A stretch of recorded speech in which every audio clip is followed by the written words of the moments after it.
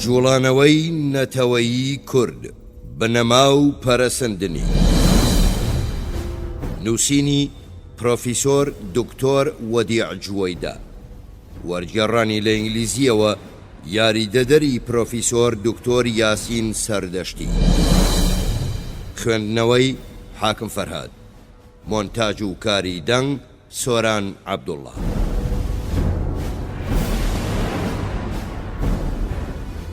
ڕۆژانە سەعات 1 پاشنی وەڕۆ پێشکەشەکرێ و سەعات 11 شەو دووبارە ئەکرێتەوە.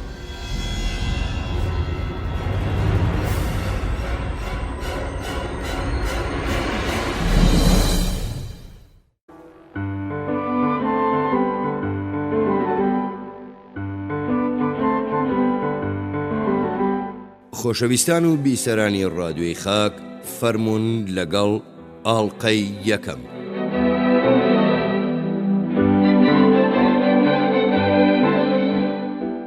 بەشی یەکەم، پێشینەیەکی جۆگرافی، مێژوویی کەلتوری. جۆگرافی. سنوور. کوردستان ناوچەیەکی فراوانی چەماوە ڕوخسارە لە دڵی ڕۆژهەڵاتی ناوەڕاستدا. لە زۆربەی ڕۆژهەڵاتی تورکیا، باکووری عێراق، بەشێکی بەرچاوی ڕۆژاوای ئێران، چەند بەشێک لە باکوور و باکووری ڕۆژهەڵاتی سووریا، هەروەها هێندێک ناوچە لە باشوور و باشووری ڕۆژهەڵاتی ئەرمینیا پێکدێت. ڕووی چاڵی چەماوەکە بە ئاراستەی باشووری ڕۆژاوایە کە سەرێکیان لەسەر لێوارەکانی ڕۆژاوای چیای کورداغی نزیک ئەسکەندەروونە ڕائەوەستێت و سەرەکەی دیکەشیان لەسەر مانیشت خۆی کۆتایی باکووری ڕۆژاوای چیاکانی لوڕستان ڕائەوەستێت. بە کورتی سنووری کوردستان ئەتوانرێت بەم شێوەیەی خوارەوە دەستنیشان بکرێت. لە کورداغەوە دەست پێیەکە ئەو چەماوە سنووریەی بە ئاراستەی باکووری ڕۆژهەڵات بە درێژایی کەناری ئامانۆس و چیاکانی بەرامبەری زنجیرە چیای تۆرۆس هەڵەکشێت. بە نزیک مەرەش و پاشتر مەلاتیە و بە درێژایی کەنارەکانی ڕۆژاوای فوراتدا تێپەڕێت. لەوێوە بەرەو باکوور بەردەوامە بێت و ئینجا بە توندی بەرەو ڕۆژهەڵات باداتەوە. بە درێژایی ئەو ئەڵقە مەزنەی کە قەرەسوو فوراتی ڕۆژاوا پێکەهێنێت و بەرزاییەکانی دەرسی مەگرێتە خۆ. لێرەوە بە درێژایی کەنارەکانی سەرووی قەرەسوودا دێتە خوار و بە دەوروبەری ئەرزڕۆمدا تێپەڕێت. لەم خاڵەدا بە ئاراستەی باکووری ڕۆژهەڵات هەڵەکشێت و چەند بەشێکی هەرێمی قارس لە تورکیا ئەگرێتە خۆ و لە سنووری تورکیا شوورەوی تێپەڕێت بە درێژایی زنجیرە چیای ئەلەگۆز لە ئەرمینیادا گوزەرەکات. لەم خاڵەشەوە بەرەو باشوورە کشێت و بە ڕۆژهەڵاتی خۆیدا تێپەڕێت و بە درێژایی ڕۆخی ڕۆژاوای دەریاچەی ورمێدا ئەڕوات بە چەشنێک سەڵماس، ورمێ، هەروەها شنۆ لەخۆگرێت. لە باشووری ئەم دەریاچەیەوە بە هێواشی بەرەو ڕۆژهەڵات باداتەوە و لە پشت میاندوا و ئینجا بیجارڕەوە ئەڕوات و بە ئاراستەی باشوور بۆ کەنگاوەر بەردەوامە بێت. کەنارەکانی سەرووی ڕووباری قزڵ ئۆزۆن ئەبڕێت. لێرەشەوە بە شێوەی چەماوەییەک بەرەو باشووری ڕۆژاوا دا ئەگەڕێت و کرماشان ئەگرێتە خۆ. لەمانیشت خوو لەسەر سنوورەکانی باکووری لوڕستان کۆتایی دێت. سنوورەکە لەم خاڵەوە بە درێژایی ڕووچاڵی چەماوەکە بە ئاراستەی باکووری ڕۆژاوا هەڵەکشێت. لە خانەقینەوە بە نزیک سنووری عێراق ئێراندا تێئەپەڕێت و دەشتی زەها و ماهی دەشت لەخۆگرێت. لێرەوە ڕووباری دیالەی نزیک قزل ڕەبات ئەبڕێت و بە ئاراستەی باکووری ڕۆژاوا سەرەکەوێت. بە نزیک کفری و کەرکووکدا و بە درێژایی زەی بچووک لە ئاڵتون کۆپریەوە تێپەڕێت. لێرەوە بەرەو ڕۆژاوا باداتەوە و چیاکانی قەرەچووغ و دەشتی هەولێر ئەگرێتە خۆ. زێی گەورە لە ئاسکی کەڵەکەوە تێئەپەڕێنێت و بە درێژایی ڕۆخی جەبەل مەقلوب لە دۆک و لەوێشەوە بۆ سیمێڵ هەڵەگەڕێت. لەوێشەوە دیجلە ئەبڕێت و بەرەو باشوور و دواتر بەرەو باکوور ئەکشێت. نزیک لە پیشخاپور تێئەپەڕێت و چیەکانی شەنگار لەخۆ ئەگرێت. لەوێشەوە بەرەو ڕۆژاوا ئەڕوات. بە بەشی باکووری جەزیرەی ژووریدا تێپەڕێت. لەوێشەوە بەرەو قەتپاڵەکانی باشووری تۆڕعابیدین و قەرەچەدەغدا با ئەداتەوە و بە ئاراستەی ڕۆژاوا نزیکی سنوورەکانی تورکیا سووریا ئەبێتەوە. بە نزیک ماردین، وێرانشەهر، ئورفە، هەروەها کلیزدا تێئەپەڕێت و لە کورداخ کۆتایی دێت.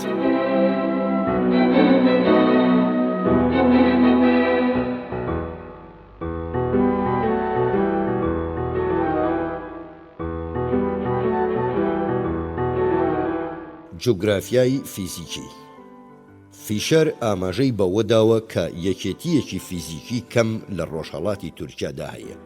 ئەم سەرنجە ئەگونجێت بە هەمان شێوە بەسەر تەواوی کوردستانیشدا بچەسبێت. گەلێک زنجیرە چیای ئەوتۆ کە لە پڕ ئاراستەی خۆیە گۆڕێت وەکەوەی لە ناوەندی کوردستاندا هەیە. چەندین چاڵاوی ڕووباری وەک دیجلە و فورات، دەشتی دابڕاوی وەک لە موش و خێمس هەیە، چاڵاوی نزم ئۆڤا وەک ئەوەی لە ورمێ و خوی هەیە، هەروەها بڕێکی بەرفراوانی نیشتەنیە گڕکانیەکان وەک ئەوەی کە زۆربەی بانە بەرزەکانی ئەرمینیای داپۆشیوە. هەموو ئەوانە ئەتوانرێت وەک بەڵگەیەک بۆ جیاوازی مەزن و لاوازی یەکێتی فیزیکی تایبەتمەندی کوردستان ئاماژەی بۆ بکرێت.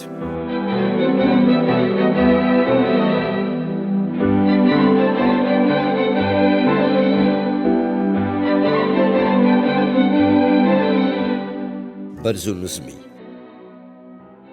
ئەتوانرێت بگوترێت کە سێ زنجیرە چیا کوردستان پێکەهێنن: ئەرمەنی یا تۆرۆسی ڕۆژهەڵات، تۆرۆسی ناوەوە لەگەڵ زاگرۆس.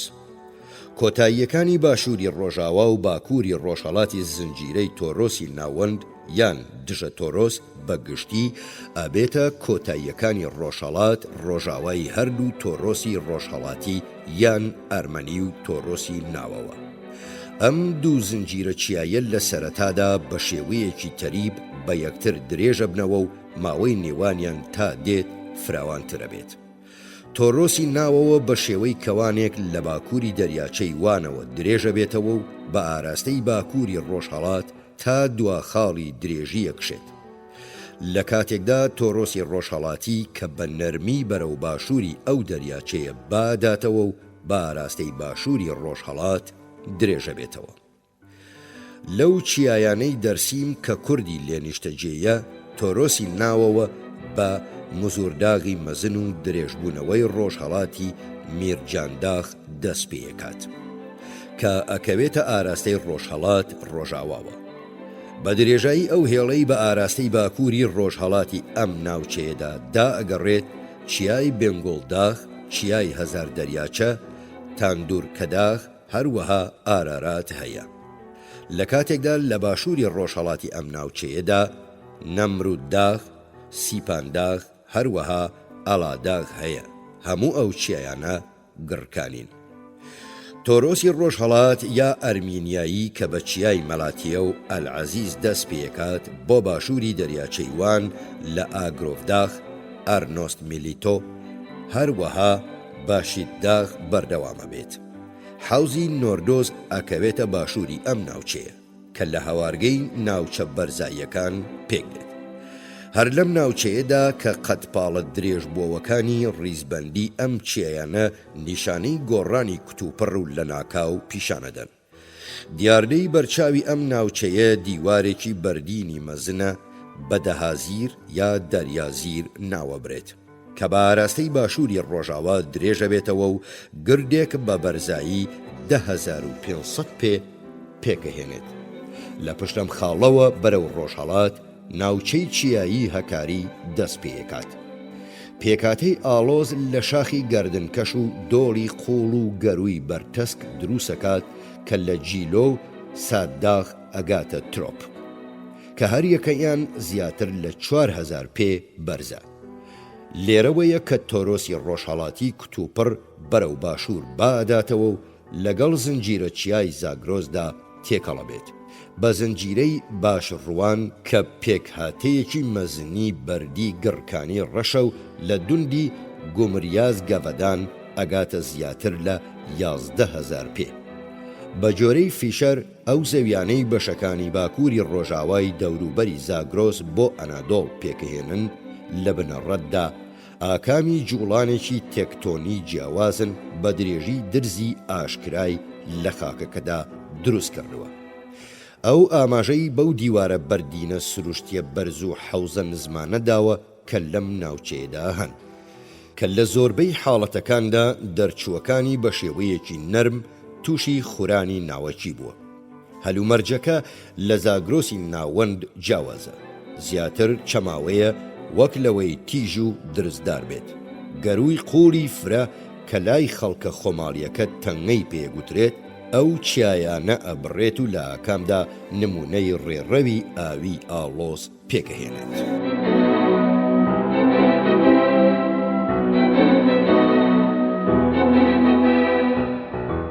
سەرچاوەی ئاو سەرچاوەیەکی سەرەکی ڕووباری دیجلە لە باشووری دەریاچەی گۆڵکۆکەوە لە شوێنێکدا بە ناوی دیڤەهبۆینۆ واتە گەلی حوشترەوە زۆر لە ئەرغانەوە دوور نییە.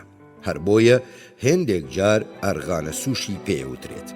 20 مایل لە خوار سەرچاوەکەیەوە سیبینەسۆ یان دێبینەسۆی ئەچێتە سەر. ئەم دوو چەمە ڕووباری دیجلە پێکەهێنن. لێرەوە توانرێت ببینرێت کە بەرایی ڕووباری دیجلە ئەڕژێتە باشووری قەتپاڵەکانی تۆرۆسی ڕۆژهەڵاتی یا ئەرمینیایی. بە جۆرەی کۆینت ڕووباری دیجلە لە نێوان ئەم خاڵەوە و تا بە بۆتانسۆوەگات زیاتر لە 34 چەمی ئەڕژێتە سەر، لە هەموویان گرنگتر کە لە لای کەناری چەپیەوە ئەڕژێتە سەری بریتیە لە باتمانچای، چاکلاتی سو، هەروەها غارزان سو. ئەم چەمانە لە ساسۆن بەرزاییەکانی دۆرۆژ هەڵەقوڵێن و هەروەها بەشێک لە تۆرۆسی ڕۆژهەڵات. بەشێک لەو چەمانش لە کەناری ڕاستیەوە لەم ناوچەیەوە پێکەگەن، لە چیاکانی قەرەجەداخ و تۆر عابیدینەوە هەڵەقوڵێن. بەنێو ئەم ڕێڕەوە چیایانەدایە کە ڕووباری دیجلە لە دۆڵە قوڵەکاندا بە شێوەی پێچاوپێچ دەرەکەوێت. بۆتانسۆ کە ماوەیەک بە دیجلەی ڕۆژهەڵا دەناسرا لە بەرزاییەکانی فەراشینەوە کە ئەکەوێتە حەوزی نۆردۆزەوە و یەکێکە لە سەرچاوە سەرەکیەکانی ئاسیای ڕۆژاوا هەڵەقوڵێت. ئەم ڕووبارە ئەڕژێتە حەوزی نۆردۆز و چیا بەرزەکانی دەریاچەی وان کە بە زنجیرەی ئارنۆست ئەناسرێت کە تێیدا سەرچاوەی موکس و شاتاخ، بەدلیس چای، هەروەها کازەر سووری ئەچێتە سەر. دوای ئەوەی دیجلە بۆتانسۆیەچێتە سەر بە جزیرەی ئیبن عومەردا ئەڕوات و لە باکووری دەشتی مێزۆپۆتامیادا دەرەکەوێت و ئەڕژێتە نزماییەکی بەرفراوان نزیک پیشخاپور. اینجا ڕووباری خاپوری یەچێتە سەر کە لەگەڵ ئەو چەمەی بە ناوی هەزیل ئەڕژێنە حەوزی نۆردۆزەوە. نزیکەی 3 مایل لە باشووری پێگەیشتنی دیجلە لەگەڵ زەی گەورە زەی بچووکی یەچێتە سەر کە لەبانی ئێران و چیاکانی زاگرۆسەوە هەڵەقوڵێت. لە 8 مایلی باشووری ئەو خاڵەوە ڕووباری عوزێم ئەڕژێتە دیجلەوە کە لە گردۆڵکە بەرزەکانی زاگرۆسەوە لە ویلایەتی کەرکوک لە عێراق هەڵەقوڵێت. ڕووباری دیالە کە بەشی سەرەوەی بە سیروان ناسراوە لە دەمایەڵی باشووری بەغداوە ئەڕژێتە دیجلەوە. زەی بچووک و ڕووباری دیالە لەبانەکانی ئێران و چیای زاگرۆسەوە هەڵەقوڵێت. فورات لە پێگەیشتنی دوو ڕووباری گەورە کە قەرەسوو فوراتی ڕۆژاوا و موراتسوو فوراتی ڕۆژهەڵاتە پێکدێت. قەرەسوو لە دوملوداغی باکووری ئەرزەنجان بە بەرزایی 8625 پێ هەڵەقوڵێت. اینجا بەرەو ڕۆژاوا باشووری ڕۆژاوا بە ئاراستەی ئەرزەنجان ئەڕوات.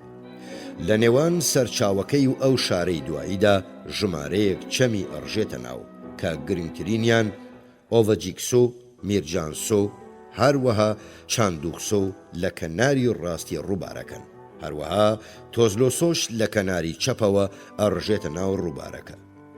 لە پشتی ئەرزەنجانەوە قەرەسوو بە ئاراستەی باشووری ڕۆژاوادا بەنێو گەرووی بەردیندا تا کەما خەڕوات. لەوێ چەمی کۆمۆسۆی ئەڕژێتە ناو.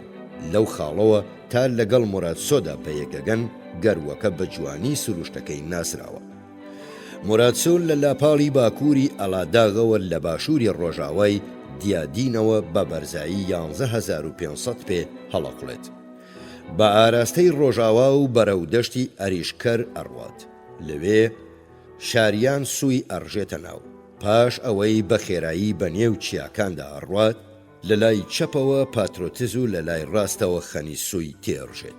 لێرەوە ئاراستەی باشووری ڕۆژاوا ئەگرێتە بەر و یەکەم جار بە دەشتی بۆڵامبیکدا تێئەپەڕێت و پاشان بە نێو دەشتی موشدا کە لەوێ قەرەسووی بچووکی تێڕژێت.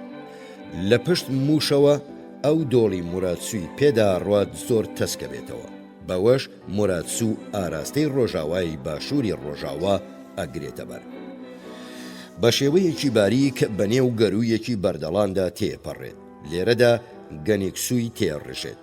لە پشت پاڵووەوە دۆڵەکە بڕێک فراوانترە بێت، نزیکەی 10 مایل لە ڕۆژهەڵاتی باکووری ڕۆژهەڵاتی خەرپوتەوە. موراتسوو یەک لە گرنگترین چەمەکانی ئەڕژێتە ناو کە پەریسووە کە لە ناوچەی ناوەوەی دەرسیم هەڵەخڵێت. موراتسوو لە خاڵێک لەگەڵ قەرەسوو بە یەکەگەن کە زۆر لە کابان مادینەوە دوور نییە.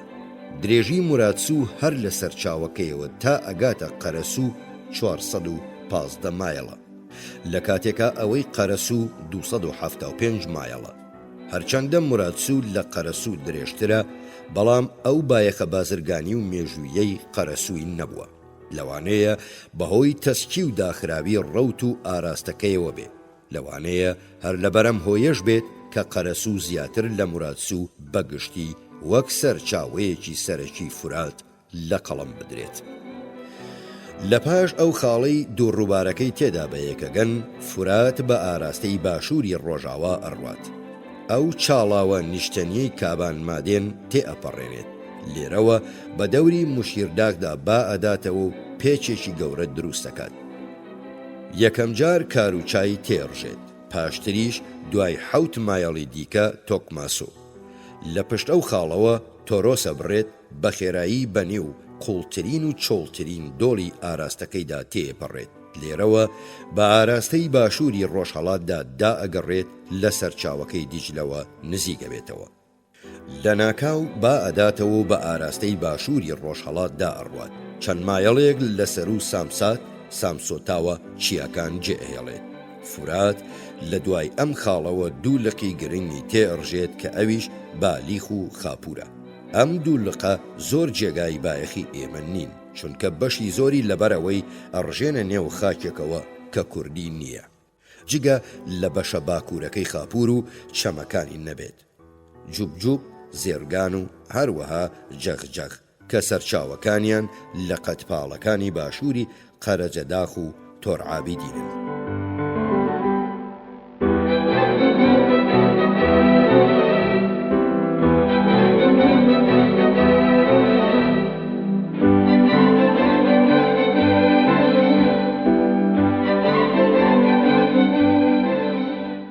دابەشبوونی بەرهەمە سروشتیەکان.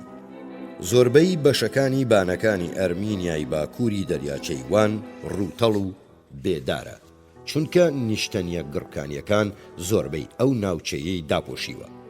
هەرچەندە لەم چەند شوێنێکی وەک شیاکانی سوغانلی لە باکوور هەلومەرجەکە جیاوازە، لە باشووری دەریاچەی وانەوە لە کوردستان بارودۆخەکە گونجاوترە. وێڕای ئەوەی کە خاکەکەی بۆ ماوەیەکی زۆر بەدەست بڕینەوەی داری دارستانەکان و پشتگوێخستنەوە زیانێکی زۆری پێکەوتووە، بەڵام دار و درەختێکی زۆری تێدا ئەڕوێت.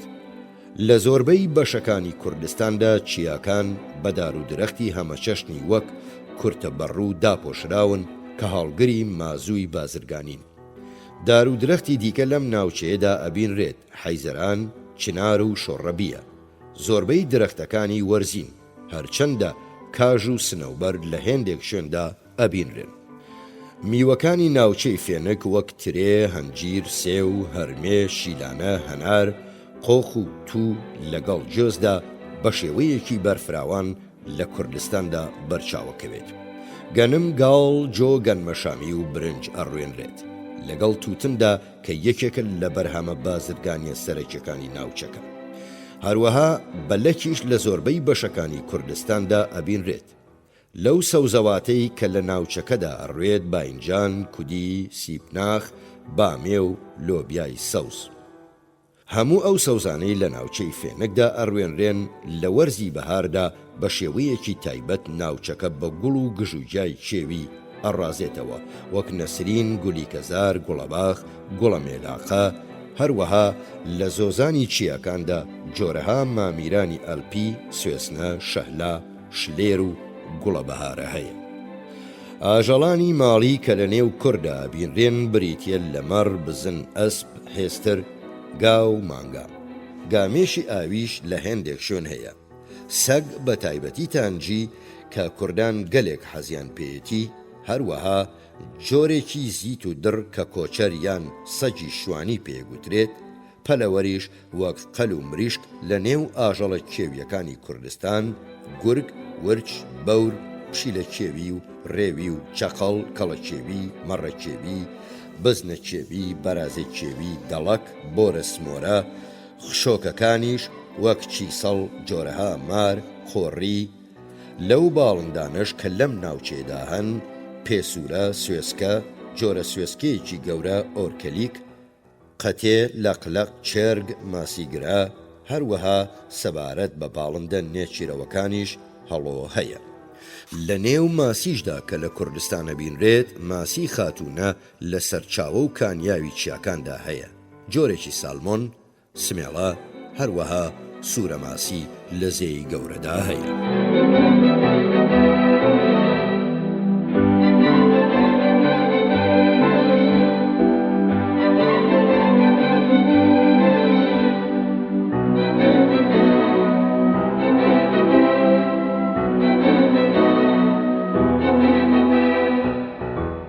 ئاو و هەوا. کوردستان ئاو هەوایەکی کیشوەری هەیە، زستانێکی درێژ و سارد لەگەڵ هاوینێکی وشک و گرم. هەروەها ئاو هەوای کیشوەری باکووری دەریاچەی وان ئەگرێتەوە. بە شێوەیەکی تەواو لە ئەرمینیای پێشکاتی جەنگی یەکەمی جیهانی. لەم ناوچەیەدا زستان ئەوەندە سارد و سەختە کە دانیشتوانەکەی ناچارن خانوەکانیان لەژێر زەویدا بنیاد بنێن. شاری ئەرزڕۆم هەندێک جار بە سایبیریای تورکیا ناوەبرێت. لەم ناوچەیەدا 6 مانگ زستانە و زۆربەی کات پلەی گەرما لەژێر 15 پلەی فەهرەنایەتیەوەیە. لەم ناوچەیەدا بۆ ماوەی 3 هەفتە شەوانە پلەی گەرما دا ئەبەزێتە خوار 17 پلەی فەهرەنایەتی. کەمترین پلەی جێگیر 30 پلەیە کە تۆمار کرابێت. لە هێندێک بانەبەرزەکاندا 40 پلە نەبێنراوە. ناوچەیەکی ساردی دیکە حەوزی نۆردۆزە کە ئەکەوێتە باشووری دەریاچەی وانەوە. ئەم ناوچەیە بەتایبەت لە زستاندا چۆڵ بێت. هاوین گەرم و وشکە، بەتایبەت بەرەو باکوور و ڕۆژهەڵات. بەرزترین پلەی گەرما لە هاویندا لە 100 پلەی فەهرەنایەتی تێپەڕێت و زۆربەی جار لە هەندێک دۆڵدا ئەگاتە 110 تا 120 پلەی فەهرەنایەتی.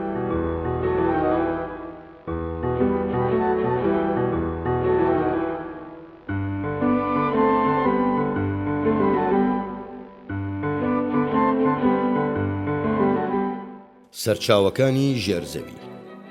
کوردستان لە سەرچاوەکانی ژێرزەویدا دەوڵەمەندە. بوونی ژمارەیەکی زۆر لە کان و کەرەسەی خاوی سروشتی لەلایەن گەڕیدە و خەڵکانی دیەوە لە بەشەکانی کوردستان باسی لێوە کراوە. هەرچەندە لەبەر چەند هۆیەک نەجۆر و نەبڕی ئەو کەرەسە و کانانە بە تەواوی دەستنیشان نەکراون.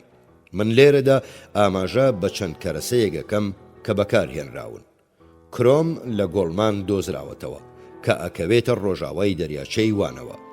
ئەوەی لە گۆڵمان دەرەهێنرێت 60% تێگڕای بەرهەمهێنانی کرۆمی تورکیا پێکەهێنێت. کۆپەر کەرەسەیەکە لە ئارغان مادێن لە ژووروی دیجلەوە هەیە. زینک و کاربۆن هێندێک جار پێکەوە ئەبینرێن لەگەڵ بڕێک لە زێڕ و زی و یاخود لەگەڵ مزدا هەروەک لە ئارغان مادێن هەیە. فسفۆر لە زۆربەی ناوچەکەدا هەیە، ئەسبێستیش لە قارس بینراوەتەوە. نەوت لە بابە گوڕگوڕی نزیک کەرکووک دۆزراوەتەوە، هەروەها لە ناوچەی نەفتخانە بە درێژایی سنووری ئێران عێراق. هەروەها بە شێوەی پەرتوبڵاو لە شوێنی دیکەی وەک نەفتداغ لە نزیک سلەیمانی کفری لە عێراق. لە دەوروبەری زاخۆ لە عێراق بە درێژایی بۆتان لە تورکیا هەیە. هەروەها باس لە خەڵوز بە شێوە جیاجیەکانی ئەکرێت. خەڵوزی ڕەش لە نزیک ساڵحیەوە هەروەها لە شارانش لە عێراق هەیە.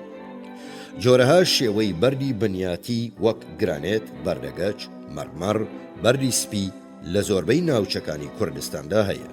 چەندین کانیاوی گەرم و معدەنی لە ناوچە جیاجیەکاندا هەیە. بەردەخوێ لە چەندین شوێن جیاوازی وەک تووس خورمات و هەروەها گەچیش لە گردە نزمەکانی کوردستانی عێراقدا زۆرە.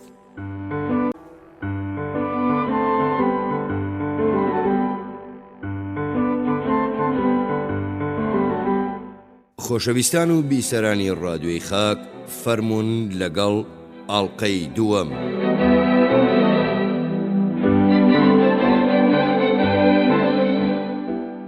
دانیشتوان. ئامارەکانی قەبارەی دانیشتوانی کوردستان بە شێوەیەکی فرە جیاوازن. ناکۆچی لەسەر ئەم بابەتە شتێکی نوێ نییە. جیاوازی بەرچاو لە نێوانە و ژمارانەدا هەیە کە سەرچاوە جۆرا و جۆرەکانی لە پێش و ڕاستەوخۆ پاش جەنگی یەکەمی جیهانی داویانە. وێڕای ئەو ڕاستەی کوردان ئەمڕۆ تا سەردەمانی پێشوو باشترە ناسرێت کە چی قەبارەی دانیشتوانی کورد بابەتێکە جێگەی مشتومڕە. ئەوەی لە بڵاوکراوە ڕۆژانەکاندا بە شێوەیەکی تایبەتی جێگای سەرنجە، لەوەدا ئامارەکان نەک تەنیا لە ڕۆژنامە جۆر بە جۆرەکاندا جیاوازی هەیە، بەڵکو لە بابەتەکانی هەمان لاپەڕەی ڕۆژنامەیەکدا جیاوازە. ئەم ئاکامە بەشێکی لەو ڕاستیەوە سەرچاوەگرێت کە تا ساڵی 1950 ئامارێکی چەسپاوی دانیشتوانی ئەو وڵاتانەی کوردیان تێدا نیشتەجێیە نەبووە. حکوومەتگەلی ئەو وڵاتانە وێڕای ئەوەی ئامادەن نەبوون زانیاری تەواو لەمەڕ ئەو بابەتە بەدەستەوە بدەن. ویستوشیانە ژمارەی کوردانی خۆشیان کەمتر لەوەی هەیە پیشان بدەن. سەرچاوە نەتەوە خوازەکانی کوردیش بە پێچەوانەوە ئارەزووی زیاد پێوەنانی ژمارەی کوردانیان کردووە. هۆکارێکی دیکەی ئەم جیاوازیە کەمی کۆکبوونە سەبارەت بە پێکاتەی کورد. بۆ نمونە نەتەوە خوازە کوردەکان گروپی گەورەی وەک لوڕەکان بە بەشێک لە کوردانێن، لە کاتێکدا حکوومەتی ئێران نکۆڵی لە کوردبوونی لوڕەکانەکات. بایەخداران تا ئێستا سەبارەت بەو بابەتە کۆکنین. وێڕای ئەوەی ژمارەی دانیشتوانی کورد لە ئێران جیا لە ژمارەی کۆنفدراسیۆنی لوڕ واتە لوڕ بەختیاری و مامەسانی ئەخرێتە بەرچاو، بە هەمان شێوە ناکۆچی سەبارەت بە کورد لە قەڵەمدانی ئەوانە هەیە کە بە شێوەزاری دملی قسانەکەن، وەک زازاکانی تورکیا، هەورامیەکانی سنووری ئێران عێراق، هەروەها گۆرانەکانی ئێران. هەرچەندە هێدی ئەم ناکۆچیانە کەمەبنەوە بەوەی ئەم دەستە و گروپانە وەک کورد پەسەند کراون کە بە شێوەزاری کرمانجی نادوێن. ئەفسەری بریتانیایی سی.جی. ئێدمۆنز یەکێکە لە نووسەرە سەرەکیەکانی سەبارەت بە کورد نووسیوێتی. ئەو لە نووسینێکیدا لە ساڵی 1950 تەواوی ژمارەی کورد بەوانەی سووریا و یەکێتی شوورەویشەوە لەسەر و 5 ملیۆن کەس داناوە. ئەو ئەڵێت کە کوردی عێراق ئەتوانرێت بە 1.1 ملیۆن دابنرێت و 5 یاخود 6 تێکڕای دانیشتوان پێک دێنن. بە جۆرەی ئێدمۆنز کوردی ئێران لە کوردی عێراق فرەترن، بەڵام ڕێژەی پێکهاتەیان لەسەر ئاستی گشتی بە شێوەیەکی بەرچاو کەمترە. ئەو ژمارەی کوردی تورکیای بە 2 ملیۆن و نیو داناوە. WJ ئالفینستۆن ئەم ژمارانەی خوارەوەی لەمەڕ دانیشتوانی کورد بەدەستەوە داوە. تورکیا 1,500,000، عێراق 800,000، ئێران 600,000، سووریا 250,000، یەکێتی شوورەوی 2,000، گشتی 3,170,000. پێرەڕاندۆت بابەتەکەی بەم ژمارەیەوە وەرگرتووە بە شێوەیەک وای لە قەڵەمداوە کە ئەم ژمارەیە زۆر کەمە. ڕۆبەرت زێدنێر ژمارەی کوردی ئەم وڵاتانەی خوارەوەی بەم شێوەیە داناوە: تورکیا 2 ملیۆن، ئێران 750,000، عێراق 700,000، سووریا 250,000، ئەرمینیا و ئازەربایجانی شوورەوی 20,000، گشتی 3,800,000. بە پێچەوانی ئەو ژمارەکەمەی کە ئێلفینستۆن و زێدنیر داویانە، کۆمەڵی کوردان لە ساڵی 1949 ژمارەی کوردانی بەم شێوەی خوارەوە پێشکەش کردووە. تورکیا 3,800,000، ئێران 3 ملیۆن، عێراق 1,200,000. لە ساڵی 1947دا لوسیان رامبۆت ژمارەیەکی وەک ئەوەی سەرەوەی بۆ ئەو وڵاتانە داناوە و ڕێژەی 101 بەبێ ژمارەی گشتی دانیشتوان داناوە. تورکیا 4 ملیۆن، ڕێژەی سەدی لە سەدا 25، ئێران 3 ملیۆن و نیو، ڕێژەی سەدی 23، عێراق 1 ملیۆن، ڕێژەی سەدی 28.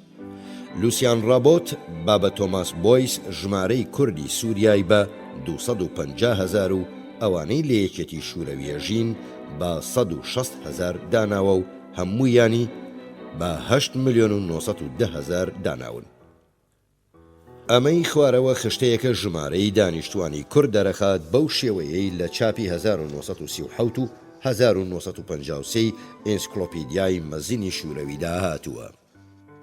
تورکیا 1,700,000 لە 1937دا، لە 1953 2 ملیۆن و نیو بۆ 3 ملیۆن، ئێران لە 1937دا 1,200,000 لە 1953 2 ملیۆن بۆ 2 ملیۆن و نیو بە 300,000 خۆراسانیشەوە، عێراق لە 1937دا 9 ملیۆن، لە 1953 1,200,000، سووریا لە 1937دا 200,000، لە 1953 300,000.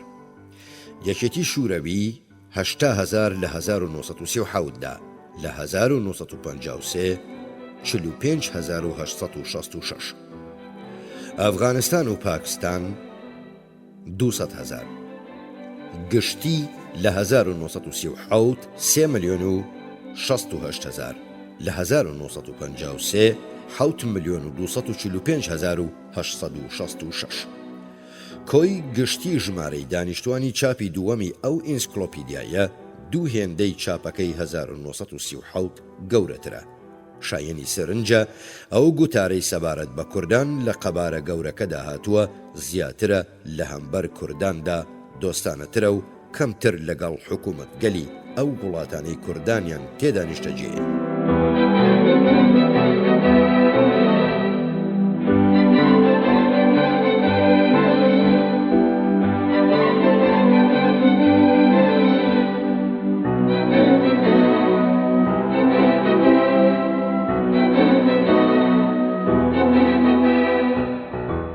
مێژووی کورد، ڕەسەنی کورد و مێژووی ناوی کورد. وێڕای ئەوەی کوردان بە شێوەزارێک قسانەکەن کە لە فارسیەوە نزیکە، ئەوان هەرحاڵ بەشێک لە ڕەسەنترین خەڵکانی ئێرانین. ئەو خاکەی ئەوان ئێستا لەسەری نیشتەجێن هەر لە دێر زەمانەوە بێوچان شانۆی هاتوچۆ و دەرپەڕینی گەلانی جۆرا و جۆر بووە. شەپۆلی یەک بەدوای یەکی داگیرکاران، سوپاگەلی ئیمپراتۆریەکان و دەستە و تاقمە کۆچەر و دڕندە سەرەتاییەکان ئەم خاکەیان تەنیوە و هەر یەکەشیان ئاسەواری خۆی بە ئەندازەیەک لەسەر ڕەگەز، زمان، کەلتور و تایبەتمەندی دانیشتوانەکەی بەجێهێشتووە. بەڵگەی ئەم ئاسەوار و خستنە سەرە ئەتوانرێت لەو شێواز و سیفەتە فیزیکیە جۆرا و جۆرەنەدا ببینرێتەوە کە سەبارەت بە تایبەتمەندیەکانی وەک شێوەی کەللە، قژ، ڕەنگی چاو و هەروەها جەستە لە نێو کووردا هەن. هەروەها لە ڕووی زمانیشەوە ئاسەوار و پاشماوەی جۆرا و جۆری لەسەر دەرەکەوێت. کاریگەری سامی لە هێندێک پیتی سەرەتایی وشەکانی وەک حەوت و ئەسبدا ئاشکرایە. هەروەها کاریگەری سکیسیشی لە هێندێک نمونەی وەک تە لە شێوەزاری بەشێک لە کوردانی باکوور لە کاتی بە کۆکردنی وشەدا دەرێکەوێ. بۆ نمونە کە لەشتە واتە چەتەکان زۆر لە بیرۆڕا ئاینیەکانی ئاینی سانسکریتی لە نێو کورداندا بەرجەستەیە، وەک شکۆمەندی خۆر لای ئێزیدیان و داروبەردیش لای دەرسیمیەکان، ئەوانەی بەڵگەی زۆری کەلەپورێکی هەمەڕەنگن. سەرەتاییترین دانیشتوانی کوردستان ئەو خەڵکە ڕەسەنەی زاگرۆس و تۆڕۆسی ڕۆژهەڵاتن. لە نێو دانیشتوانە جۆر بە جۆرەکەی زنجیرە چیای زاگرۆسدا ئەتوانرێت سێ گروپەکەی گۆتی، لۆلۆبی، کاشیەکان بە نوێنەری ئەوانە دابنرێن. هەموو ئەم گەلانە نزیکایەتیان لەگەڵ ئیلامیەکاندا هەیە. سەرەتاییترین دانیشتوانی تۆڕۆسی ڕۆژهەڵات هۆریەکانن، ئەوانەی هەروەها وا بیریان لێ ئەکرێتەوە کە لەگەڵ کۆمەڵی ئیلامیەکاندا نزیکایەتیان هەبێت. پەرەسەندنی تایبەتمەندی کوردی ئێران لە سەرەتادا پرۆسەیەکی هێواش و پلە بە پلە بوو. یەکەمین داگیرکاری هیندۆ ئەوروپیەکان بۆ ئاسیای ڕۆژاوا لە هەزارەی سێیەمی پێش زاین و لە ئاستێکی بەرتەسکدا دەستی پێکرد تاکو هەزارەی دووەم. اینجا هیندۆ ئەوروپیەکان بە شێوەیەکی بەهێز لەو ناوچەیەدا دەرکەوتن. هیتیەکان کە گەلێکی هیندۆ ئەوروپی بوون، زۆربەی ئەنەدۆڵ، ئەرمینیا، کوردستان، مێزۆپۆتامیا و هەروەها ناوچەکانی ڕۆژهەڵاتیان داگیر کرد. ئێرانیزەکردنی زنجیرە چیاکانی زاگرۆس و تۆڕۆس لەگەڵ دەرکەوتنی میدەکان، فارسەکان و گەلانی دیکەی ئێرانیدا گەڵاڵە بوو. ئاگونجێت یەک لە باشترین کلیلەکانی ڕەسەنی ڕەگەزی کوردان لە کۆڵینەوەی بنجوبناوانی هەروەها مێژویی وشەی کورددا ببیرێتەوە. J.R. درایڤەر هەوڵیداوە لە کۆڵینەوەیەکی بایەخداردا بنجوبناوانی ئەو وشەیە شی بکاتەوە. ئاکامی ئەو کۆڵینەوەیە لە نێو نووسەر و بایەخداراندا جێگای پەسەندی بوو، جگەل لەو بڕوایەی کە باس لە سەرەتاییترین ئاماژەدان بە کوور دەکات لەسەر تابلۆ قوڕینەکانی هەزارەی سێیەمی پێشزاین. قسەکردنی زەینەفۆن سەبارەت بە کاردۆخیەکان لە ئاناباسیس یەکێکە لە سەرەتاییترین ئەو ئاماژانەی سەبارەت بە کورد. لێرە بەدووە ئەم وشەیەی لە لای نووسەرە جۆر بە جۆرە یۆنانی و ڕۆمانیەکان بە شێوەیەکی کەم و جیاواز دەرەکەوێت. ناوی کاردا کە بینین وەک ئاماژەیەک بۆ ئەو توێژە ئاسیاییە کرێگرتەیەی کە وەک بەشێک لە هێزە چەکدارەکان ڕاژە ئەکەن و خەڵکی ئەو هەرێمەن کە کرادۆخیەکانی تێدا نیشتەجێیە. بە جۆرەی درایڤەر یەک لەوانەی لێکدانەوەیان بۆ کارەکەی سترابۆ کردووە، گوتوویەتی بۆیە پێیان گوتون کارداک چونکە لەسەر دزی و تاڵانی ژیاون. کاردا خۆی مانای ئازا یان جەنگاوەرە گەیەنێت. جێگەی سەرنجە لە ئاشووریدا وشەی کاردۆ واتە بەهێز یا قارەمان، هەروەها کارادۆ بە واتای بەهێز بێت. ئەم ناوە بە گشتی هاوتای وشەی بێت کاردۆ یان بە کاردا کە لە سەرچاوەکانی سریانی و عارەبیەکاندا ئەبینرێتەوە. بەیت کاردۆ بەو خاکە ئەگوترێت کە ئاکەوێتە نێوان دیجلە و شاخی جوودیەوە. لە کن نووسەرە کلاسیکیەکان پاکتیکا زۆر لەم ناوچەیەوە دوور نییە. بە جۆرەی هێرۆدۆتس ئارمەنیەکان و دانیشتوانی پاکتیکا مەڵبەندی 11هەمی ئیمپراتۆری فارسی پێکەهێنا. ناوێکی دیکەی سەرنجڕاکێش کاڵدیە کە پرۆفیسۆر ڤلادیمێر مێنۆرۆسکی وەک لێکچوویەکی گونجاوی دیاریکراو بۆ ناوی کورد وەسف کردووە. کاڵدیەکان کە ئیمپراتۆری وانیان دامەزراندووە سەرەتا لە دەوروبەری کۆتایی سەدەی نۆیەمی پێش زاین دەرکەوتن و وەک دەسەڵاتێکی بەتوانا لە ناوچەکەدا تا دەرکەوتنی ئەرمەنیەکان لە دەوروبەری سەدەی حەوتەمی پێش زاین خۆیان سەپاند. کاڵدیەکان لە ڕۆژگاری خۆیاندا دەستیان بەسەر زۆربەی ئەرمینیا و باکووری کوردستاندا گرت و زۆربەی جاریش سەرکەوتوانە دژایەتی ئاشووریەکانیانە کرد. گاشە بەردە چیاییە بەناوبانگەکەی کێلەشین لە نێوان ڕەواندز و شنۆدا ئاسەوارێکی وانییە بەڵگەی بڵاوبوونەوەی ئەو گەلەیە لە باشووری کوردستاندا. تەنانەت دوای نەمانی کاڵدیەکان وەک هێزێکیش ناوەکەیان وەک بەشێک لە جوگرافیای ناوچەی دەوروبەری واندا هەرما بوو. بۆ نمونە خێڵات، ئەخلات، چاڵدێران، چاڵدێر و زۆری دیکە. مێنۆرۆسکی ئاماژەی بەوە داوە کە باوەڕ وایە هاوشێوەی ئەوە لە باکووری قەفقاسیش هەبێت.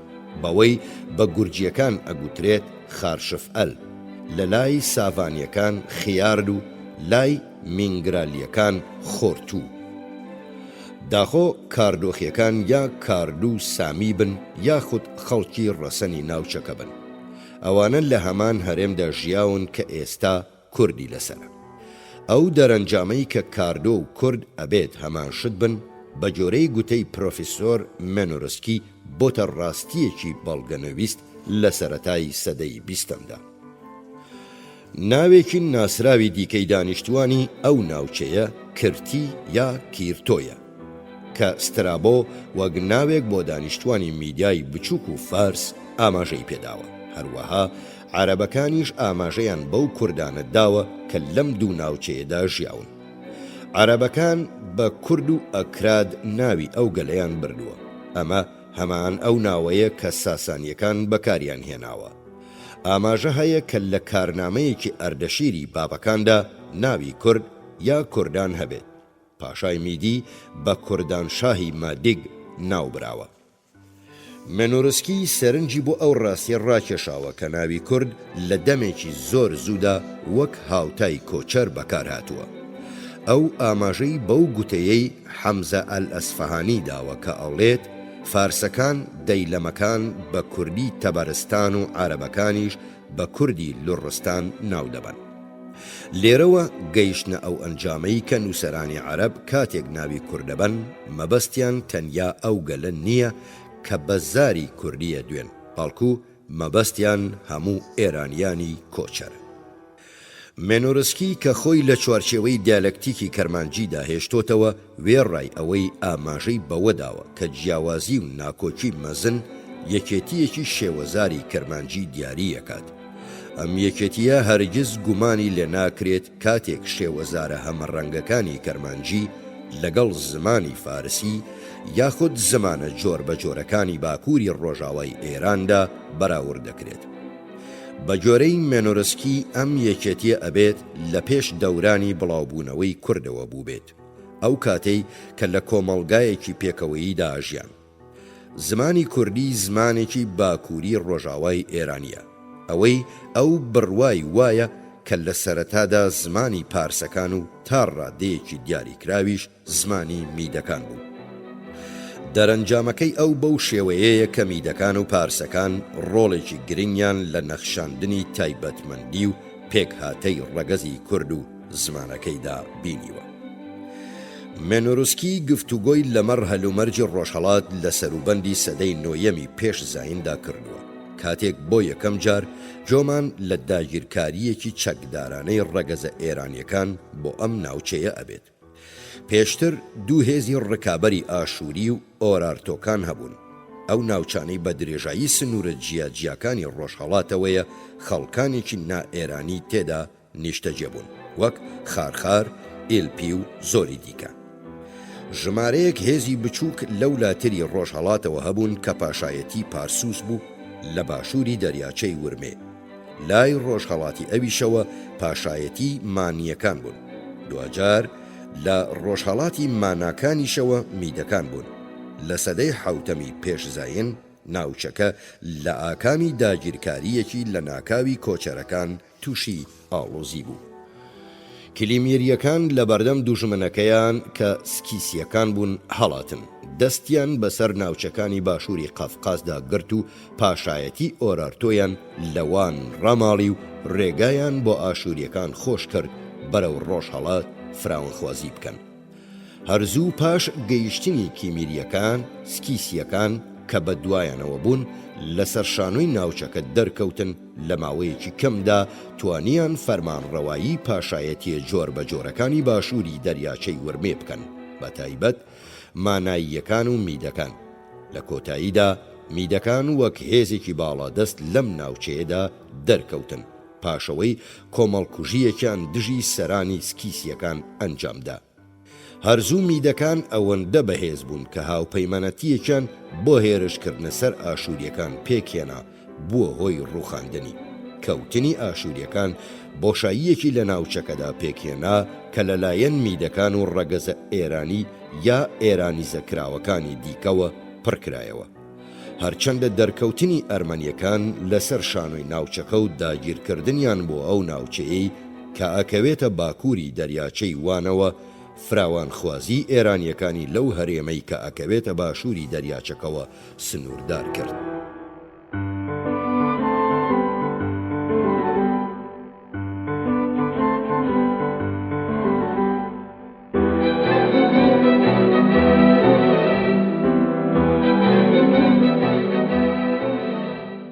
کورد و داگیرکاری موسڵمانەکان. وا دەرەکەوێت کوردان بە شێوەیەکی بەرچاو لە قۆناغی فەرمانڕەوایەتی ساسانیەکاندا هێز و دەسەڵاتیان پەیدا کردبێت.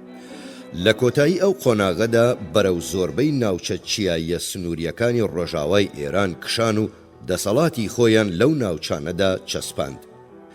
عەرەبە فراوانخوازەکان کوردیان وەک خاوەنی زۆربەی ئەم ناوچە سنووریانە دیتەوە. لەوێ کوردان بەرەنگاری تێپەڕینی یەکەمین هێزەکانی عەرەبیان بەرەو ئێران کرد.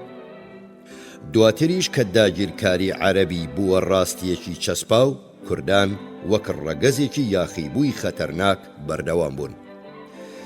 گەلی کورد پاش داگیرکاری عەرەبی لە لێڵی ناڕوونیەکی مێژووییدا سەریان دەرێنا، چونکە نووسەرانی عەرەب بۆ یەکەمین جار زانیاریەکی دەوڵەمەند و فرەیان لەبارەی کوردەوە پێبەخشی. بەرگری و بەرەنگاری توندی بەرایی کوردان لە ماوەی قۆناغی یەکەمی فراوانخوازیەکانی عەرەب و یاخیبوون و ملنەدانی بەردەوامیان بووە هۆی دەرکەوتنی زیاتریان لە نووسراوە مێژوویە بەراییەکانی عەرەبدا. زانیاریمان سەبارەت بە کورد بەهۆی ئەو ئاستە مەزنایەتی گیانی حەز بە زانین و فێربوونەوەیە کە شارستانیەتی ئیسلامی بەرهەمی هێنا. ئەوەی ئەدەبێکی جوگرافی بەرفراوانی پێداین کە زۆربەی جار زانیاری و گێڕانەوەی ورد و سەرسوڕهێنەری لەمەڕ گەل و ناوچەی جۆراوجۆر لەخۆ گرتووە. وا پێئەچێ بۆ یەکەم جار کوردان لە ساڵی 15 کۆچی 637 زاینی پەیوەندیان بە عەرەبەوە کردبێ. ئەوەش پاش داگیرکاری تکریت لە باکووری عێراق و هەروەها حەلوان لە ڕۆخی ڕۆژاوای بانی ئێران. 3 ساڵ پاشەوە دەگوترێت فەرماندارە کوردەکەی ئەلزاوزان ناوچەیەکە لە باکووری سنووری ئێستای عێراق خەراجی داوەتە عەرەبە داگیرکارەکان لەلایەن ئەوانیشەوە لە شوێنەکەی خۆی دانراوەتەوە. عەرەب کەوتنە شەڕی کوردان کاتێک ئەوان بۆ یاریتەدانی ئەلمەرزەبانی فەرمانداری فارسی لە ئاحوازی باشووری ئێران لە ساڵی 639 بەڕێکەوتن. عەرەبەکان لە ساڵی 22 کۆچی 643 زاینی پاش جەنگێکی خوێناوی دژی کورد هەرێمی شارەزووریان داگیر کرد. هەواڵی ئەوە هەیە کوردان بەشداری ژمارەیەک لە ڕاپەڕینی ئەو کاتەیان کردبێت. ئەوەیان کە زۆر بەرچاوە ڕاپەڕینەکەی ئەلخریتی نزیک ئەلئەهوازە لە فارس کە تێیدا کوردان بە هاوبەشی لەگەڵ فارس و کریستیانەکاندا بەشداری ئەو ڕاپەڕینەیان کرد. لەو کاتەدا کوردانی بەزۆر بە ئیسلام کرا و پەشیمانە بوونەوە و وازیان لە ئاینە نوێیەکەیان نەهێنا. لە سەردەمی فەرمانڕەوایەتی خەلیفە عەبدولمەلیکی کوڕی مەرواندا کوردان چالاکانە لە یاخیبوونەکەی عەبدوڕەحمانی کوڕی ئەشعەسدا بەشداریان کرد. ئاگوترێت کە عەبدوڕەحمان لەگەڵ کوردانی سابوورانی هەرێمی فارسدا لە ساڵی 83 کۆچی 702 زاینی هاوپەیمان بووە. حەجاجی کوڕی یوسفی سەقەفی والی ئەمەوی لە عێراق لە ساڵی 90 کۆچی 708 زاینیدا سزای کوردانی هەرێمی فارسی بەهۆی کاری تێکدەرانە لەو هەرێمە داوە. لە ساڵی 117 کۆچی 735 زاینیدا کوردان لە ململانێ و ڕکابەری نێوان ئەندامانی بنەماڵەی ئەمەویەوە تێوەگلان و لە پاڵ خەلیفە مەروانی دووەمدا دژی سولەیمانی کوڕی عەبدولمەلیک جەنگان، ئەو سولەیمانەی کە بەزی و تێکشکا. کوردان پەیوەست بوون بە دامەزراندنی دەوڵەتی عەباسیەوە کە یەکێکە لە ڕووداوە هەستیارە زۆر گرنگەکانی مێژووی ئیسلامی. دەگوترێت ئەبوو موسلیمی خۆراسانی کە ڕابەر و سەرکردەی هێزە هاوپەیمانەکانی عەباسی بوو، ئەوەی کە لە شەڕێکی تند و تیژدا سوپای ئەمەوی تێکشکاند و توانی بنەماڵەی ئەمەوی لەسەر تەختی دەسەڵات بێنێتە خوار، نەوە و ڕۆڵەیەکی کورد بووە. بە درێژایی مێژووی فەرمانڕەوایەتی بنەماڵەی عەباسی کوردان سەلماندویانە کە یەکێک لە سەرسەختترینی ئەو ڕەگەزانە بوون فەرمانداریان بەسەردا بکرێت. لە دەمی داگیرکردنی خازەر لەلایەن ئەرمینیاوە لە ساڵی 147 کۆچی 764 زاینیدا کوردان ژمارەیەک ڕاپەڕینیان تەقاندەوە.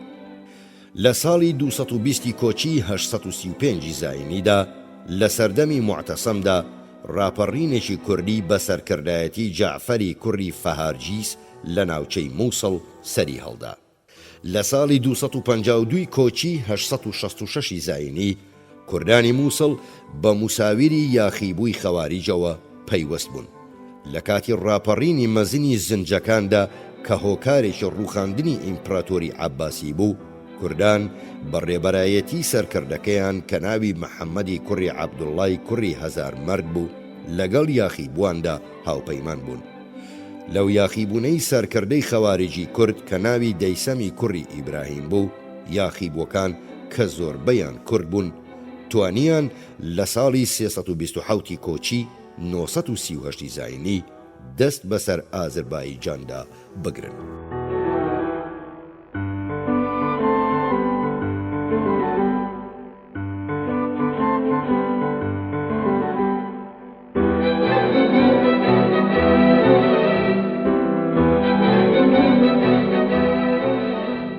بنەماڵە فەرمانڕەواکانی کورد.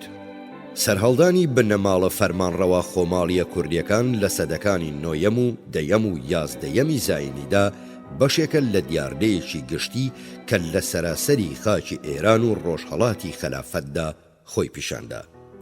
ئەم سەرکردنە لە پڕەی وزەی ئێرانیان کە خۆراسانی دەیلەمی و هەروەها کوردی گەیان لەسەر تەختی دەسەڵات نمونەیەکی هێنایە ئارا کە وێڕای جیاوازی لە ڕەنگی خۆماڵیدا بەڵام لە ئومێد و پێکهاتە و نێوەڕۆکدا هاوشێوە بوون. پرۆفیسۆر مێنۆرسکی بە شێوەیەکی گونجاو وەسفی ئەو قۆناغەی ململانێ و باڵادەستی ڕەگەزە ئێرانیەکانەکات و بەڕابوونی ئێرانیانی ناوەبات. هەروەک ئەو ئاماژەی پێداوە ئەم ڕابوونە خاڵی وەرچەرخان لە نێوان دوو قۆناغی هەستیاری مێژووی ئیسلامی پێکەهێنێ کە کەوتنی باڵادەستی عەرەب و سەرهەڵدانی دەسەڵاتی تورکانە. بنەماڵەی فەرمانڕەوایەتی شەدادیەکان لە ساڵی 340 کۆچی 951 زاینیدا لەلایەن محەممەد کوڕی شەداد کوڕی قەرتاقەوە پاش کەوتنی دەسەڵاتی فەرمانڕەوای مزەفەریەکان لە ئازەربایجان دامەزرا. شەدادیەکان لە ڕۆژهەڵاتی دەوروبەری قەفقاس فەرمانڕەوایەتیان کرد. لەو ناوچەیەی ڕووباری کوور و ڕووباری ئاراس سنووردار کرابوو.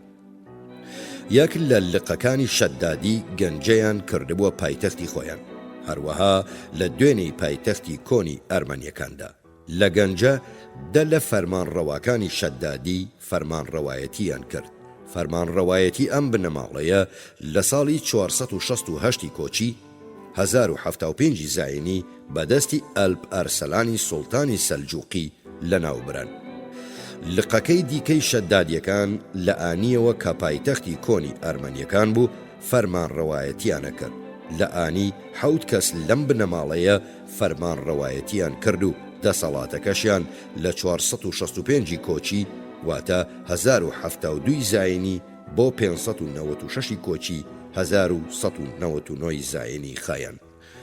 بنەماڵەی مەروانی لەلایەن کورداباد ئەبوو عەبدوڵڵا ئەلحوسەین کوڕی دۆستەک ئەلهەربوختی دامەزرا کە کوردێکی بەڕەسەن خەڵکی چیای بەهاسانەی نزیک خیزین بوو. دەرکەوتنی بەرچاوی ئەم میرە لە ساڵی 374 کۆچی 984 زاینیدا بوو. دوای مردنی عیزەدین ئەلدەولەی میری بۆیهی توانی میافارقین بگرێت و لەگەڵ باقی دیکەی هەرێمی دیاربەکردا بیخاتە ژێر دەسەڵاتی خۆیەوە و دژی سامسام ئەلدەولەی کوڕی ناسرولدەولەی حەمدانی بوەستێت. بعد کە لە شەڕێکە لەگەڵ حەمدانیەکاندا کوژرا پاشەوەی خۆی بە ئەبوو عەلی ئەلحوسەین کوڕی مەروانی کوڕی لە کاک ئەلهوربەختی خوشکەزای شوێنی گرتەوە. ئەبوو عەلی کە لە دیاربەکر دەسەڵاتی خۆی دامەزراند ئەتوانێت بە یەکەم فەرمانڕەوای مەروانیەکان بدرێتە قەڵەم. قەڵەمڕەوەکەی نەسیبین جەزیرە و تۆر ئەلعابیدینی ئەگرتەوە. درەوشاوەترین ئەندامی بنەماڵەی مەروانی بریتی بوو لە ناسرولدەولەی ئەبوو ناسر ئەحمەد. ئەوەی بۆ ماوەی 51 ساڵ فەرمانڕەوایەتی کرد. هەر لە 402 کۆچی 1010 زاینی بۆ 453 کۆچی 1061 زاینی. مێژونووسان لەسەر ئەوە کۆکن کە ناسروددەولە فەرمانڕەوایەکی دادپەروەر و ڕۆشنبیر بووە.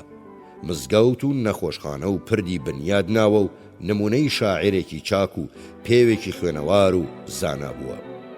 بە نەماڵەی مەروانی کە 5 فەرمانڕەوایان هەبووە لە ساڵی 476 کۆچی 1083 زایندا کۆتایی هاتووە. بە نەماڵەی حوسنەوی لە دەوروبەری ساڵی 348 کۆچی 959 زاینی و لەلایەن حەسنەوەی کوڕی حەسەنی سەرۆکی خێڵی بارزیکانەوە دامەزرێنرا. ئەوەی سەرەتایی کارەکانی خۆی بە هاوکاریکردنی ڕوکنت دەولەی بۆیهی دەستی پێکرد. هەرچەندە بۆیهیەکان چاویان بڕی بووە قەڵەمڕەوی میراتی حەسنەوی کە ناوچەیەکی بەرفراوانی لە خوزستانەوە تا شارەزور گرتبووە خۆ. بە نەماڵەی حەسنەوی بەو 5 میرەی هەیان بوو تا ساڵی 448 کۆچی بەرامبەر 1095 زاینی لە فەرمانڕەوایەتیدا بەردەوام بوون. بنەماڵی دیکەی کورد بریتیە لە عەنەزیەکان کە لە ساڵی 380 کۆچی 991 زاینی بۆ 511 کۆچی 1170 زاینی فەرمانڕەوایەتیان کردووە. ئەوەی لەلایەن ئەبولفەتح کوڕی محەممەد کوڕی عەنەزەوە دامەزراوە کە پایتەختی خۆی لە هەڵوان جێگیر کرد. دەوڵەتی عەنەزە ناوچە سنووریەکانی نێوان عێراق و ئێرانی لە بندەستدا بوو. ئەوان 7 فەرمانڕەوای عەنەزەیی بوون. مەزنترین و بەناوبانگترین بنەماڵە فەرمانڕەواکانی کوردستان ئەوەی کە ئەیوبیەکان بوو. ئەوەی لەلایەن سەلاحەددینی کوڕی یوسف کوڕی ئەیوب کوڕی شادیەوە دامەزراوە. ئەو سەلاحەددینەی لە کاتی شەڕی خاچ هەڵگرەکاندا ناوی دەرکرد. بنەماڵەکە ناوی خۆی لە نەجمەدین ئەیوبی باوکی سەلاحەددینەوە وەرگرت. وا پێچێت تێکڕای سەرچاوەکان لەسەر مێژوو بنەماڵەی ئەیوبی هاوکۆکن. ئەوان کوردی دوێن بوون و وا پێچێت لە دەست و پەیوەندەکانی فەرمانڕەوای کوردی ئەو شارەدا بووبن کە لە بنەماڵەی شەدادی بوون. هەواڵی ئەوە هەیە کە باپیری سەلاحەددین واتە شادی کوڕی مەروان لەگەڵ دوو کوڕەکەیدا کە ئەسەدەددین شێرکۆ و نەجمەدین ئەیوب بوون شاری دوێنی جێهێشت بێت و ڕووی کردوێتە بەغدا. لەبێوە گەشتێکی بۆ تکریت کردووە. ئەیوبی کوڕی لەوێ بۆتە فەرمانداری شار. لە ساڵی 532 کۆچی 1137 یا 1138 زاینیدا دوای 20 ساڵ بەسەرهاتنی شادی لە دوێنەوە سەلاحەددین لە تکریت لە عێراق لەدایک بوو. باوکی سەلاحەددین و مامی لە ئاکامی ڕووداوێکدا تکریتیان بەجێهێشت بۆ ئەوەی ڕاژەی نورەدین زەنگی ئەتابەکی مووسڵ بکەن کە پێشتریش لە سایەی ئەودا لە تکریت دامەزرا بوون. پاشەوەی چەند ساڵێک وەک سەرباز و جەنگاوەر لە سووریا هەڵسوڕان و وەک نوێنەرێکی زەنگی لەبێبوون، سەلاحەددین لە شوێنی شێرکۆی مامی وەک وەزیری خەلیفە ئەلعیزدی فاتمیەکان لە میسر دامەزرا. سەلاحەددین دەرفەتی نەخۆشی خەلیفەی فاتمی قۆستەوە وەک کەسێکی مردوو لێخرا و ڕایگەیاند و فەرمانیدا بە گوتاربێژی مزگەوتەکان لە گوتارەکانیان بە ناوی خەلیفەی عەباسی لە بەغدا بخوێننەوە. ئەم کودەتایە بووە هۆی ئەوەی میسر بخرێتە سایەی بە ناوی سەروەری بەغدا. هەروەها لە هەمان کاتیشدا سەلاحەددین ببێتە سەرداری میسر. بەوەش سەلاحەددین بەناغەی دەسەڵاتی خۆی لە میسر چەسپاند و بەرەو سووریا جوڵاو زۆربەی ئەو ناوچانەی کە نەکەوتبوونە بندەستی خاچ هەڵگرەکانەوە هێنایە ژێر دەسەڵاتی خۆیەوە. دروست هەر لەم ماوەیەدا بوو کە سەلاحەددین ئەوەندەی خۆی بەدەسەڵاتدار و بەهێزەزانی کە هێزەکانی موسڵمانی ڕێکخست و دژی خاچ هەڵگرەکان سەرکردایەتی کردن. کاری سەلاحەددین لە جەنگی حەبتین لە 583 کۆچی 1187 زاینیدا گەیشتە ترۆک. ئەو جەنگەی توانای خاچ هەڵگرەکانی تێکشکاند و زەمینەی بۆ خۆبەدەستەوەدانی ئۆرشەلیم تەخت کرد. سەلاحەددین پاش 6 ساڵ دواتر لە 589 کۆچی 1193 زاینیدا مرد. ئەو پێش مردنی ئیمپراتۆریەتە مەزنەکەی خۆی لە نێوان کوڕ و براکانیدا دابەش کرد. هەرچەندە هەرزوو پاش مردنی ململانێ و ناکۆکی لە نێو بنەماڵەکەیدا سەری هەڵدا. مەلیک العادلی برای توانی بەشی زۆری قەڵەمڕەوی ئەیوبی بخاتە ژێر ڕکێفی خۆیەوە، بەڵام ئەویش بە دابەشکردنی قەڵەمڕەوەکەی بەسەر کوڕەکانی هەمان هەڵەی سەلاحەدینی دووبارە کردەوە. الکامل میسری بەرکەوت، المعەزەم دیمەشقی بەرکەوت، هەروەها الفایز عێراقی بەرکەوت. الفایزیش سەرەتا لەلایەن ئەلئەوحەدی برایەوە، شوێنی گیرایەوە و پاشتر لەلایەن ئەلئەشرەفەوە تەنیا حەڵەب مایەوە کە لەلایەن نەوەکانی سەلاحەدینەوە بەڕێوەبرا.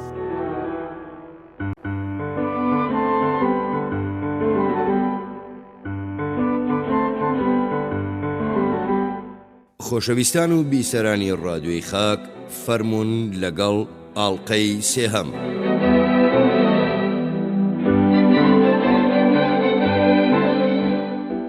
مەغۆڵ و کورد.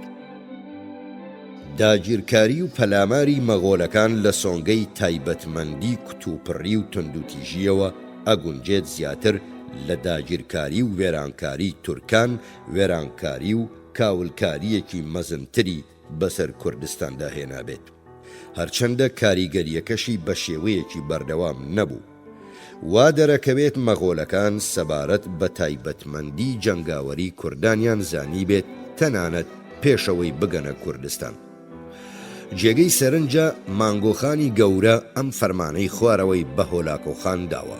ئەو هۆلاکۆیەی خەریکی هەڵقوتانە سەر ڕۆژاوای ئاسیا بوو بۆ ئەوەی دەوڵەتی خەلافەت داگیر بکات. بەباشی مامەڵە لەگەڵ هەموو ئەوانەدا بکە ملکەچە بن، هەموو یاخیەک تێک بشکێنە، هەموو ئەو قەڵایانەی ئەکەونە سەر ڕێگە تەختیان کە. لە تورانەوە هەڵکوتە سەر ئێران و کاتێک لەوێ بوویتەوە بەرەو عێراق بکشێ.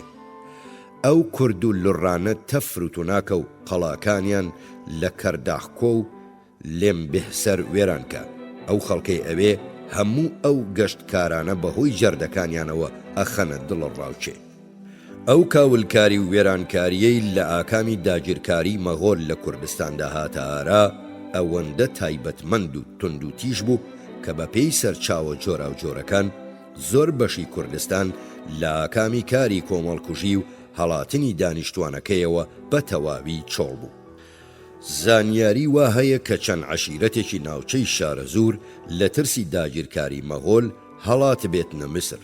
ئەم هەڵاتنە لە ترسی مەغۆل هێندێک لە عەشیرەتە کوردەکانی گەیاندۆتە ناوچە دوورەکانی ڕۆژاوای جەزائیر و بە جۆرەی ئیبن خەلدون دوو لە عەشیرەتە کوردەکان بە ناوی لاوین و بادینەوە چوونەتە جەزائیر لەبێ لەلایەن خەلیفە ئەلمورتەزی ئەلموحەدیسەوە پێشوازی کراون.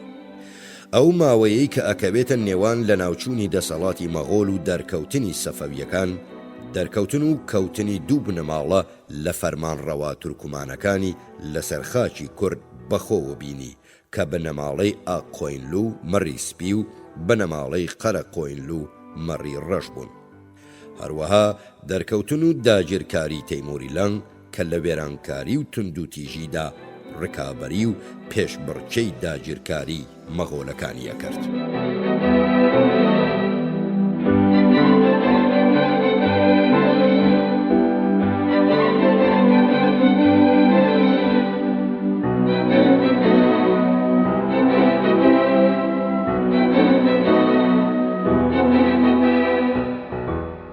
کورد لە سەدەی 16دا دوای سەرهەڵدانی ئیمپراتۆری عوسمانی و سەفەویەکان لە تورکیا و ئێران، لە ڕاستیدا کوردان و وڵاتەکەیان بووە گۆڕەپانی ململانەی نێوان ئەم دوو دەوڵەتە بەهێز و دەسەڵاتدارە. سەفەویەکان کە توانیان بەشی زۆری باکووری کوردستان لە بنەماڵە فەرمانڕەوا تورکمانەکان بستێنن و بیخەنە بندەستی خۆیانەوە، هەرزوو کوردیان بە قازانجی عوسمانیەکان لەدەست چوو.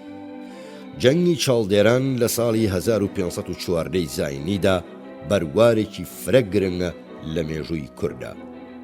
هەرچەندە عوسمانیەکان توانیان لەمپەر لە بەردەم توانا و هێزی سەفەویەکان دابنێن و بیان وەستێنن، بەڵام نەیان توانی بە تەواوی تێکیان بشکێنن و لە ناویان برن. لە ئاکامی ئەم بەزینەدا سەفەویەکان ناوچەی مەزنی کوردستانیان لەدەستدا. بە درێژایی 3 سەدەی داهاتوو شەڕ و پێکدادان لە نێوان عوسمانی و ئێرانیەکان تاو بەردەوام بوو. لە سۆنگەی ئەوەشەوە کوردان زیانێکی مەزنیان بەرکەوت، نەک تەنیا لەبەر ئەوەی وڵاتەکەیان وەک گۆڕەپانێکی جەنگ وێرانە بوو، بەڵکو چونکە هەردوو هێزە دوژمنکارەکە کوردیان لە نێو هێزە چەکدارەکانی خۆیان دائەنا و شەڕیان پێکردن. پاش جەنگی چاڵدێران ئەو سیاسەتەی کە سوڵتان سەلیم یاوزی عوسمانی لەمەڕ کوردان گرتبوویە بەر پێچەوانەی ئەوەی کە شای ئیسماعیلی سەفەوی بوو. ئەگوترێت شای ئیسماعیل ئەو یازدە سەرۆکە کوردەی دیل کردووە کە بە مەبەستی دەربڕینی لایەنگری و پشتگیری چوونەتە لای و سەردانیان کردووە و کوردیشی فرە بێزار کردووە بەوەی فەرمانداری عەجەمی بەسەردا سەپاندون. سوڵتان بە پێچەوانەوە سیاسەتێکی دووربینی و بەخشندەیی مەزنی لە هەمبەر کورداندا گرتەبەر. ئەو متمانەی خۆی بە ئیدریسی بەدلیسیدا کە دەوڵەتمەندێکی کوردی لێهاتوو بوو تاکو ڕێکخستنی کوردستان و بەستنەوەی مێرنشینە ئۆتۆنۆمە کوردیەکان بە ڕژێمی ئیمپراتۆری عوسمانیەوە بخاتە ئەستۆی خۆی. ئەو دەسەڵاتە بەرفراوانەی کە بە ئیدریسی بەدلیسی دراوە لەو فەرمانەدا دەرەکەوێت کە سوڵتان لە ساڵی 921 کۆچی 1515 زاینی دەری کردووە. لە ساڵی 1639 زاینیدا ڕێکەوتنامەی زەهاو لە نێوان سوڵتان مرادی چوارەم و شا سەفیەددیندا مۆر کرا و تێیدا سنووری نێوان هەردوو ئیمپراتۆریەکە دیاری کرا. ئەم ڕێکەوتنە کوردی بە شێوەیەکی هەمیشەیی لە نێوان هەردوو وڵاتدا دابەش کرد. ئەو پەیوەندیە دۆستانەیی کە لە نێوان کورد و عوسمانیەکاندا لە سەردەمی سوڵتان عەبدولحەمیددا هەبوو هەرزوو تێکچوونی بەسەرداهات. وا پێچوو چیدی حکوومەتی عوسمانی چیدی ترسی لە دەسەڵاتی ئێرانیەکان نەمابێت. ئەو هەلومەرجیان لەبیر کرد کە کوردی تێدا هاتە پاڵ عوسمانیەکان و پەسەندی کرد هاوکاریان لەگەڵدا بکات. لە ساڵی 1650 بۆ 1730 عوسمانیەکان زۆربەی میرنشینە ئۆتۆنۆمە کوردیەکانیان لە ناوچەی دیاربەکر و وان سەرکوت کرد. ئەو پرۆسەیەی نەهێشتنی میرنشینە کوردیەکان لە ناوەڕاستی سەدەی 19دا تەواو بوو.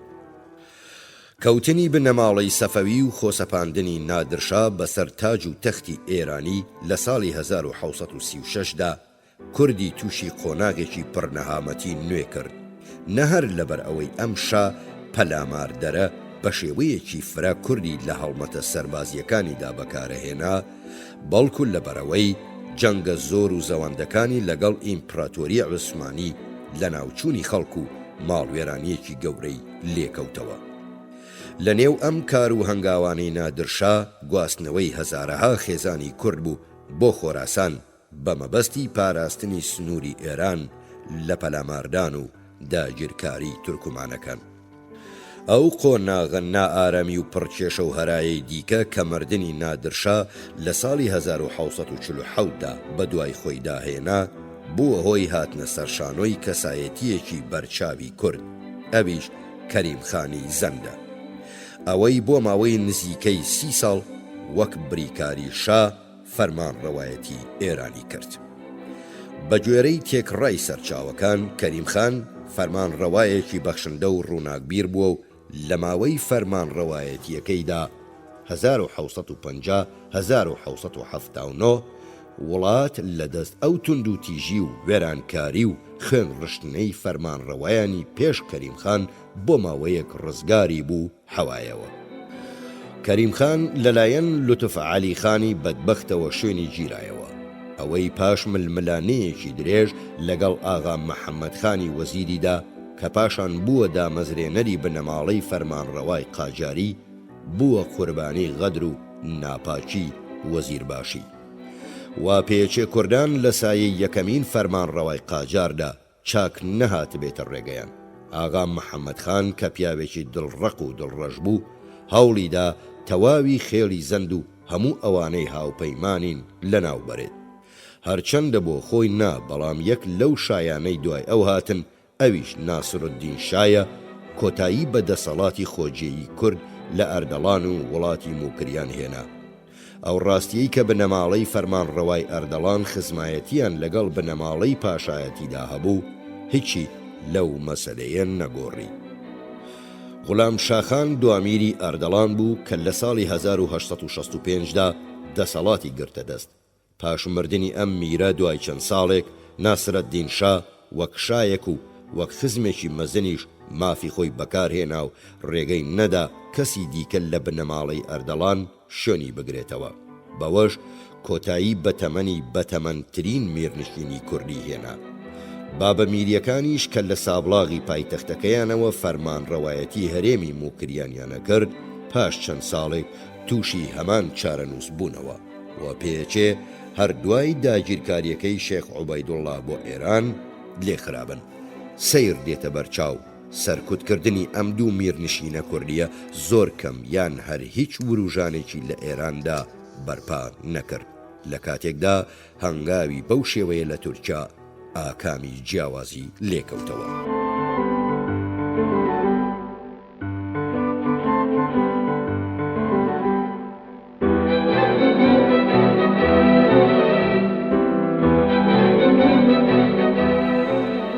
ئاین زۆربەی کورد موسڵمانی کوردی شافعین. پێش هاتنی ئیسلام بۆ کوردستان لەوانەیە زۆربەی کورد زەردەشتی بوو بێتن. هێندێکیان بتپەرست بوون، لە کاتێکدا هێندێکی دیکەیان کریستیانی بوون.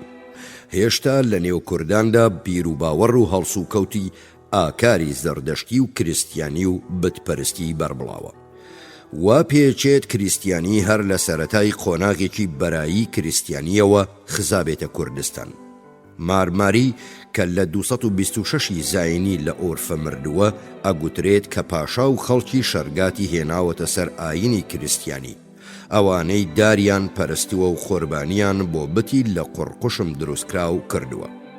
هەروەها ئەوە ئەزانین کە ئیشایابا کڵێسایەکی لە نزیک تامانین لە دەوروبەری جەزیرە بنیات ناوە. لەو شوێنەدا کوردان قوربانیان بۆ شەیتانەدا. ئەو کوردانەی لەلایەن مارسابەوە کە لە 485 زاینی مردووە کرابوونە کریستیانی بەوە ناسرابوو کە پێشتر خۆرپەرست بوون.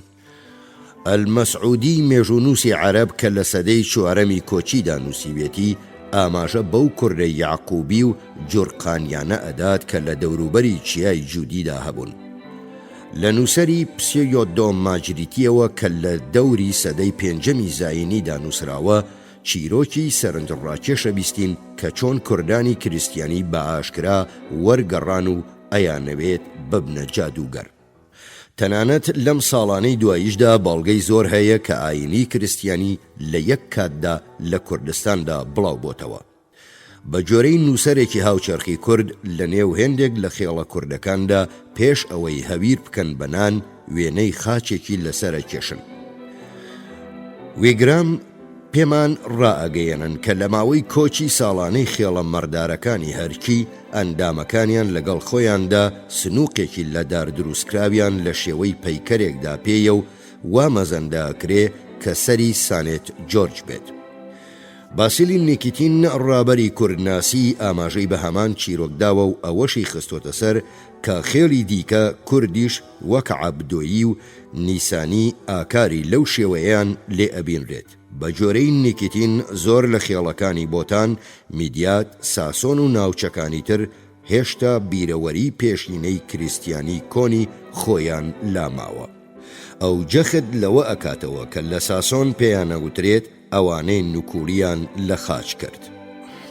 دۆزینەوەی بەو دواییەی نوێژ و پاڕانەوەی کریستیانی کە بە زمانی کوردی نووسراوە تیشکێکی سەرنجڕاکێشە خاتە سەر مێژینەی کریستیانی لە نێو کووردا. مێنۆرۆسکی ئەو پارچەیەی بە تێبینیەکی کورتەوە بۆ فەرەنسی وەرگێڕاوە، هەرچەندە مێژووی کۆپی دەستنووسەکە کە پاڕانەوەکەی لەسرە بۆ سەرەتای سەدەی 15ەم ئەگەڕێتەوە. بەڵام مێنۆرۆسکی لەو بڕوایەدایە کە نووسراوە ڕەسەنەکە خۆی بۆ ماوەیەکی زۆر کۆنەگەڕێتەوە. بە جۆرەی ئەو نووسراوەکە بە شێوەزاری کوردی باکوورە و بۆ ناوچەی حەوزی ئاراسە گەڕێتەوە. وا پێچێت وەرگەڕانی کورد بەرەو ئیسلام پرۆسەیەک بێ زیاتر خاو بەڕێوەچوو بێ، جگەل لەو ناوچانەی کە تێیدا کورد پەیوەندیەکی زوینەی و بەراییان لەگەڵ عەرەبە موسڵمانەکاندا کردووە، وەک خێڵەکانی کوردی فارس، هەڵوان، شارەزور و جەزیرە و دیاربەکر، لە ناوچە دوورە دەست و سەختەکانی دیکەدا کوردان لە دەستگرتن بە بیر و باوەڕە کۆنەکانیانەوە بەردەوام بوون. جا چ زەردەشتی یا کریستیانی یاخود بتپەرستی و هەرچیەکی دیکە بوو بێ. سەبارەت بەو قۆناغە لەلایەن بارهێبرایۆسەوە داوەری کراوە. وەرگەڕانی کورد بەرەو ئیسلام تەنانەت تا سەدەی 13یەمی زاینیش بە تەواوی نەهاتۆتە دی. هەروەها لە ساڵی 602 عەرەبی 1205 زاینی ڕەگەزی کوردان ئەوانەی لە چیاکانی میدیا بوون و تیرەهایەیان پێدەگوترا لە چیاکان هاتنە خوار و وێرانکاریەکی مەزنیان لەو وڵاتەدا بەرپا کرد. سوپا لە ئێرانەوە کۆکرایەوە و لەگەڵیاندا کەوتنە شەڕەوە و ژمارەیەکی یەکجار زۆریان لێکوشتن. ئەمێستا ئەو چیاییانە نەهاتوونەتە نێو ئاینی ئیسلامەوە، بەڵکو ئەوان پابەندی بتپەرستیەکی سەرەتایی جادوگەری بوون کە هەڵقوڵاوی وڵاتەکەیانە. کاتێک موسڵمانەکان ئەکەوتنە دەستیان بە ئازار و ئەشکەنجەیەکی دڵڕەقانە ئەیان کوشتن. نووسەری شەرەفنامە کە لە ساڵی 1596دا نووسیوێتی وەسفی خێڵی پازوکیە کاتوەڵێت ئەوان نەپابەندی ئاینێکی دیاریکراو بوون و نەبەدووی فەرمان و باوەڕێکی ئەوتۆن چی ڕاستە ئەمە بکەن و چیش خراپە خۆیانی لێ بە دوور بگرن. تەنانەت لە سەدەی 19یەمیشدا ژمارەیەک لە نووسەران هەواڵی ئەوەیان پێداوین کە خێڵی کورد هەیە ناوی بالەکیە لە بەرزاییەکانی ساسۆن، نە موسڵمان، نە کریستیانی، نە قزڵباشن. سروشتی ناوچە لێکدابڕاوەکانی کوردستان ناتەواوی و بەناوبوونە ئیسلامی بەشێک لە کوردان لە سەدەبەراییەکانی ئیسلامدا هەروەها ئەو پەناگەیەی چیا سەختەکان بۆ دەستە ئاینیە لادەر و پەڕگرەکان فراهەمی کردووە، وەک لێکدانەوەیەک بۆ بوونی فەرئائینزایی لە نێو کووردا باسی لێوە بکرێت. کورتە گفتوگۆیەک سەبارەت بە ئاینزا جیاوازەکانی کوردستان ئەگونجێ تێگەیشتنێکی باشترمان لەمەڕ فەرئاینی و هەمڕەنگی بیر و باوەڕی کۆمەڵایەتی بەشێکی بەرچاو لە خەڵکی کوردستانمان پێ ببەخشێت.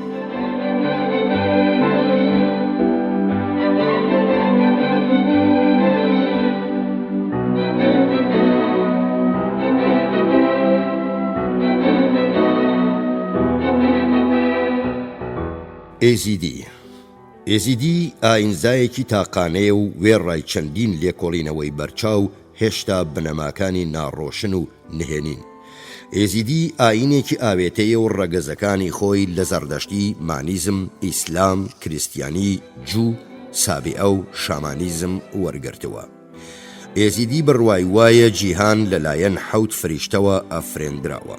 باوەڕی ناوەندی ئاینەکەیان وا دەرەکەوێ کە دوالیزمی نێوان خوا و مەلەک تاوس یا شەیتانە بە جۆرەی ئەوان. خوا بوونێکی سست و پاسیڤە و تەنیا دروستکەرە و پارێزەر و ڕاگری جیهان نییە. مەلەک تاوس بوونێکی کارا و جێبەجێکەری ویستی خوداوەندە.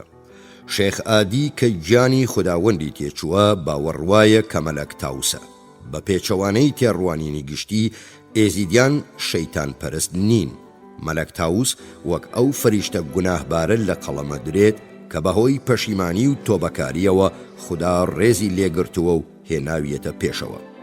ئەوان بوونی شەڕ ڕەتەکەنەوە و بڕوایان بە سزا و دۆزەخ نییە.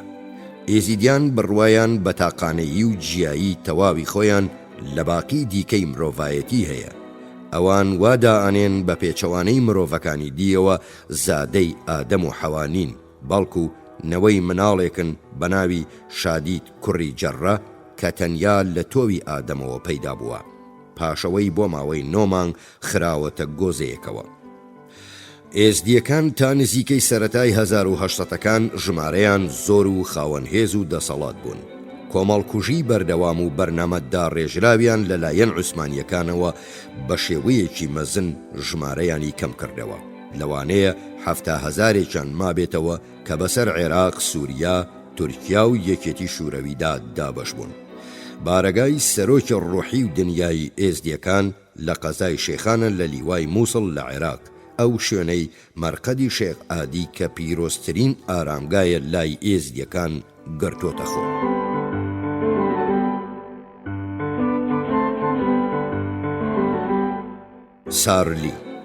سارلی لە هەرێمی مووسڵ لە عێراق هەن ئاینزایەکی دیکەی خاوەنبیر و ڕای ئاینی نائاساییە باس لە یەکتاپەرستیان ئەکرێت و ددان بە چەند پەیامبەرێکی دیاریکراودا ئەنێن و بڕوایان بە مردن زیندووبوونەوە بەهەشت و دۆزەخ هەیە سارلی نەنوێژەکەن و نەڕۆژوەگرن ئەگوترێت کە ئەوان بەهەشت لە ڕوحانیە پیرۆزەکانیان ئەکڕن دوژمنەکانیان ئەوان بەوە تاوانبارەکەن کە لە هەموو سەری ساڵێکی قەمەریدا بەزمێکیان هەیە تێیدا کەڵەشێر سرە بڕن و پێکەوە ئەیخۆن پاش شێوکردن کە ژن و پیاوی تێدا ئامادە بن ئەگوترێت چرا خامۆشەکەن و لێک بەرەبن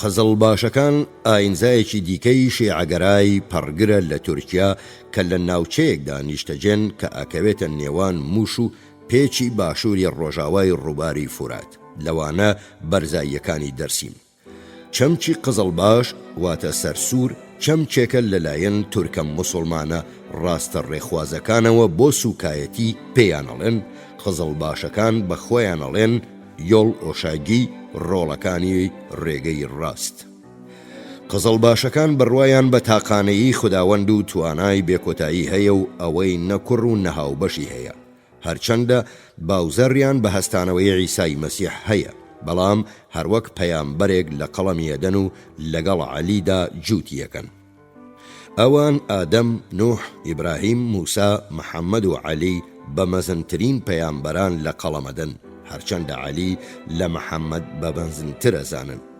ئەوان 12 ئیمامەکە بە 12 حەواری لە قەڵەمەدەن و هەر یەکەیان بە ناوێکی جیاوازەوە قزڵباشەکان دوو کوڕەکەی عەلی کە حەسەن و حوسەینن لەگەڵ ساینت پۆلی پیرۆزدا لێکە کوێنن ئەوان ئینجیل تەورات و قورئانیان لا پەسەندە ئەوان کتێبێکی پیرۆزی تایبەت بە خۆیان نییە و فەرمان و پەیڕەوی لە سەییدەکەیانەوە وەرەگرن کە سەرۆکی دینی و دنیاییانە هەموو سەییدەکانیان خۆیان بنەوەی ئیمان باقر دانێن ئەوەی بناغەی ئاینەکەی بۆ دامەزراندون واباوە کە ئیمان باقر بە شێوەی معجیزەیەک و لە کچێکی پاکیزەی کەشیشێکی ئەرمەنی لەدایک بووە قزڵباشەکان دار بەرد و ڕەگەزە سروشتیەکانی دیکەش بە پیرۆزەزانن هەموو ساڵێک لە یەکەم ڕۆژی یەنیوەریدا لە بۆنەیەکدا کۆبنەوە و دوای نوێژ و پاڕانەوە سەیدەکەیان دوعا بەسەر نانێکە خوێنێت و پیرۆزیەکە کە پێی ئەوترێت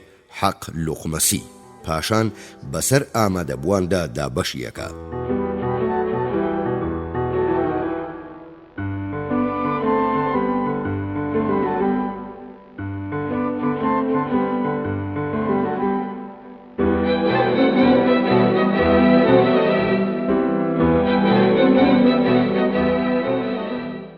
ئەهلی حەق ناوی ئەهلی حەق شوێنکەوتەی ڕاستی ئەگەیەنێت و هەرچەندە ناوبەناویش بە عەلی ئیلاهیشان پێوترێت بەڵام ئەمە ناوێکی هەڵەیە و لەو ڕاستیەوە هاتووە کە پاشماوەی شیعەگەری پەڕگریان لە نێودا بینرێت بیرروباوەڕی سەرەکی ئەهلی حەق لە دەرکەوتنی یەک بە دوایەکی خواوەندایە ئەو دەرکەوتنانەی خواوەند 7 جارە و لە شێوەیەکی ئاڵۆزدا ڕوەدات یەکەم جار ئەوەی خواوەند گارە کە لە پێش نەمریدا لە شێوەی دوڕێکی داپۆشراودا بووە دووەمیان عەلی بووە و بەو شێوەیە هەرچەندە گرنگترینی تێگڕای ئەو 7 دەرکەوتنە ئەوەکەی سوڵتان سۆهاکە چوارەمین بەرجەستەی خواوەندە و کەسایەتیەکی سەرەکیە لە ئاینی ئەهلی حەقدا بە جۆرەی ئەهلی حەق مرۆڤ دوو جۆرە باش و بەد یەکەمیان لە قوڕێکی زەرد و ئەوی دووەمیشیان لە قوڕی ڕەش ئەفرێندراوە گیان جۆزانەوەی یەکێکە لە بنەما سەرەکیەکانی بیرروباوەڕی ئەهلی حەق بۆنە ئاینیەکانیان وەرگرتنی بەرفراوانیان لە سەرچاوە ئاینیەکانی دیکە پیشانەدات ئاینە ئاوێتەکەیان بە ئاشکرا کاریگەری گنۆسی مانیزم زەردەشتی و هیند و جوو کریستیانی و ئیسلامی بەسەرەوەیە ئەم بیر و باوەڕە بتپەرستیە زۆرەش لە نێویاندا ئەبینرێت بەرجەستەی بیر و باوەڕە کۆنەکانەکە، هەرچەندە ئەگونجێت بەشێک لەو باوەڕانە لە ڕێگەی ئیسلام و کریستیانیەوە بۆ ئەهلی حەق پەڕی بێتەوە، بە تایبەتی ئەوانەی لە نێو ئیسماعیلیە موسڵمان و پۆلیسیەکانی ئەرمینیاوە سەرچاوەیان گرتووە. یەک لە بیر و باوەڕە سەرنج ڕاکێشەکانی لە نێو ئەهلی حەقدا هەیە بریتیە لە ڕۆژی قیامەت کە بڕوایان وایە لە دەشتی شارەزووری باشووری کوردستانە بێت و هەموو سوڵتانەکان سزا ئەدرێن. ئەهلی حەق ئاینی چینەکانی خوارەوەیە و لە نێو کۆچەر گوندنشین و دانیشتوانەکانی شاریشدا ئەبینرێ. باوەڕدارانی ئەم ئاینە لە ڕۆژاوای ئێران، وڵاتی گۆران و لوڕستاندا هەیە.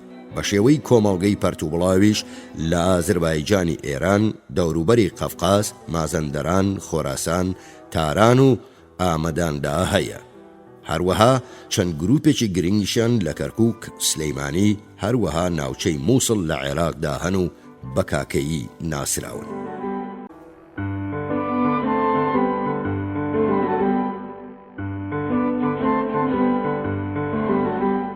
خۆشەویستان و بیسەرانی ڕادیۆی خاک، فەرموون لەگەڵ ئاڵقەی چوارەم.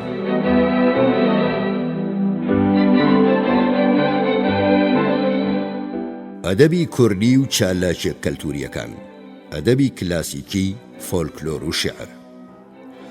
بوار و بایەخی ئەدەبی کوردی بە شێوەیەکی بەرچاو لە ئاکامی ئەو کۆڵینەوانەی ئەوروپیەکان و کۆڵەرانی کورد ئەنجامیان داوە زیادی کردووە.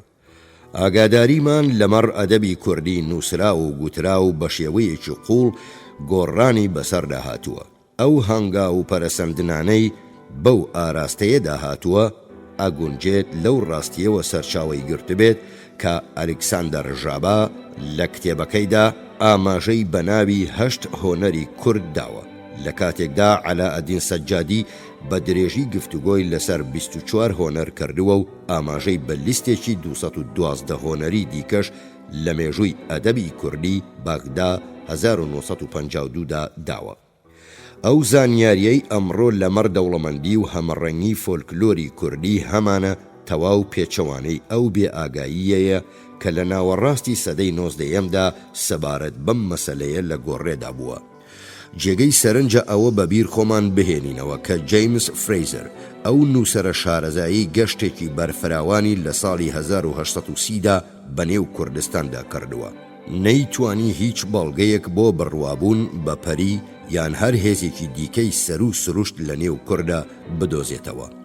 ئەو قەبارە و چەندە هەمەڕەنگەی ئەمڕۆ سەبارەت بە کەرەسەی فۆلکلۆری کوردی لەبەردەستمانە.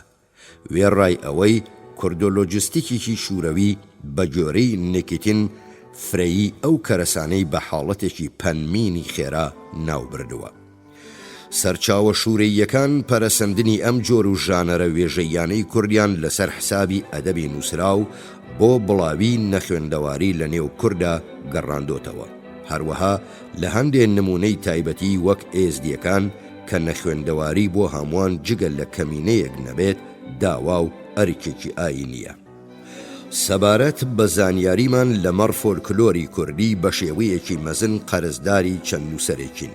ئەوانەی تیشکێکی گەورەیان خستۆتە سەر ئەو کەرەسانەی تا ئێستا چاپ نەکراون.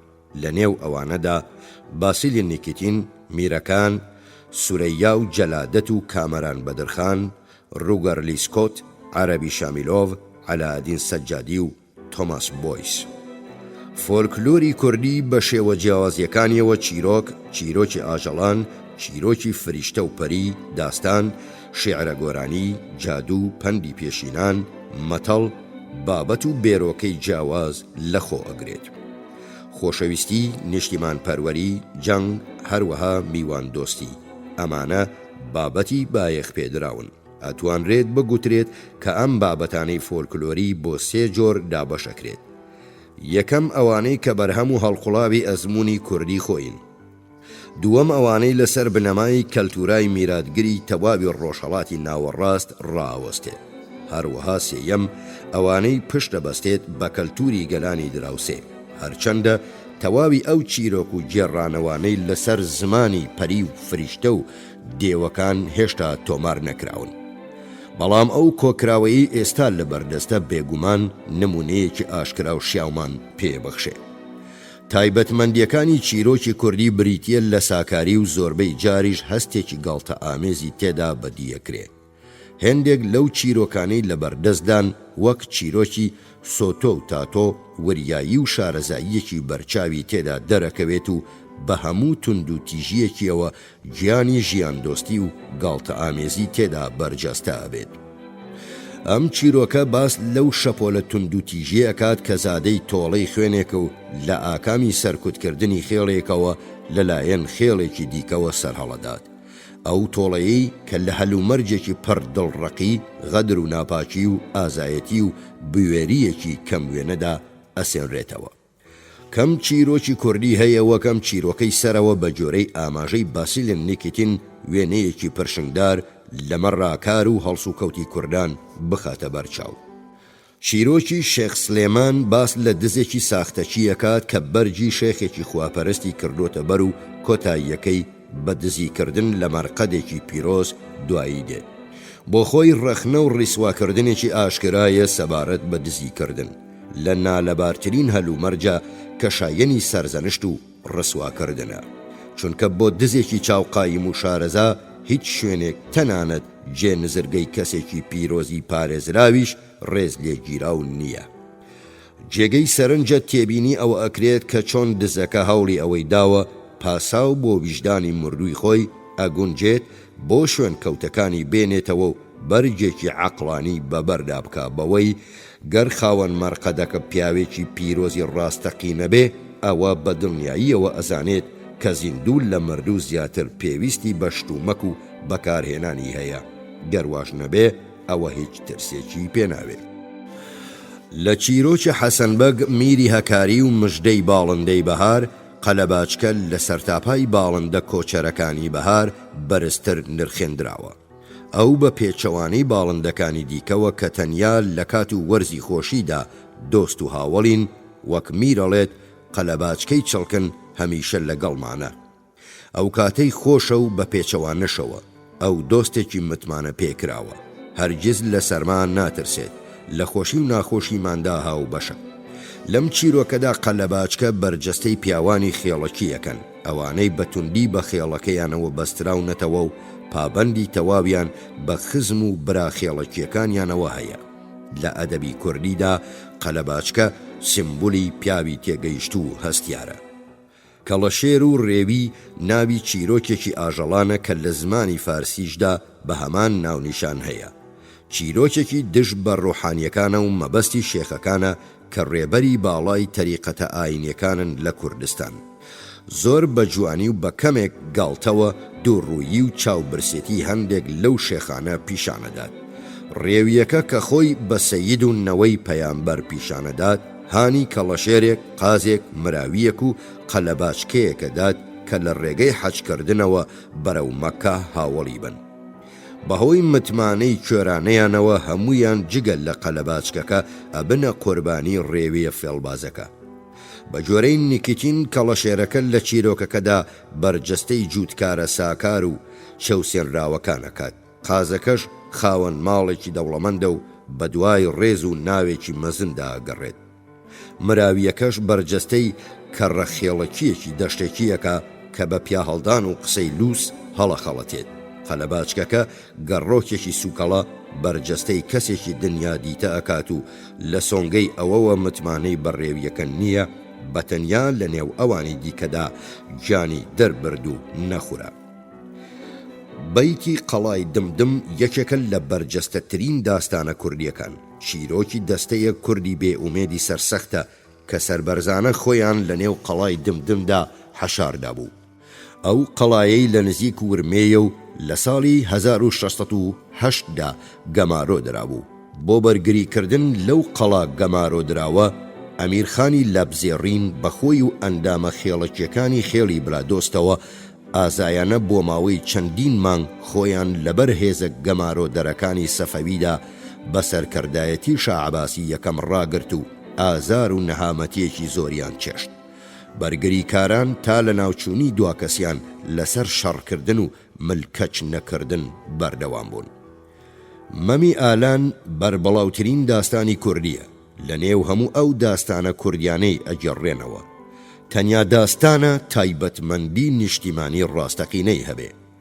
وەرگێڕانێکی یەکگرتووی ئەم داستانە لە بەردەستدا نییە، وێڕای ئەوەی لە تێکڕای کوردستاندا ناسراوە، هەر لە کورداغەوە بۆ دەریاچەی ورمێ، نەک تەنیا وەرگێڕانەکان لە ناوچەیەکەوە بۆ ناوچەیەکی دیکە جیاوازە، بەڵکو هەر دەنگبێژەی شێوەی گێڕانەوەیەکی تایبەت بەخۆی هەیە. مەمی ئالان تەنیا داستانی کوردیە تێیدا معجزە ڕۆڵێکی مەزنی تێدا بینێت و ڕووداوەکان خەیاڵین و لە مێژوودا بنچینەیان نییە. لێسکۆت پێشنیازی ئەوەی کردووە کە ئەگونجێت کورد ئەم داستانە کۆنەیان لە گەلێکی دیکەوە وەرگرت بێت. هەروەها ئەو بیری لە ئەگەری ڕەسەنی ئەلەنیکی ئەم داستانە کردوتەوە. ئەحمەدی خانی هۆنەری مەزنی کورد بە پەرۆشەوە هەوڵی داهێنانێکی ئەدەبێکی نەتەوەیی ڕاستەقینەی کوردی داوە. ئەفسانەی مەمی ئالانی کردوتە بەناغەیەک بۆ مەم و زینەکەی کە بە هۆنراوە دایڕشتووە. خانی لە داڕشتنەوەی ئەو ئەفسانەیەدا هەمان ڕێچکەی فارسی و عەرەبی گرتوتە بەر و بەرجێکی ئیسلامی بەبەردا کردووە. گۆرانیە فۆلکلۆریە کوردیەکان هەروەک گۆرانیە فۆلکلۆریەکانی گەلانی دی بەرجەستەی نمونەی ژیانی خۆماڵی و چالاکیەکانی یەکات. هەروەها سروشتی گشتی لەگەڵدا ئەگونجێنێت.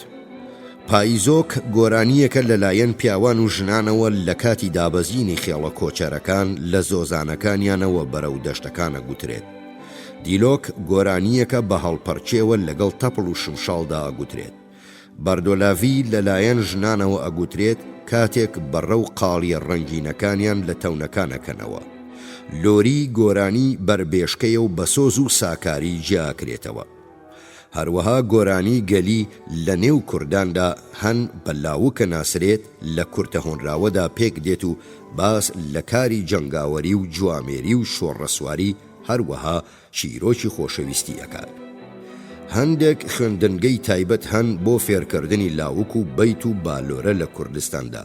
فێرخوازان لە باکووری ڕۆژاوای کوردستان دەنگبێژ و لە وڵاتی موکری و باشووری کوردستانیش شاعر کە لە شاعری عەرەبیەوە هاتووە پێیانەوترێت. ئەو فێرخوازانە کە دەنگێکی خۆشیان لێ چاوەڕوا نەکرێ بڕێکی زۆر بەیت و هۆنراوە و ئەفسانە لەبەرەکەن. لەبەر ئەوەی زۆربەی ئەوانە نەخوێندەوارن، هەر بۆیە بەشێکی زۆری ئەدەبی کوردی فۆلکلۆری کوردی تا ئێستاش نەنووسراوەتەوە.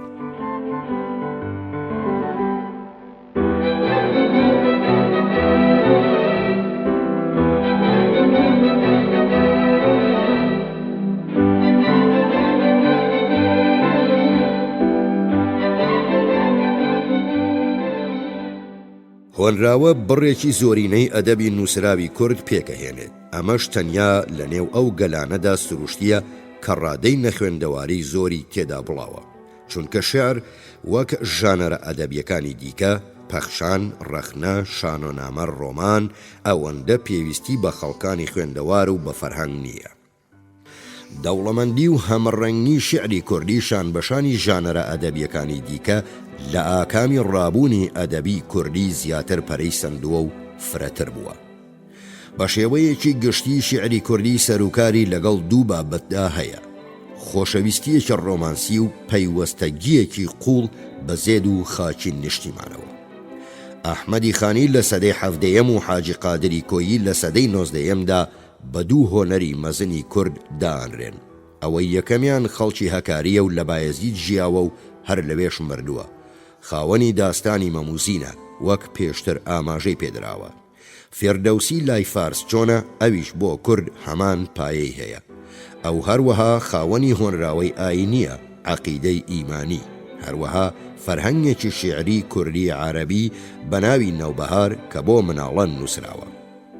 حاجی قادری کۆیی 1815 تا 1892 بە هۆنراوە توندە نیشتیمانیەکانی ناسرا و هەر لەبەرەوەشە بە یەکێک لە باوکانی نەتەوەخوازی کورد دانرێت. هێندێک لە هۆنراوەکانی بەلای مەتەریالیستی و ئاگنۆستیکی و ئەوانەی لە بوون و نەبوونی خواوەند دڵنیانین، هەر بۆیە لە نێو چەپەکانی کووردا بەربڵاوە.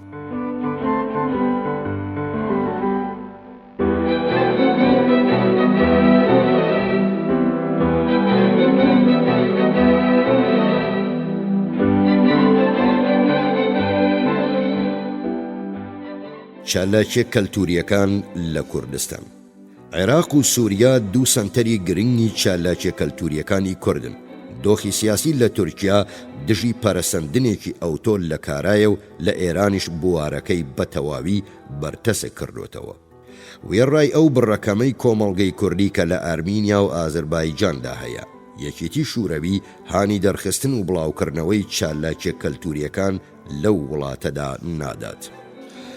لە عێراقدا کە دانیشتوانێکی بەرفراوانی کوردی لێیە، چالاکیە کەلتوریەکان بە پێچەوانەی چالاکیە ڕامیاریەکانەوە لەلایەن کوردەوە هەمیشە ڕێپێدراو بووە. هەرچەندە ئەگونجێت بە شێوەیەکی کردداری هان نەدرابێت. هەر لە سەرەتای سەدەی بیستەمەوە جوڵانەوەیەکی کەلتوری چالاک لە عێراق بە شێوەزاری کوردی سلەیمانی پەرەیسەند. ئەو شێوەزارەی کە پەیوەندیەکی نزیکی بە شێوەزاری موکری لە ئێراندا هەیە. حاجی تۆفیقی پیرەمێرد لە عێراق تا مردنی لە ساڵی 1950 بەرچاوترین کەسایەتی ئەدەبی کوردستان بوو. ئەو کەسێکی هۆنەر، چیرۆکنووس، ڕۆژنامەنووس، خاوەن بەهرە و ئەزمونێکی بەرفراوان و هەمەڕەنگ بوو. کارەکانی ئەدەب مێژوو ڕامیاریانە گرتەخۆ. پیرەمێرد لە میانەی کاروانی ئەدەبی درێژخایەنیدا ژمارەیەکی فرە هۆنراوە، چیرۆک، پەخشان و چەند وەرگێڕانیشی هەیە. وەرگێڕانی وەستایانەی داستانە مەزنەکەی مەموزینی ئەحمەدی خانی بۆ شێوەزاری سلەیمانی کە ئێستا شێوازی دەربڕینی ئەدەبی باشووری کوردستانە بە یەک لە نایابترین دەستکەوتەکانی لە قەڵەمەدرێن. هۆنەرێکی بەتوانا و بەهرەمەند، خاوەنی گیانێکی قۆشمە و تەنزامێز، بە چەشنێک هەموو ئەوانەی ئەیان ناسی خۆشیانەویست. چەندین ساڵ سەرنووسەر و بەڕێوەبەری ژین بووە کە گۆڤارێکی ئەدەبی بەرجەستەی کوردستانی عێراق بوو.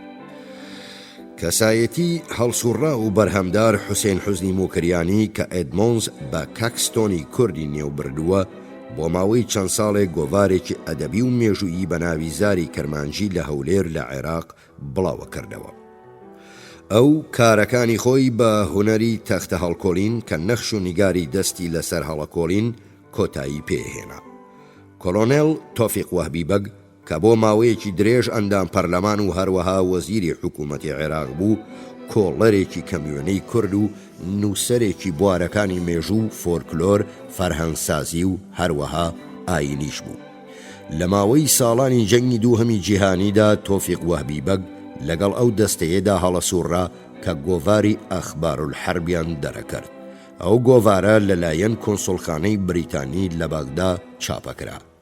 ئەم بڵاوکراوەیە بەوە ناسرا بوو کە بایەخی بە پەخشان نووسینەدا، بایەخی تایبەتی بەهێنانەکایی وشەی نوێی تەکنیکی لە زمانی کوردیدادا. عەبدوڵڵا سلێمان کە بە گۆران ناسراوە لەوانەیە بە بڕشترین هۆنەری هاوچەرخی کورد بێت لە عێراقدا. گرنگترین بەرهەمی بەهەشت و یادگارە. کەشیشی دۆمەنێکی کوردۆلۆجست تۆماس بۆیس هۆنراوە گۆرانیەکەی گۆرانی گوڵی سووری خوێناوی بە هاوتایی ئۆدێ تۆ دە سکایلارکی شیلی داناوە. یەک لە بەرچاوترین دەستکەوتە ئەدەبیەکانی کوردی لە عێراقدا بریتیە لە مێژووی ئەدەبی کوردی کە لەلایەن عەلادین سەجادیەوە نووسراوە. ئەوەی بۆیس بە مۆنمێنتی فێربوون و کەلتور پەسنی داوە. جوڵانەوەی کەلتوری کوردە سووریا زادەی هەلومەرجێکی تایبەتە. جوڵانەوەیە کە هەر لە سەرەتای 1920ەکانەوە لە پەرەسەندندا بووە و بوون و نەشئە و گەشەی لە ئاکامی بوونی ژمارەیەکی فرە لە پەنابەرە کوردەکانی تورکیا بووە. ڕێکخراوی نەتەوەخوازی کوردی خۆی بوون کە بارەگای سەرەکی هەر لە ساڵی 1927ەوە لە سووریا بووە بۆتە ناوک و خاڵی گردبوونەوەی چالاکی ئەدەبیە کوردیەکان شان بەشانی چالاکی ڕامیاریەکان. برایانی بەدرخانی، سورەیا، جەلادەت و کامەران ڕێبەری گیانی ئەو جوڵانەوەیە بوون. وێڕای ئەوەی ڕێبەریان لە جوڵانەوەی نەتەوایەتی کوردیشدا گێڕا، ئەوانە هەرسێکیان بە چەندین زمان نووسەری بەتوانا بوون. میر جەلادەت بەدرخان کە پێشڕەوی جوڵانەوەی ئەدەبی کوردی بوو لە سووریا، ئەلفبایەکی لاتینی ساکار و گونجاوی بۆ زمانی ڕەسەنی خۆی داهێنا. لە هەردوو بڵاوکراوەکەیەوە هاوار و ڕووناهی توانی هانی کورد بدا کە پابەندی ئەلفباکەی بن، چ بە ناوی خۆی و چ لە ژێر نازناوی هێری کۆڵ ئازیزاندا، چەند کۆڵینەوەیەکی ئەدەبی فەرهەنگسازی ڕێزمانی بە زمانی کوردی و فەرەنسی نووسیوە. هەروەها کامەران بەدرخانی بەرای کە پرۆفیسۆری زمانی کوردی بوو لە پەیمانگای زمانە ڕۆژهەڵاتیەکان لە پاریس بۆ ماوەی چەندین ساڵ کەسێکی بە بڕشت و خاوەن بەرهەمێکی ئەدەبی هەمەجۆر بووە. ئەو قورئان و ئینجیلی بۆ زمانی کوردی وەرگێڕا. هەروەها گوترێت کە کاری بۆ دانانی فەرهەنگێکی فەرەنسی کوردی کردووە. هەروەک تۆماس بۆیس ئاماژەی پێداوە. ئەو بە سروشت شاعیرێکی خەیاڵاوی و تێکەڵ بەهەست و گیانێکی تەنز ئامێزی بووە. دیارترین هۆنەری کوردی سووریا جگەر خوێنە. ئەوەی دەگوترێت پێیان خوێندووە تا ببێ بەمەلا، بەڵام وازی لە کاری ئاینی بۆ کاری ئەدەبی هێناوە. شێعرەکانی وەک بۆیس باسی لێوەکردن، ناسک و هەست هەژێن و نەتەوەیین، باس لە بابەتە کۆمەڵایەتی و ڕامیاریەکانەکەن. دیارترین کەسایەتی ئەدەبی لە نێو کوردانی شوورەویدا وەزیرە نەزیر، ئاتامی تاهر، جاسمی جەلیل، هەروەها عەرەبی شامیلۆڤە.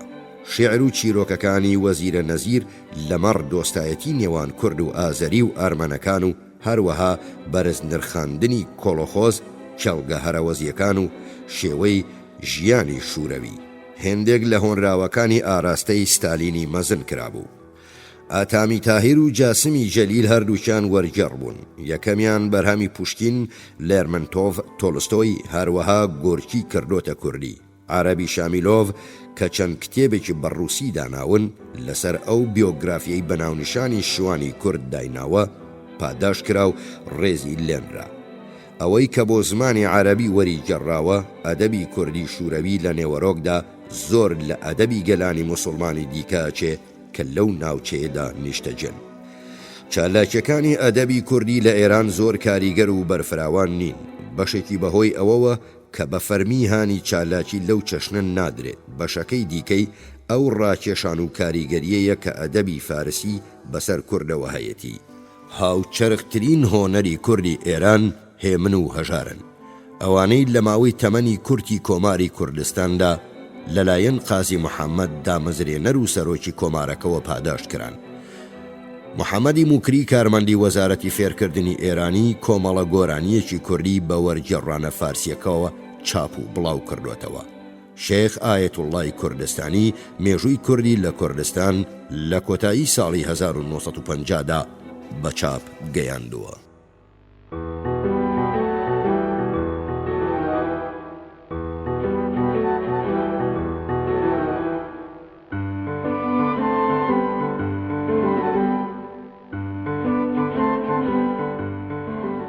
بەشی دووەم، ڕێکخستنی کۆمەڵایەتی کورد، ڕەگەزە خێڵەکی و ناخێڵەکیەکان. بەگشتی ئەتوانرێت بگوترێت کە گەلی کورد بەسەر دوو چیندا دابەشە بێت: خێڵەکی و ناخێڵەکی. خێڵەکیەکان بەگشتی کۆچەرن یان نیمچە کۆچەر. شوانکارەیی بەشی زۆری ژیانیان پێکەهێنێت و تایبەتمەندی جەنگاوەریش جاکرێنەوە. ناخێڵەکیەکان بەشێک لە جەستەی کۆمەڵگەی نیشتەجێ پێکەهێنن و جووتکارن. سەرباری ئەو ڕاستیەی کە کوردانی ناخێڵەکی لە زۆربەی حاڵەتەکاندا لە کوردە خێڵەکیەکان فرەترن، کەچی چینی فەرمانڕەوا لەو دەستەیەی دواییان پێکدێت. کلۆدیۆس جەیمس ڕیچ، یەکەمین نووسەری هاوچەرخە، ئاماژەی بە جیاوازیەکانی نێوان ئەو دوو چینە داوە.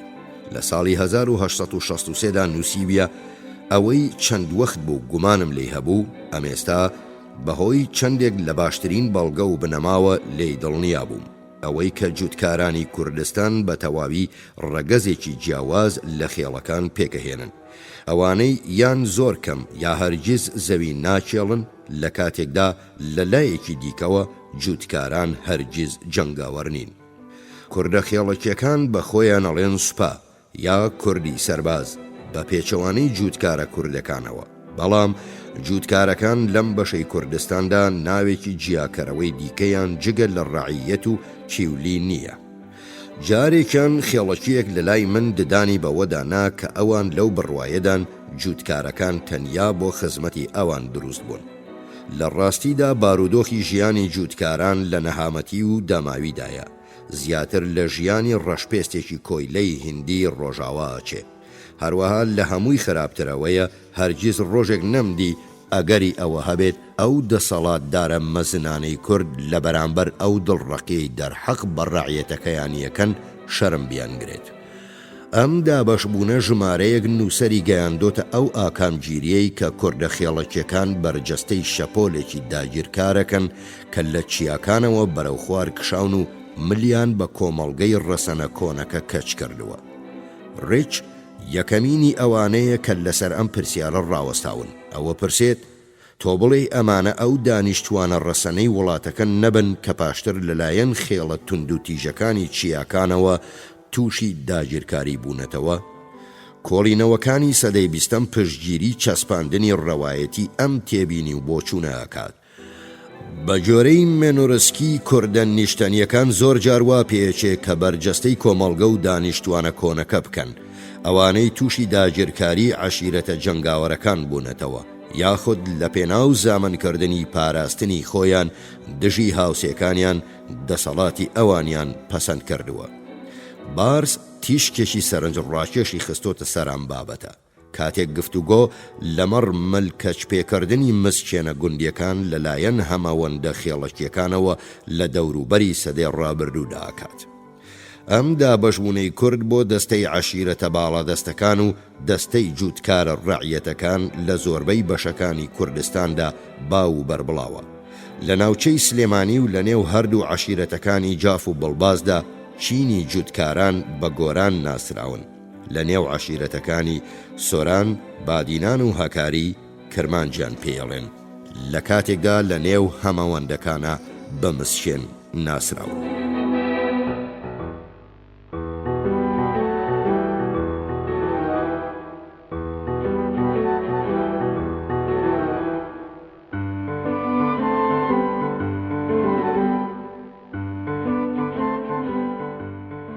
ڕێکخراوی خێڵەکی و دەستگاکانی خێڵ، تیرە، هۆز. وا دەرەکەوێت کاتی ئاماژەدان بە یەکە جۆر بە جۆرە خێڵەکیەکانی کورد جۆرێک لە ناڕێکی و سەر لە تێکچوون دێتە پێشێ. ئەم سەر لە تێکچوونەش بەشێکی بۆ ئەو ڕاستیە ئەگەڕێتەوە کە ئەم چەمکانە هەموویان وەک یەک لە سەراسەری کوردستاندا بەکار نایەن و هەروەها بەشێکی تریش بۆ ئەو ڕاستیە ئەگەڕێتەوە کە چەمکەکان بە شێوەیەکی ڕەمەکی و جێگۆڕ لەلایەن خێڵەکان خۆیانەوە بەکارەهێنرێن. وەرگرتنی چەند نمونەیەک بەسە بەڵگە بێت بۆ ئەو سەر لێ تێکچوونەی لە سروشتی بەکارهێنانی ئەو چەمکانەدا دێتە پێش. عەشیرەتی بالیک لە ناوچەی ڕەواندوز چەمکەکانی عەشیرەت، تایفە و تیرە بەکارهێنن بۆ بەرجەستەکردنی دابەشبوونی خێڵەکیان لە کاتێکدا لە نێو خێڵی سنجابی کوردانی ئێراندا لە بەرامبەر ئەو چەمکانە ئێڵ، تیرە و تایفە بەکارەهێنن. ئەو چەمکانەی لە نێو عەشیرەتی ئۆرەمار و ڕێکانیدا بەکارەهێنرێت کە بە درێژایی سنوورەکانی تورکیا عێراق ژیان بەسەرەبەن بریتیە لە عەشیرەت وەجاخ و ماڵا. کەچی ئەو چەمکانەی لە نێو عەشیرەتی جافدا لە باشووری کوردستانی عێراقدا ئەبینرێت عەشیرەت، تیرە و هۆزە. لە سۆنگەی ئەو ڕاستیەوە کە ڕێکخراوە خێڵەکیەکان لە بنەڕەتدا لە سەراسەری کوردستاندا هاوشێوە وێڕای ئەو جیاوازیەی لە بەکارهێنانی چەمکەکاندا هەیە. ئەم گفتوگۆی خوارەوە لەمەڕ ڕێکخستنی خێڵەکی هاوپەیمانێتی جافەکانە لە باشووری کوردستانی عێراق. بە جۆرەی بارس عەشیرەتی جاف بەسەر ژمارەیەک تیرەدا دابەشە بێ کە هەر یەک لەوانەش بەسەر ژمارەیەک هۆزدا دابەشە بن. تیرە دەستەیەکی بنەڕەتی ڕامیاری و یەکەیەکی خاوەن زەویە. وێڕای ئەوەی هۆزیش بەرجەستەی دەستەیەکی ساکاری نەوەکانەکات کە تەواوی ئەندامەکانی خۆیان لە بەرەبابێکی هەمان باپیران نەزانن. بەوەش هەموو ئەندامەکانی دەستە خێڵەکیەکەی هۆزی کاکە حەمە بەرەی پیاوێکن کە ناوی کاکە حەمەیە.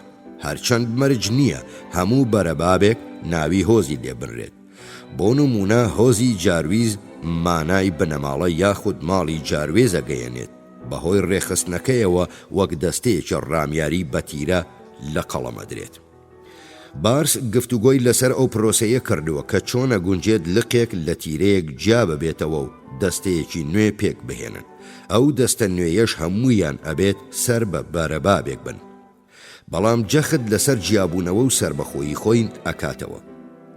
هێندێک لەو دەستانە بۆ نمونە بنجوتن وەک لقێک لە تیرەی شێخ اسماعیلی وێڕای ئەوەی هێندێکیان خزمن وەک شاتری ئەمانە بەردەوامی بە پەیوەندیەکانی خۆیان لەسەر بنەمای یەکسانی و وەک یەکی تەواوەدەن ئەو ڕاستیەی کە جەخت لەوە ئەکاتەوە یەک نەوەن و کوڕی یەک باوکن ئەم تیرانە چەشنە هاوکاریەکی ڕامیاری دیاریکراویان لە نێواندا هەیە کاتێک ڕوبەڕووی بڕیارێکی گرنگ وەک جەنگین ئەبنەوە سەرۆکی تیرە جۆربەجۆرەکان لە ئەنجومەنێکدا کۆ ئەبنەوە و بە گفتوگۆ و وتوێژ لەسەر بڕیارەکە ڕێکەکەون بەڵام ئەنجومەنەکە وەک جەستەیەک خاوەن هێز و توانایەکی بەرجەستە نییە خۆشەویستان و بیسەرانی ڕادیۆی خاک فەرموون لەگەڵ ئاڵلقەی پێنجەم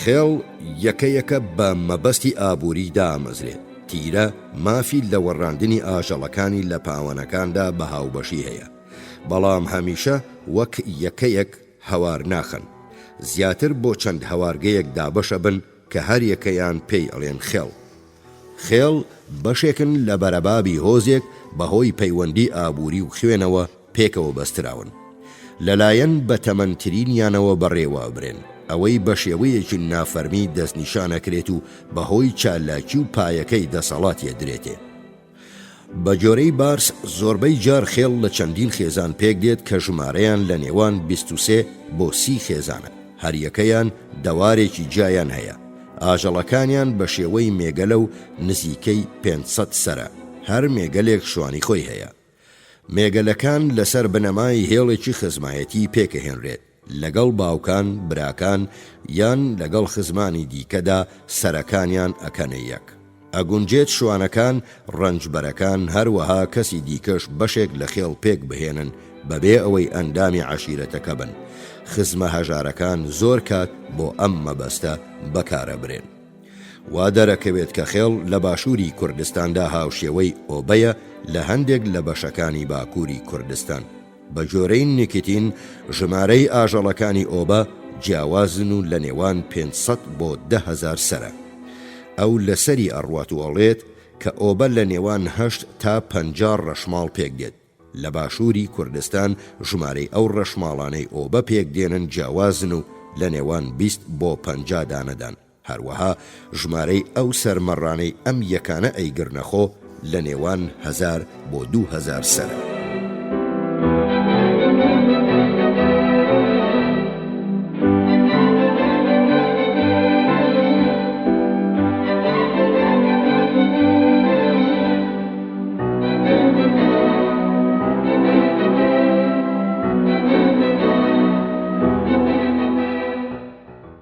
سەرکردایەتی خێڵەکی هەر تیرەیەک لەلایەن ڕئیسێک یان ئاغایەکەوە سەرۆکایەتی ئەکرێت و پایەکەشی بە میرات بۆ ئەمێنێتەوە ڕئیس یا ئاغا بەرجەستەی خانەدانی تیرە ئەکات وێڕای ئەو پەیوەستە خزمایەتی سەرۆک بە ئەندامانی تیرەکەیەوە ئەبەستێتەوە بە شێوەیەکی ڕێژەیی چەند حاڵەتێکی کەمی ژنخوازی لەگەڵ خانەدانی بەرەبابی هۆزەکانی دیکەدا بەرچاوەکەوێت ژن و مێردایەتی نێوخۆیی کە لەسەر بنەمای خزم خواستن ڕاوەستێت لە نێو بنەماڵە خانەدانەکاندا باوە پێویست بە گوتن ناکات ئەو کردارە یارمەتی بەهێزبوونی پێگەی سەرۆکەکات لە نێو تیرەکەی خۆیدا ژن و مێردایەتی دەرەکی شتێکی ناوازەیە کە ڕوو بدات ئەوە لە نێوان سەرۆک و خێزانێکی سامانداری ئاسایی نێو هەمان تیرەی خۆی بەڕێوەچێت سەرکردایەتی جاف بۆ بەگزادەکان یا بنەماڵەی میران ئەگەڕێتەوە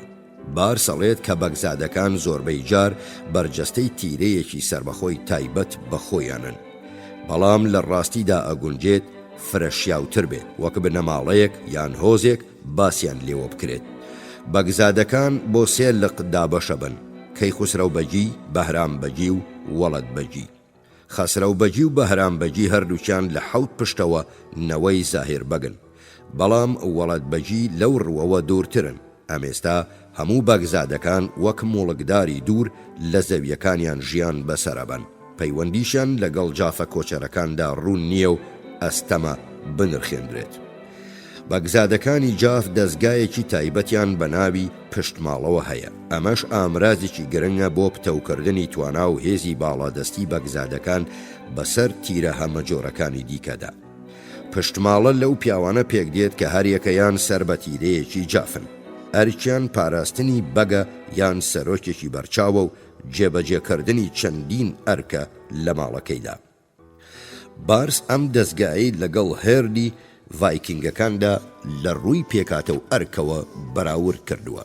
ڕاستی ئەوەی کە ئەندامانی پشتماڵە لە تەواوی تیرەکانەوە بانگەکرێن بۆ ئەوەیە کە بۆ نەزم و پابەندی شیاوترن و لە بەرەگەرایی و دوژمنایەتی خوێن پارێزاوترن.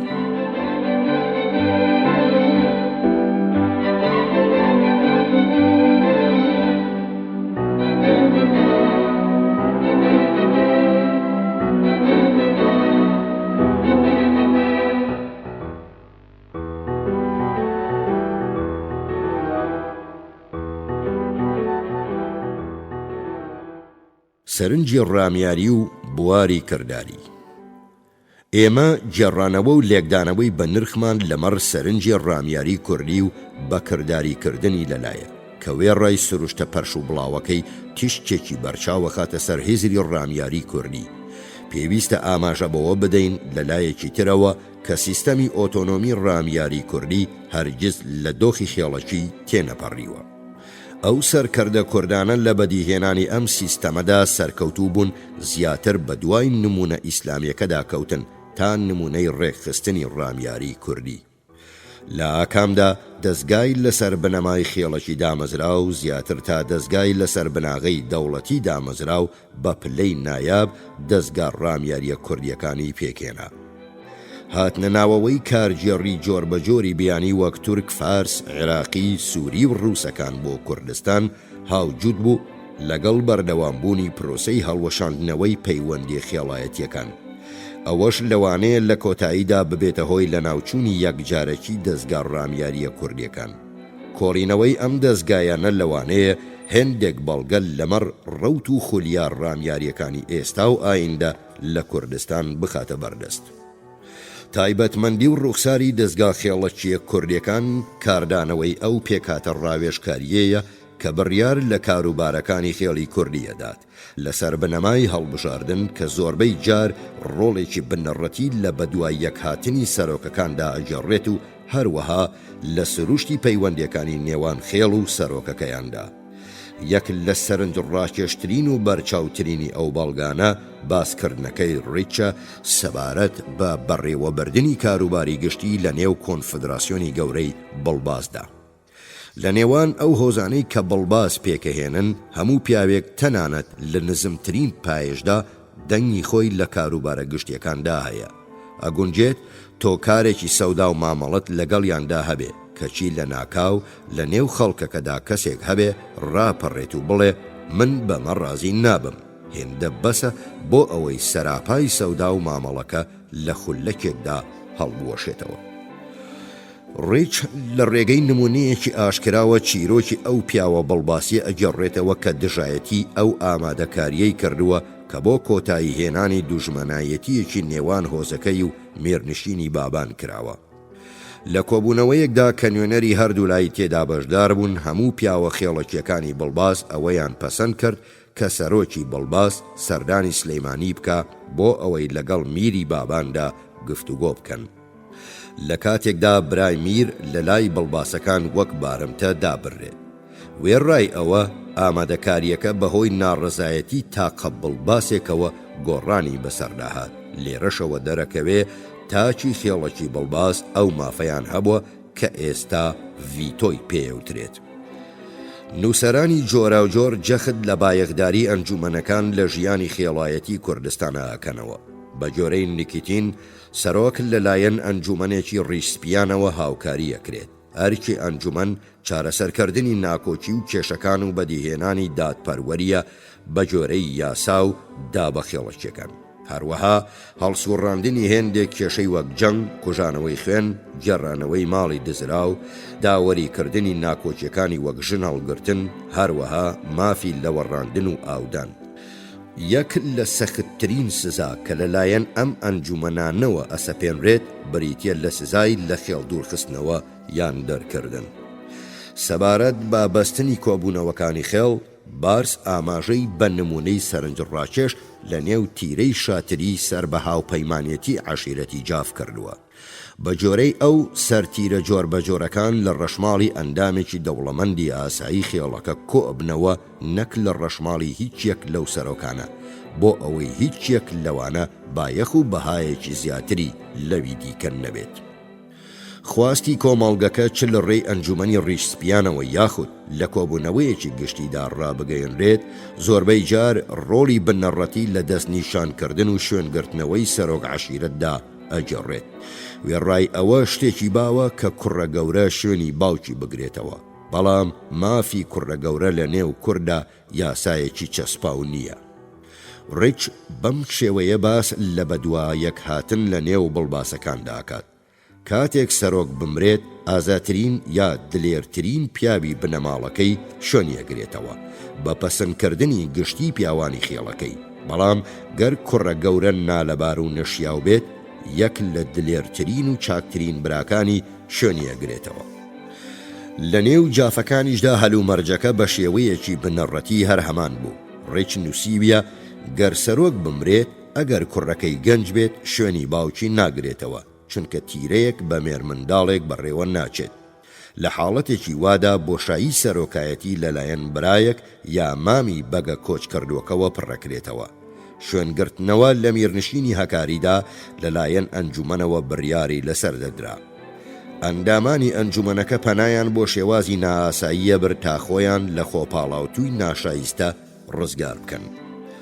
سەبارەت بە شوێنگرتنەوەی خانەکان بەندوباوی سەیر و سەمەرە ئەگوترێت، هەرچەندە مەسەلەکە میراتیە، بەڵام گەرخان هێندە بۆ ئەو پایە بڵندە شیا و نێتە بەرچاو، بانگی کۆبوونەوەیەکی پیاوە گرنگەکانەکرێت. ئەگەر دوای ڕاوێژ دەرکەوت ئەو خانە نەشیاوە، جووتێک پێڵاوە خەنە بەردەمی، ئەوەی لی چاوەڕوانەکرێت ئەوەیە لە پێیان بکات و زوو ژوورەکە جێبەهێڵێت. بەوەش ڕەزامەندی خۆی بۆ گواستنەوەی شوێنگرتنەوە بە کەسێکی خۆپاڵاوتووی دیکە پیشانەدات.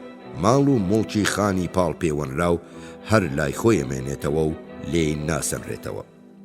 لانیکەم لە ناوچەیەکی کوردستانەوە دەرەکەوێت سەرۆکایەتی بە شێوازێکی هەڵبژاردن بێ کە نوێنەری تەواوی خەڵکی تێدا بەشدار بێت. بە جۆرەی کامەران بەدرخان لە ژیانی ڕامیاری کوردستاندا تەنانەت لە ناوچەی شێرناخ کۆمارێک بینراوە کە تێیدا سەرۆک لەلایەن خەڵکەوە هەڵدەبژێردرا. فرەر لە نووسەران قسەیان لە پەیوەندیەکانی نێوان کورد و سەرۆکەکانیان کردووە. هێندێکیان جەختیان لەوە کردوتەوە کە کوردە خێڵەکیەکان کوێرانە دوای سەرۆکەکانیان ئەکەون و بێ ئەملاولا ملکەچی و جۆڕایەڵی خۆیان پیشانەدەن. لەسەر داوای سەرۆکەکەیان بێ سێودوو ژیانی خۆیان نەخەنە مەترسیەوە. سۆن لە ساڵی 1980دا هەواڵی ئەوەی داوە کە بەڕێکە و چاوی بەدەستەیەک لە جەنگاوەرانی کورد کەوتووە کە لە شەڕێکی خوێناوی گەڕاونەتەوە و تێیدا نزیکەی 50 پیاوێکیشیان لێ شەل و شکست بووە. کاتێک سەبارەت بەهۆی شەڕەکە پرسیاری لێکردبوون، وا دەرکەوتبوو کە لێ نێو دەستەکەدا کەسێک نەبووە هۆیەکە بزانێ. سەرۆک پێمانی گوت شەڕی پیاوەکانی حەمەبەک بکەین و ئێمەش کردمان. بەم شێوەیە وەڵام درابووەوە. لایەنگری کوردان لە ڕێبەرە ئاینیەکانیان یان شێخەکان مەزنە گەر لە لایەنگریان بۆ سەرکردەکانیان مەزنتر نەبێت. وێڕای ئەوەی لە قۆناغی هاوچەرخیشدا ڕۆڵی شێخەکان بایەخێکی گەورەی بەخۆ بینیوە. ئەوەی وای لێکردین لە باسێکی سربەخۆدا و هەر لەم بەشەدا بە درێژی قسەی لێوە بکەین. سەبارەت بە گفتوگۆ لەمەڕ پەیوەندیەکانی نێوان کورد و سەرکردەکانیان لە ساڵی 1921دا مەیجەر WR هەی کە هەروەها کارمەندی کارژێڕی بریتانیەکان لە عێراق بووە، سەرۆکەکانی کوردی بۆ دوو دەستە دابەش کردووە، ئەویش ئاغای باش و ئاغای بەد. یەکەمیان بەرژەوەندی ئەندامانی خێڵەکەی لەبەرچاوە و بۆ خەڵکەکەی باوچێکی ڕاستەقینەیە.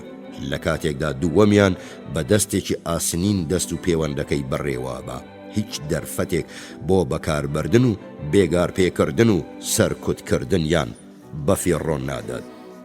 هەی ئاماژەی بەوە داوە کە ئەو سەرۆکانەی لە ناوچە چۆڵ و دوورە دەستەکاندان زیاتر بە تەنگ دەست و پەیوەندەکانیانەوە دێن وەک لەوانەی کەوتونەتە نزیک ناوەندەکانی حکوومەتەوە. بایەخی ئەم جیاوازیە لەو ڕاستیەدا دەرەکەوێ کە ئەو ناوچانەی نزیک ناوەندەکانی حکوومەتن ئەو کوردانەی تێدا نیشتەجێن کە جووتکاری گوندنشینن و خێڵەچین نین. لە کاتێکدا ئەوانەی ناوچە دوورە دەست و چۆڵەکان کوردانێکن لەسەر بنەمای پەیوەندی خێڵەکیەکان ئەگوزەرێن، جا چ کۆچەر بن یاخود نیشتەجێ. دملوجی کە سەبارەت بە هەمان بابەت لە ناوچەی بادیناندا گفتوگۆی کردووە، ملکەچی و جۆڕایەڵی کوردانی نیشتەجێ بۆ ئەو ڕاستیە گەڕاوەتەوە کە ئەوان بە زەویەوە بەستراونەتەوە کە سەرچاوەی ژیان و گوزەرانیانە. بەوەش ناتوانن لە دەستی ئاغا ڕزگاریان بێت و بۆ شوێنێکی دیکە بجۆزنەوە. لەم قسەیەی دملوجیەوە ئەوە دەرەکەوێ کە لای ئەو بە شێوەیەکی سەرەتایی ئەو کوردانە ڕێکخستنی خێڵایەتیان لە نێودا لاواز بووە.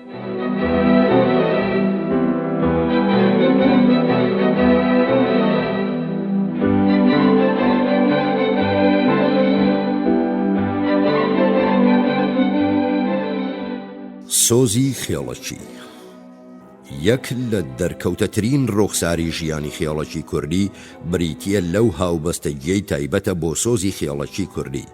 لە بۆنەی جیاوازدا ئەو سۆزە سەلماندوویەتی کە تەنانەت لە سۆزی ئاینیش بەهێزترە، هەرچەندە لە یەکەمین سەرنجدا ئەگونجێت زیاتر لە ڕۆژهەڵاتی ناوەڕاستدا نائارام بێت، بەڵام لە ڕاستیدا هێندە بەرتەسک و ناباو نییە وەک دەرەکەوێت.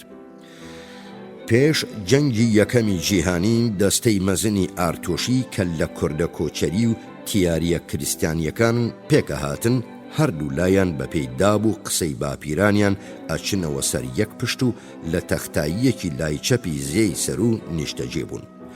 زۆربەی جار لە شەڕ و ململانێدا بوون لەگەڵ ئەو نەستوریە کریستیانیانە و کوردە موسڵمانانەی پێکەوە لەبەری ڕاستی زێیەکەوە نیشتەجێ بوون.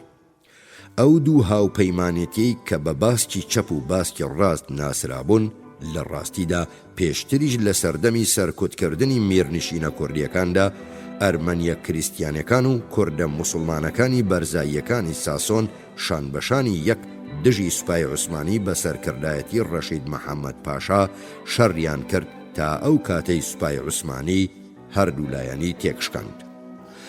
لەوانە بەرچاوترین نمونەی سۆز و هاوبەستەجی خێڵەکی کە سۆزی ئاینی تێپەڕاندبێت بریتی بێ لە یەکێتی موسڵمان و کریستیانەکانی هەکاری کە لە نیوەی یەکەمی سەدەی 19دا گەشەی کرد. لە کاتی نەمانی میری هەکاری پاتریارکی نەستوری میرنشینەکەی بەڕێوە برد، وەک یەک فەرمانڕەوایی کریستیانی و موسڵمانەکانیە کرد، تەنانەت پێشوازی نێردراوانی سوڵتانیشیە کرد. ئەو خاڵەی دواییان بایەخێکی مەزنی هەیە، چونکە مانای ئەوەیە کە مەسەلەکە تەنیا پێکهاتنێکی خۆجێن نەبووە، بەڵکو ڕاستیەک بووە لەلایەن باڵاترین دەسەڵاتەوە زانراوە و پەسەندیش کراوە.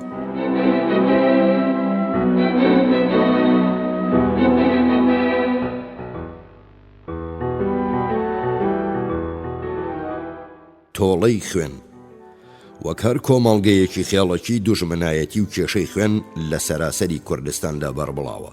شێوە و توندی دیارە لە شوێنێکەوە بۆ شوێنێکی تر جیاوازە و چەند هۆکارێک کاری لێکن.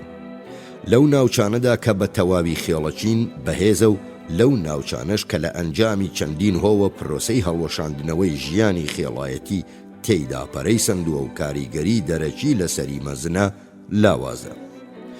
بێگومان پێکهاتەی خزمایەتی ئەو پەیوەستە بەهێزەی ژن و ژنخوازی کۆمەڵگەی خێڵایەتی بەو ئاراستەدا ئەڕوات کە کێشەی خوێن تونتر ئەبێت. دەستەی خێڵەکی خۆی بە یەکەیەکی سربەخۆ و تاقانە ئەزانێت و لە دەرەوەی خۆشی بەو چاوە سەیریەکرێت.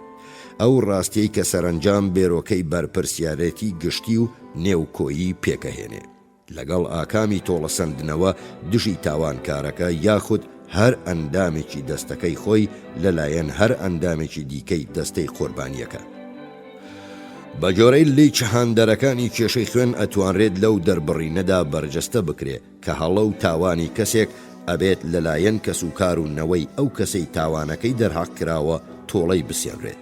هەروەها ئەبێت دەست بەجێ ئەوە تێبینی بکەین کە ئەو سیستەمەی دەستەیەکی خێڵەکی باوکایەتی داخراوە و لەسەر بەنەمای ژن و ژنخوازی نێوخۆ دامەزراوە. زۆر گونجاوە بۆ ئەنجامدانی ئەم جۆرە کارە دوژمنکاریانە. نێکێتین تۆڵە بە یەکێک لەو سێشتەدانێ کە بیرکردنەوەی مرۆڤی کورد داگیرەکات و شێوازی لایەنگری و وەفاداری و ئاکاری دیاریەکات.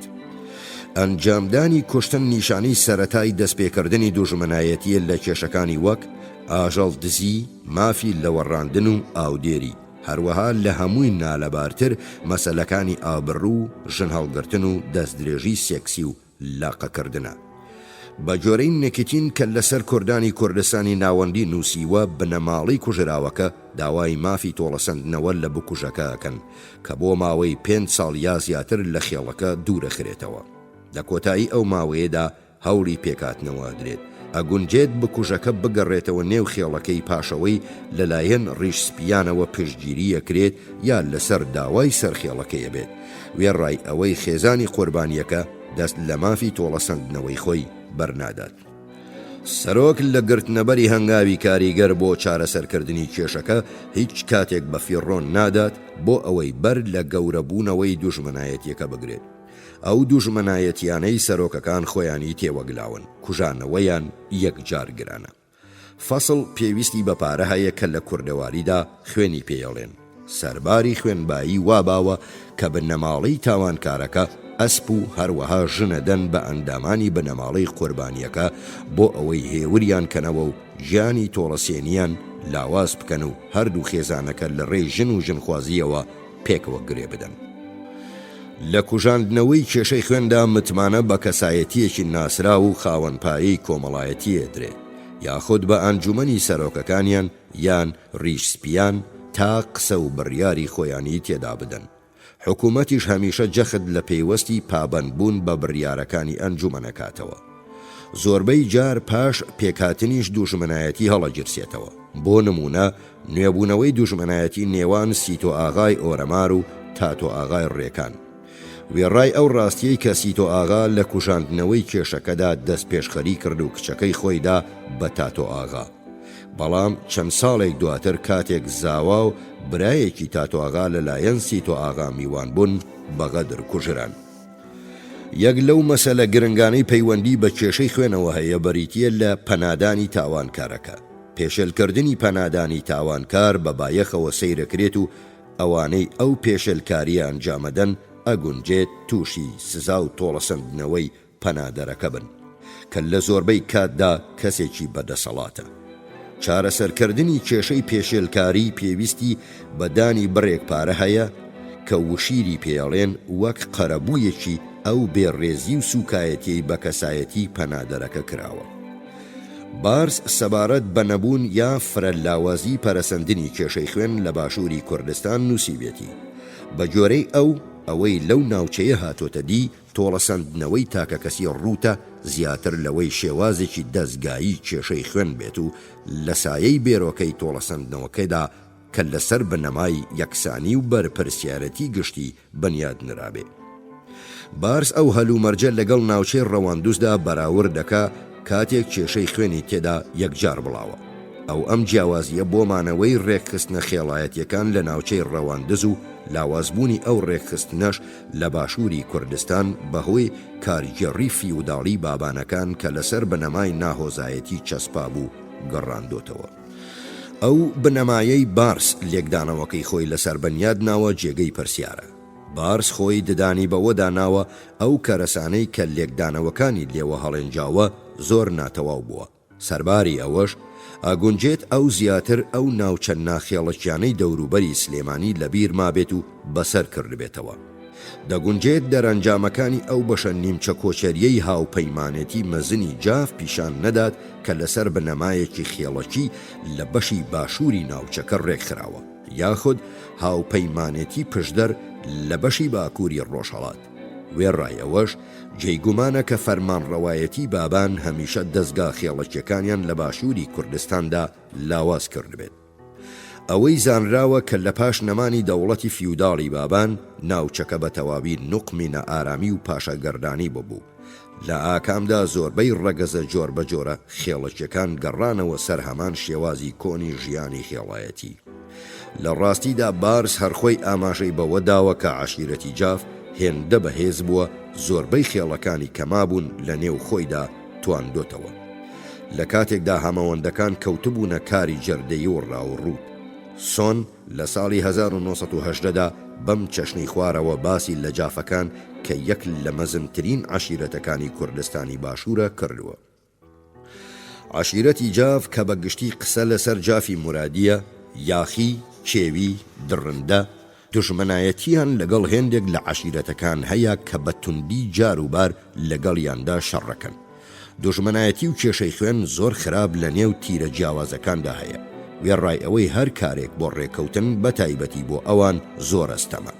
تەواوی عەشیرەتەکە نوقمی کێشەی خوێن و دوژمنایەتی بووە، ئەو مەسەلەیەی کە بەشێکی گەورەی کاتی خێڵەکانی داگیر کردووە. ئاکامە دوور و مەوداکانی کێشەی خوێن هەروەها ئەو شێوازەی کە کاریگەری پێدەکاتە سەر نەک هەردوو بەرە تێوە گلاوەکە و لایەنگرتنیان بەڵکو تەواوی کۆمەڵگاش. ئەگونجێت بە باشترین شێوە لەو دوژمنایەتیە بەرجەستە بێت کە لە نێوان هەردوو بنەماڵەی خانەدانی باوێڵاغا و عەبدوڵڵا پاشا لە ڕەواندوز هەبووە. ئەم دوژمنایەتیە کە ماوەیەک پێش داگیرکاری بریتانیەکان بۆ کوردستانی عێراق دەستی پێکردووە. ئەو دوژمنایەتی ئاگرەکەی تا ماوەیەکی درێژخایەن بەردەوام بوو. لە ساڵانی بەرایی داگیرکاری بریتانیەکاندا تێکەڵ بە کارگێڕی هەرێمەکە بوو گۆڵمەزێکی مەزنی بۆ دروست کرد. دانانی ئیسماعیل بەگی کوڕەزای عەبدوڵڵا پاشا بە فەرمانڕەوای ڕەواندوز وای لە بنەماڵەی باوێڵاغا کرد ببنە هاوپەیمانی سوورچیە خێڵەکیە ناڕازیەکان. ئەوانەی دوجار ڕاپەڕین و توانیان بۆ ماوەیەکی کاتی بریتانیەکان لە زۆربەی ناوچەی ڕەواندز وەدەڕنێن. ئێمە لە ئەم هەمڵتۆنەوە زانین کاتێک لە ساڵی 1920دا وەک ئەندازارێک لە عێراق بەرپرسی بنیادنانی ڕێگا مەزنەکەی ڕەواندز بووە کە ئەم دوژمنایەتی و کێشەی خوێنە چۆن سەرنجی گشتی ڕاکێشاوە. ئیسماعیل بەگ دوجار لە کاتی گەڕانەوەیدا بۆ ڕەواندوز خرایە بۆ سەوە و کوژرا. خۆربانیەکی دیکەی ئەم دوژمنایەتیە بە جۆرەی لچ بریتی بووە لە برازاکەی حامید ئەمیناغای دەرگەڵە کە خزمی هەردوو بنەماڵە دوژمندارەکەیە و لە ساڵی 1937دا کوژراوە. دوا قوربانی لە چوارچێوەی ئەو دوژمنایەتیەدا کە لچ ئاماژەی پێداوە ئەوە بووە کە ئەو کەسەی لە ساڵی 1938 کوژراوە. کاریگەری گرنگی ئەم دوژمنایەتیە بە تێپەڕبوونی کات تایبەتمەندیەکی ڕامیاری گرتوۆتە خۆ. لچ گوتوویە مەسەلەکە بە شێوەیەک ئاڵۆز بووە کە تێکەڵ بە پرسە بەرفراوانەکانی دیکە بووە، بە تایبەت نەتەوایەتی کوردی. تۆمەتبارکردنی بەوەی ئینگلیز خوا بێت یا عەرەب خوا یا دژە کورد لە نێو هەموواندا بە شێوەی جیاواز هەیە و لە کاتی دیاریکراوی ئێستادا ئەو دەرفەتە نییە کە هەموو ئەو دوژمنایەتی شەخسیە ئاڵۆزانە و بەرژەوەندیە دژ بە یەک و ئاڵۆزکاوانە چارە بکرێت. لە ساڵی 1954دا لە کتێبێکدا کە لەلایەن نووسەرێکی کوردەوە نووسراوە ئەو دوژمنایەتیە لە چوارچێوەی ململانەیەکی پارتیزانی سەخت کە پەیوەندی بە چالاکی ڕامیاریەکانی ئیسماعیل بەگەوە هەیە ئاماژەی پێدراوە. پێدەچێت لێرەدا گونجاو بێت کە تۆڵە و حەقلێکردنەوە وەک دیاردەیەکی بربڵاو لە نێو چەند خێڵێکی دیاریکراو لە قەڵەم بدرێت. بە گوێرەی زێرنۆڵد تۆڵەکردنەوە هەروەها لە هەمبەر ئاژەڵان و شتی بێگیانیش وەکدار و چەک ئەنجامەدرێت. بۆ نمونە لە ساڵی 1853دا سێر ئۆستن هێنری لایەرد شاید حاڵی گێڕانەوەی ڕووداوێکە کە کابرایەکی مارگری ئێزدی لە تۆڵەی ئەوەی مارێک گازی لە کوڕە 7 ساڵەکەی گرتووە کە هاوکاری باوکی کردووە لە کارەکەیدا و لە ئەنجامدا خوێنی لێهێناوە ئەمیش گازی لەسەری مارەکە گرتووە. فرەیزەر ئاماژەی بەو چیرۆکەی محەممەد پاشای ڕەواندوز داوە کە لە تۆڵەی کوشتنی مرۆڤێک لەلایەن گورجێکەوە گورگەکەی پاش ئەشکەنجەدانێکی تند کوشتووە. هەرچەندە بوونی ئەم کردارانە لە نێو کووردا لەسەر ئاستی تاکە کەسی بۆ خۆی سەرنج ڕاکێشە، ئەو شێوازەی کە لەم کردارانە لەسەر ئاستێکی گشتیدا تێدا بەرجەستە ئەبێ لە کاتێک لە پرسە ڕامیاریەکانەوە تێواگلێت با یەکێکی تایبەتی ئەبێت. لە مڕووەوە گەڕانەوەکانی نێکێتین ئەم بابەتە ئاشکراکەن. هێزێکی تەمێکەری عوسمانی کە لەلایەن ژەنڕاڵ فازڵ پاشاوە دژی شێخ عەبدوسەلامی بارزانی فەرماندەی یەکرا، لەلایەن موریدەکانی شێخەوە خرایە بۆ سەوە و بەشێکی زۆری ئەندامەکانی یا کوژران یا گیران.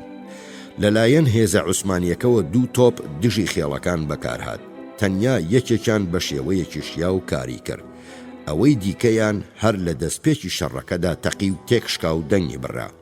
دوای ئەوەی سەرکەوتنیان بەدەستهێنا، موریدەکان لە دەوری تۆپەشکاوەکە کۆبوونەوە، باوەشیان پێدا کرد و بە بڕوادار و شەهیدیان دانا، چونکە ئامادە نەبووە دژی شێخ بجەنجێت.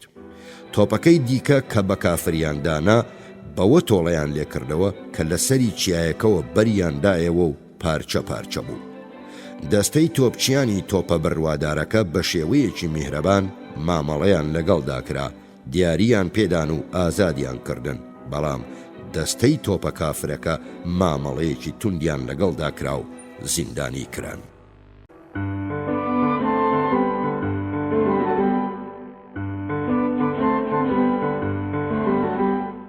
خۆشەویستان و بیسەرانی ڕادیۆی خاک، فەرموون لەگەڵ ئاڵلقەی شەشەم.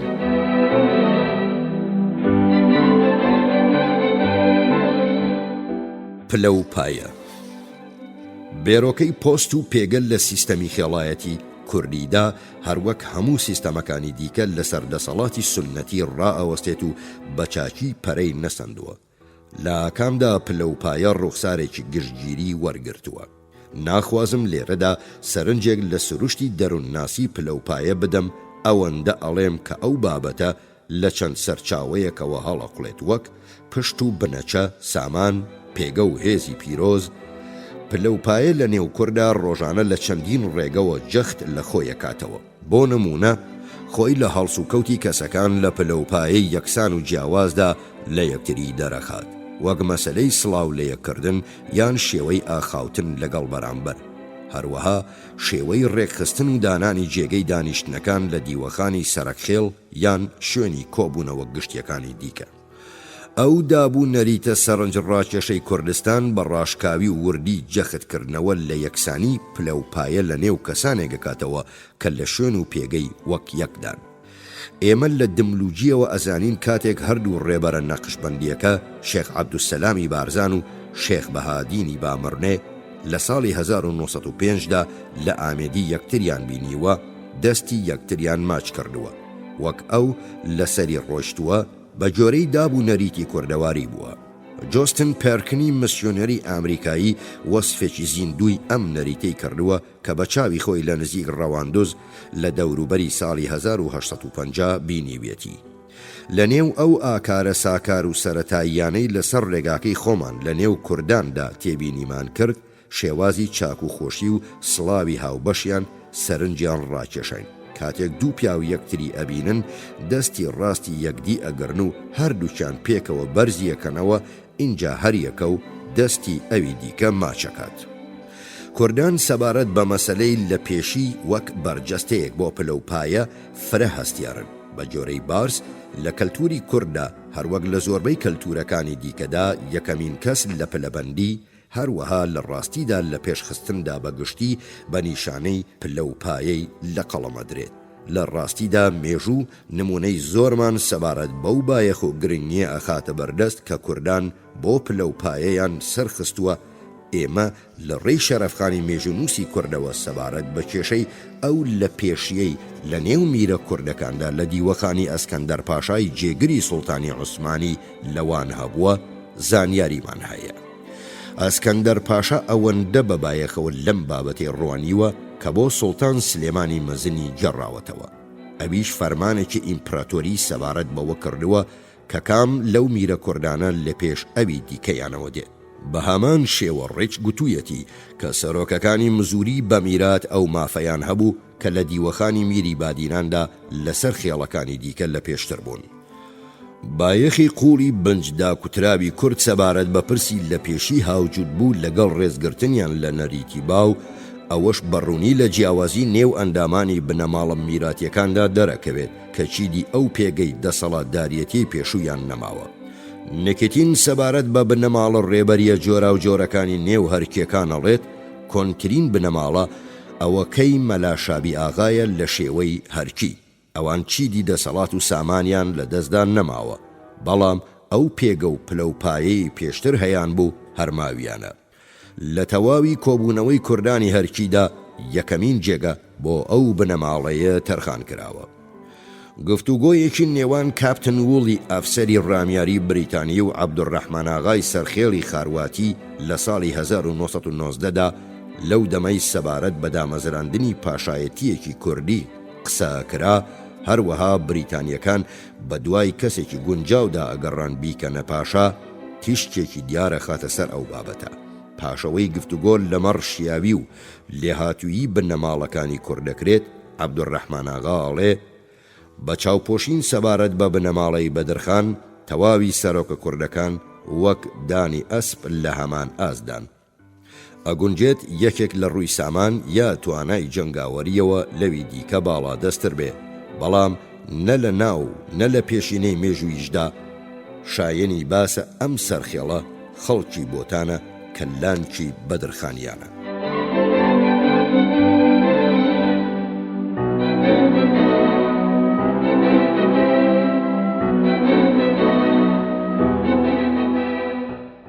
ژیانی ڕۆژانەی کورد.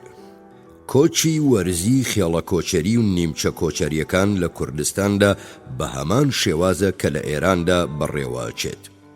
لە کۆتایی بەهاردا خێڵەکان دەشت و دۆڵەکان جێئهێڵن و بەرەو هەوارگە و لە وەرگاکانیان لە ناوچە چیاییە جۆر بە جۆرە بەرزەکان واتە زۆزانەکان ملدەنێن. لەوێ هاوین بە لەوەڕاندنی ماڵاتەکانیانەوە بەسەرەبەن. لە پاییزدا لە وەرگای بەرزاییەکان جێئهێڵن و بەرەو ناوچە گەرمە سێرە زستانیەکانیان لە نزماییەکاندا ئەگەڕێنەوە. وێڕای ئەوەی خێڵە جۆر بە جۆرەکان ساردەسێر و گەرمەسێری زانراوی خۆیان هەیە کە بە گشتی لەلایەن خێڵەکانی ترەوە ڕکابەری لەسەر ناکرێت، بەڵام هێندێک جار لەو ڕوەوە کێشە پەیدا ئەبێ. هەمیشە خێڵێکی بەهێز و دەسەڵاتدار ئەگەرێکی زێدەتری لە دەستکەوتنی ساردەسێر و گەرمەسێرێکی باشتری هەیە بەهۆی ئەوەی دەسەڵاتەکەی ئەو مافەی بۆ چەسپێنێت. بە هەمان شێوە مافی تێپەڕین بەرەو شاخەکان و گەڕانەوەش بە گشتی چەسپاوە، بەڵام زۆربەی جار کۆچەوەرزیەکان ئەبێتە بۆنەیەک بۆ پێکدادانی توند لە نێوان خێڵە کۆچەری و نیشتەنیەکاندا. ئەوانەی زەویەکانیان ئەبێتە ڕێڕەوی کاروانی کۆچەریەکان. هەروەها هێندێک جار پێکدادان لە نێوان خێڵە کۆچەریە جۆراوجۆرەکان خۆشیاندا ڕوەدات. هەندێک جار لە وەرگا ساردەسێرەکان فرە لە گەرمەسێری خێڵەکانەوە دوور نین. زۆربەی ئەو ناوچانەی ئەکەوێتە نێوان سنووری تورکیا و عێراق و دەریاچەی وانەوە بە گشتی زۆزانی پێیەگوترێت. زۆربەی ئەم لە وەرگا چیاییانە سەرچاوەی ئاویان زۆرە، وەک بەرزاییەکانی مێروانێن و فەراشین کە بۆ تەواوی هەرێمەکە سەرچاوەیەکی مەزنە. لە پاش جەنگی یەکەمی جیهانی کۆچی وەرزی زۆرینەی خێڵە کۆچەریەکان کە وار ڕاهاتبوون هاوین لە تورکیا و زستانیش لە عێراق بەرنەسەر، لە ئاکامی دیاریکردنی سنووری تورکیا عێراق لەسەر ڕێگەی ئەو خێڵانە بە تەواوی پەکی کەوت. وەستانی تێپەڕینی خێڵە کۆچەریەکان لە نێوان تورکیا و عێراقدا لە بنەڕەتەوە ئاکامی ئەو پەیوەندیە نادۆستانەیە بوو لە نێوان هەردوو وڵاتدا هەبوو، هەرچەندە هەلومەرجەکە پاش چاکبوونی ئەو پەیوەندیانەش هێشتا بە نەگۆڕابی مایەوە. ئەگونجێت بەهۆی نەشونەمای نەتەوایەتی کوردی لە کوردستانی عێراقدا بێت.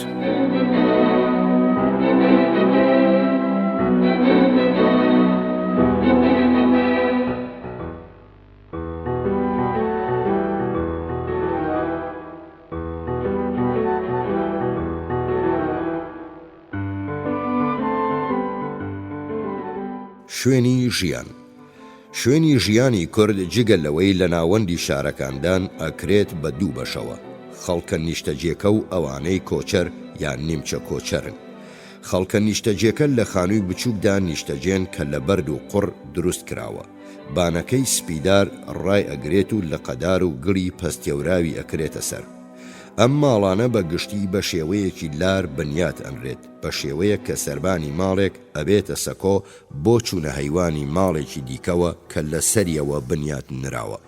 لە ناوچەی دیاریکراوی کوردستاندا بە تایبەتی لە بەرزاییەکانی دەرسیمدا و هەروەها لە بەرزاییەکانی هەکاریدا هەواڵ هەیە کە خانووەکان لە بەرد و گەچ دروسەکرێن و فرە پتە و خۆڕاگرن.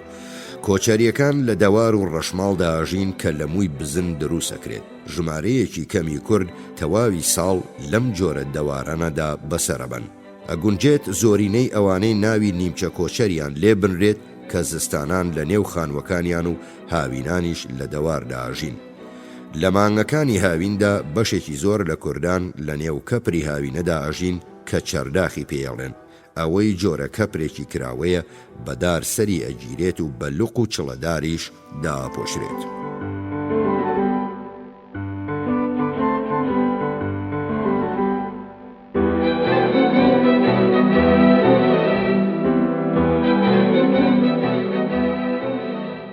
خۆراک. خۆراکی کورد بە شێوەیەکی بنەڕەتی دانەوێڵە و بەرهەمەکانی شیرە. ئەوەی دواییان وەک پەنیر، جۆرەکانی شیری مەیوی وەک دۆ، ماست و ماستا و هەروەها کەرە و پێکاتەکانی نیسک، جۆ، گەنمەشامی، نۆک، ساوەر، هەروەها برنج ئەو خۆراکانن کە بە گشتی کورد پشتیان پێبەستێت. مێوژ بەشێکی گرنگ لە خۆراکی کورد پێکەهێنێت بە بەراورد بەو خواردنانەی کە لە نێو عەرەبدا هەن. بە جۆرەی هەی ئەو خۆراکانەی لە نێو کووردا بڵاون نانی گەنم، مێوژ، سەوزە، ماست و ساوەر، هەروەها نانی جۆش بە شێوەیەکی فراوان بڵاوە بە تایبەت لە نێو ئێزدیەکاندا. لە هەندێک بەشی کوردستاندا لە ناوچە چەپەتچیاییەکاندا کە چێڵگەی تێدا زۆر کەمە بەڕوو ئەهاڕێت و ئەکرێتە ئارد بۆ نان بە تایبەت لە کاتی قات و قڕیدا. میوە و سەوزەش هەر کاتێک دەستکەوێت ئەخورێت. ژمارەیەک نووسەران ئاماژەیان بە پیاز وەک یەکێک لە مادە خۆراکیە گرنگەکان لە لای کورد داوە. هەنگوین و گەزۆ خواردنی پەسەندن. لەم ساڵانەی دواییدا چا بۆتە شمەکێکی گرنگ لە کوردستاندا. گۆشت زۆر بەکەمی ئەخورێت مەگەر لای کوردانی دەوڵەمەند نەبێت. بەرخ بە باشتر ئەزانرێت، بەڵام گۆشتی بزن، گا و پەلەوەریش ئەخورێت. کورد زۆر حەزیان لە ڕاوە وەک ئاسک لە دەشتەکان، کەڵەچێوی لە چیاکان و مەڕەچێویش لە ناوچە گردۆڵکەیەکاندا. هەروەها ڕاوی باڵندە وەک مراوی، کەو، پۆڕ و سوێسکە. زۆربەی ناوچەی کوردستان بەرازەی چێوی لێیە، چونکە موسڵمان ئێزدی و ئەهلی حەق ئاینەکەیان ڕێگەیان نادات گۆشتی بەراز بخۆن. ئەوەش گریمانی ئەوەیە کە کورد ئەو گۆشتە ناخۆن، هەرچەندە هەواڵی ئەوە هەیە کە ئەندامانی هەر سێ دەستەکە جاروبار ئەو تابۆیە ئەشکێنن. کورد لە ڕووی ئاکاری خۆراکیەوە خەڵکێکی بە خۆراک نین. هەی ئاماژە بەوە ئەکات کە لە ناوچەی هەولێر کوردانێک ئەو تێبینی کردوون تەنیا دوو ژەم نانەخۆن، لە نیوەڕۆ و هەروەها لەسەر ئێوارەشدا. جگە لە کوردە دەوڵەمەندەکانیان کە بەیانیش نانەخۆن. هەرچەندە نووسەرێکی کورد کە گفتوگۆی لەسەر نەریتی خۆراکی کوردانی بۆتان کردووە لە ساڵی 1930دا ئاماژەی بەوەداوە کە ئەوان 6 ژەم نانەخۆن. یەکەمیان سەر لە بەیانی زوو، هەروەها دواژەم کاتێک ئەچنە جێگاوە. هەروەها دانیشتوانی ئەو شارە ژەمێکی زێدەژەکەن بەسەریا.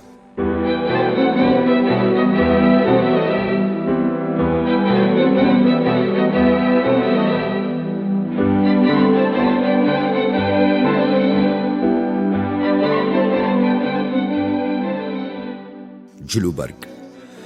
جلوبەرگی کوردی بە شێوەیەکی بەرچاو لە بەشێکی کوردستانەوە بۆ ئەوی دیکە جیاوازە. ئەم جیاوازیە لەو کڵاو پێچەدا دەرەکەوێت کە بەگشتی زۆربەی کورد لەسەر یەکەن. کوردانی هەکاری و موکری پارچەیەکی گەورەی لە ئاوریشم یا لۆکە دروستکراو کە ڕیشودارە لە کڵاوێکی تایبەتیە پێچن و لەسەر یەکەن و ڕیشوەکان بەسەر چاوانیاندا شۆڕبێتەوە. بڵاوترین کڵاو جامانە لە بەشی ناوەند و باشووری کوردستانە بینرێت کە پارچەیەکی ئاوریشمە و لە کڵاوێکەوە پێچرێت. هێندێک لە خێڵە کوردەکان سەریان بە جۆرێکدا ئەپۆشن کە کەمتر یان هەر هیچ لە کڵاو پێچ ناچێت. جوبرانلیەکانی باشووری کوردستان لە بادێکی درێژی سپی لەسەرەکەن کە تەنیا پارچەیەکی بچووکی ئاوریشمی لێبەستن. لە کاتێکدا شکاک کڵاوێکی پتەوی خوریەکەنە سەر کە درێژە و گوڵینکەدارە. ئەمە چەند نمونەیەکی کەمی کڵاو پێچی کوردانە، هەرچەندە هەموو ئەم کڵاو پێچانە بۆ چاودێرێکی ئاسایی وا دەرەکەوێت کە وەک یەکن و زۆر جیاواز نین. بەڵام کوردێک بە ئاسانی ئەتوانێت لە ڕێی تێبینی کردنی شێوازی بەستنی کڵاو و پێچی کەسێکەوە ناوی خێڵ و ئەو شوێنەش بڵێت کە ئەو کەسەی بۆ گەڕێتەوە. کوردە باکووریەکانی دەشتی ئەرمینیا کە خەریکی ئەسبدارین پانتۆڵێکی تەسکی توندکەمەرەکەنەبەر بەرەو باشوور لە ناوەند و باشووری کوردستاندا شەڕواڵ نمونەیەکی باوە لە سەر و ئەژنۆوە فشە و لای قولە پێشەوە تەسکە بێتەوە. لێرەدا بە تایبەت لە دەڤەری بادینان و بە شێوەیەکی دیاریکراو لە ناوچەی ڕواندوز کوردان شەڕواڵێکی دەرلنگپانەکەنەبەر ڕانکی پێیەگوترێت کە زۆر لەو پانتۆڵانە ئەچێت دەریاوانەکان لەبەریەکەن. جۆرێکی دیکەی پۆشاکی کورد کە سرنجڕاکێش دێتە بەرچاو بریتیە لە پشتێن کە پیاوان لە نێوقەدیان یەبەستن. هێندێک لەم پشتێنانە چەند پێیەک درێژە و بە شێوەیەکی ئاڵۆزە بەسترێت. خەنجەر دەمانچە و شتی دیکەشەکرێت بەلاکانیدا. تایبەتمەندیەکانی دیکەی جلوبەرجی کوردی فەقیانەی درێژی سپیە. فەقیانەدار کاتی کارکردن، خواردن، شتن یا شەڕکردن سەری فەقیانەکانی پێکەوە گرێ ئەدات و ئەی هاوێتە پشتیەوە. کوردان چاکەتی جۆراوجۆرەکەنەبەر لەوانە چاکەتی لبادی بێقۆڵە کە لە سەراسەری باشووری کوردستاندا بڵاوە. هەروەها چاکەتێکی دیکە هەیە سەڵتەی پێڵێن لە دۆخی سەرماشدا چاکەتێکی لبادی ئەستور لەبەرەکەن. پێڵاوی کوردی بە گشتی بە قەبارەی پێبێت کە نوکەکەی چەماوە و بێپاژنەیە وەک باوە لە پێستی گا دروسەکرێت. جۆرێک لەو پێڵاوانەی کورد لە پێیەکەن ڕەنگی سوورە بە زێڕگول یا کالیک ناوی ئەبرێت کە پێستی گای ڕەنکراوە و بە ئاوریشم چەندراوە یان گوڵینکەی خوری پێوەیە. هێندێک پێڵاوی لباد بۆ شاخەوانی لە پێیەکەن. کوردە باکووریەکانی دەشتی ئەرمینیا هەروەها دزەیەکانی هەولێر پۆتینی درێژ لە پێیەکەن. ژێوەی ئێرانی کە لە ئاوریشم یان لۆکەی چەنراوی ورد دروسەکرێت و بنێکی پان و تەختی هەیە زۆر بڵاوە. گۆرەوی خوری تا سەر ئەژنۆ لە ڕانیە ئاکرێ ڕواندز و هەکاری لە پێیەکرێت کە زۆربەی جار لەسەرەوە بە قەیتان و گوڵینکەی درێژ ئەبەسترێت.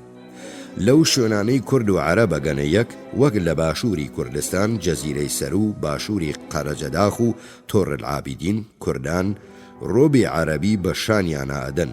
هەندێکیان تەنانەت بۆ کۆفیە و عەگالی عەرەبیەکە وازیان لە کڵاو و جامانەی کوردیش هێناوە.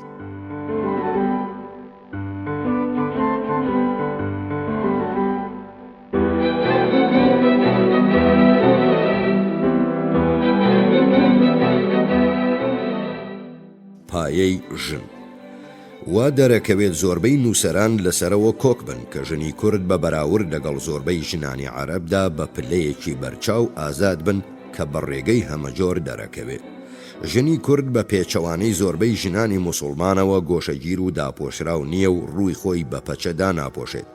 ئەو ئازادانە تێکەڵ بە پیاوە بێت و چ شەرم و ترسێکی وەها پیشان نادات کە هەڵقوڵاوی نەریتێکی گۆشەگیرانە بێت. لە کاتی جەژنەکان بوو گواستنەوە بۆ نەو ئاهەنگەکانی دیکەدا ژن و پیاو پێکەوە سەماکەن. سۆن تێبینی کردووە کە ئەو سەما و ڕەشبەڵەکە لە نێو خەڵکی موسڵماندا شتێکی نائاساییە.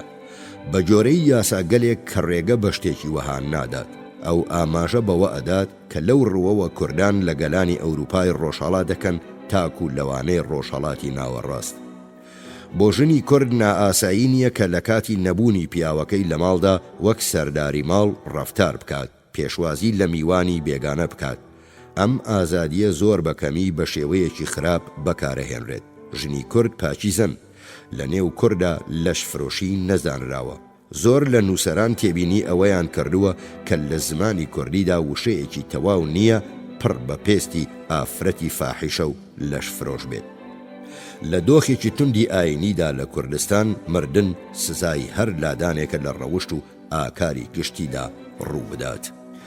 ژنی کورد خانم خاسی ماڵی خۆیەتی، دەسەڵات و کاریگەری لە بازنەی خێزاندا یەکجار بەرچاوە، گوێ لە ڕاوێژی ئەگیرێت و ڕێزی لێئەنرێت.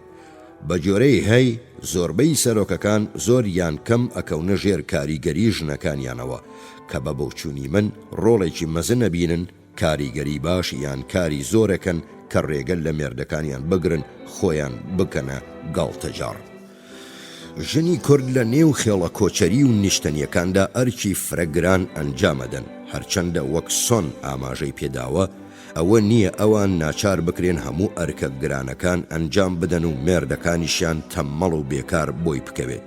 دابشکردنێکی بەرچاوی کار لە نێوان ژنان و پیاواندا هەیە. پیاوان بە گشتی لە کێڵگە خەریکی کارن، بایەخ بە مێگەل و ئاژەڵەکانیانەدەن، زەویە کێڵن، بایەخ بە دارە بەردار و پەڵەتوتنەکانیانەدەن، یان بەرووبوومەکانیان ئەبەنە بازاڕەکانی دەوروبەر. لە کاتێکدا ژنەکانیان خەریکی میوە وشکردنەوە و توتن هەڵخستن و بەڕەتەکاندنن، هەروەها چەندین کارتی دیکەی ماڵ ئەنجامەدەن. بارس ئەم سەرنجە ئەچەسپێنێت. خێزان یەکەیەکی ئابووری سربەخۆیە، بە شێوەیەکی نمونەیی لە خانەوادەیەکی سەرەتایی پێک دێت، مێرد، ژن، هەروەها مناڵەکانیان. لە نێو ئەمانەدا ڕۆڵی ئابووری بە هەمان ئەو هێڵت دابەش کراوە کە بۆ خێزانە لادێیەکانی ئەوروپا ئاشنایە. شتێکی پێویست نییە بە درێژی هەمووی باس بکرێ. پیاوەکە زۆربەی کاتی خۆی لە نێو کێڵگەدا بەسەرەبات، ئەو مافەی هەیە بایەخ بە ئەسپەکان بدات و ئاگای لێیان بێت. ئاژەڵەکانی دی لەلایەن ژنەوە بایەخی پێدرێت، شیریان ئەدۆشێت و خۆراکیان لێ دروسەکات. هەروەها ئارکەکانی دیکەی ماڵ وەک قوڕەکاری ناوەوەی ژوورەکان و چاکردنی سەربان ئەمانە لەسەر پیاون.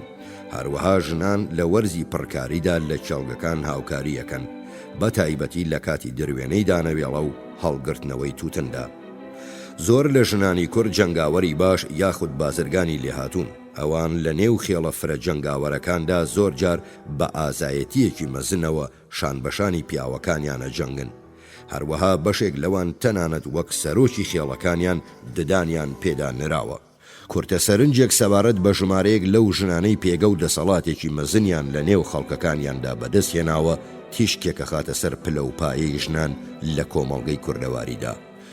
بە گۆرەی کیۆنێت کە لە کۆتایی سەدەی 19دا نووسیویەتی حەلیمە خانمی هەکاری فەرمانڕەوایەکی دەسەڵاتداری باش قەڵا بووە، تا ئەو کاتەی ناچار بوو پاش سەرکوتکردنی ڕاپەڕینەکەی بەدرخان لە ساڵی 1845دا شارەکە ڕادەستی دەسەڵاتدارانی عوسمانی بکات. لە دەوروبەری ساڵی 1909دا فاتیمە کە ژنێکی کوردی گەنجی تەمەن 36 ساڵە بووە، پاش مردنی مێردی دووەمی کە برای مێردی یەکەمی بووە و بە جۆرەی مافی فەرمانڕەوایەتی میراتی شوێنی گرتوتەوە بۆتە سەرخێڵی ئێزدیان. ئەم ژنە لە نێو خێڵەکەیدا بە قڕاڵیستە کەواتەی شاژنەگەێنێت ناویەبرا. مەریەم خانم لە بنەماڵەی شێخانی نەهریە، ڕۆڵی ڕێبەرێکی لێوەشاوی لە ماوەیەکی هەستیاردا کە ساڵانی جەنگی یەکەمی جیهانیە بینی. هەر لەگەڵ ئەودا بوو کە سوپای هاتووی ڕووسی لە قەفقاسەوە بۆ ئەوەی پێشڕەوی بکەن و بەو ناوچەیەدا تێپەڕن کە لە بندستی بنەماڵەکەی ئەودایە دەستیان بە گفتوگۆ کرد. نکتین کە لەو کاتەدا ڕاوێژکاری ڕامیاری پەیوەست بە سوپای ڕووسی بووە، زانایی و شکۆمەندی ئەم ژنە بەرز ئەنرخێنێت و دەسەڵاتی بەسەر دەست و پەیوەندەکانی بە ڕاشکاوی پیشانەدات. بۆ ماوەی چەندین ساڵە عادیلە خانم ژنی وەسمان پاشای جاف کاروباری جافەکانی بەتوندی لە بندەستدا بوو، چ لە سەردەمی ژیانی مێردەکەیدا کاتێک وەک ڕاوێژکار و نوێنەری وەسمان پاشا هەڵە سوڕاو، چ دوای مردنی پاشای مێردیشی کاتێک بەرپرسیاری تەواوی خێڵەکەی بە مافی خۆی زانی، ئەو دەسەڵاتێکی مەزنی بەسەر دەشتی شارەزور و ناوچە سنووریەکانی تورکیا و ئێرانی دەوروبەریدا هەبوو. بە شێوەیەکی بنەڕەتی بەهۆی فەرمان ڕەوایەتی بەهێزی ئەوە بوو کە ژیانی بازرگانی لە هەڵەبجە بوژایەوە و سێبەری یاسا و هێمنی باڵی بەسەر هەرێمە نائارامەکەدا کێشا. حەبسەخانی ئامۆزا و براژنی شێخ مەحموود یەکێکە لە ژنە مەزنەکانی دیکەی باشووری کوردستان.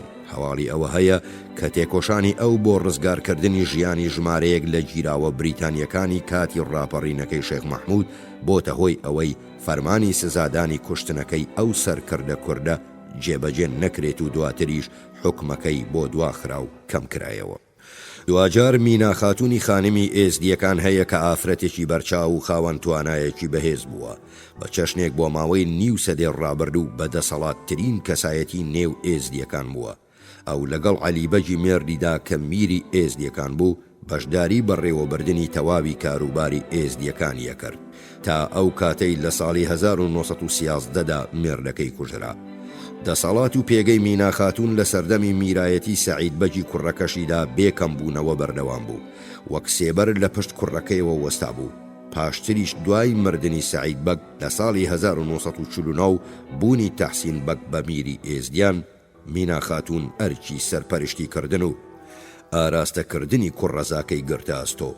بە جۆرەی دملوجی ئەم ژنە جانانە و زیت و وریایە ڕێز لێ گیراوترین کەسایەتی نێو ئێزدیەکان بوو کە هەمووان بەدڵ لێیە ترسان.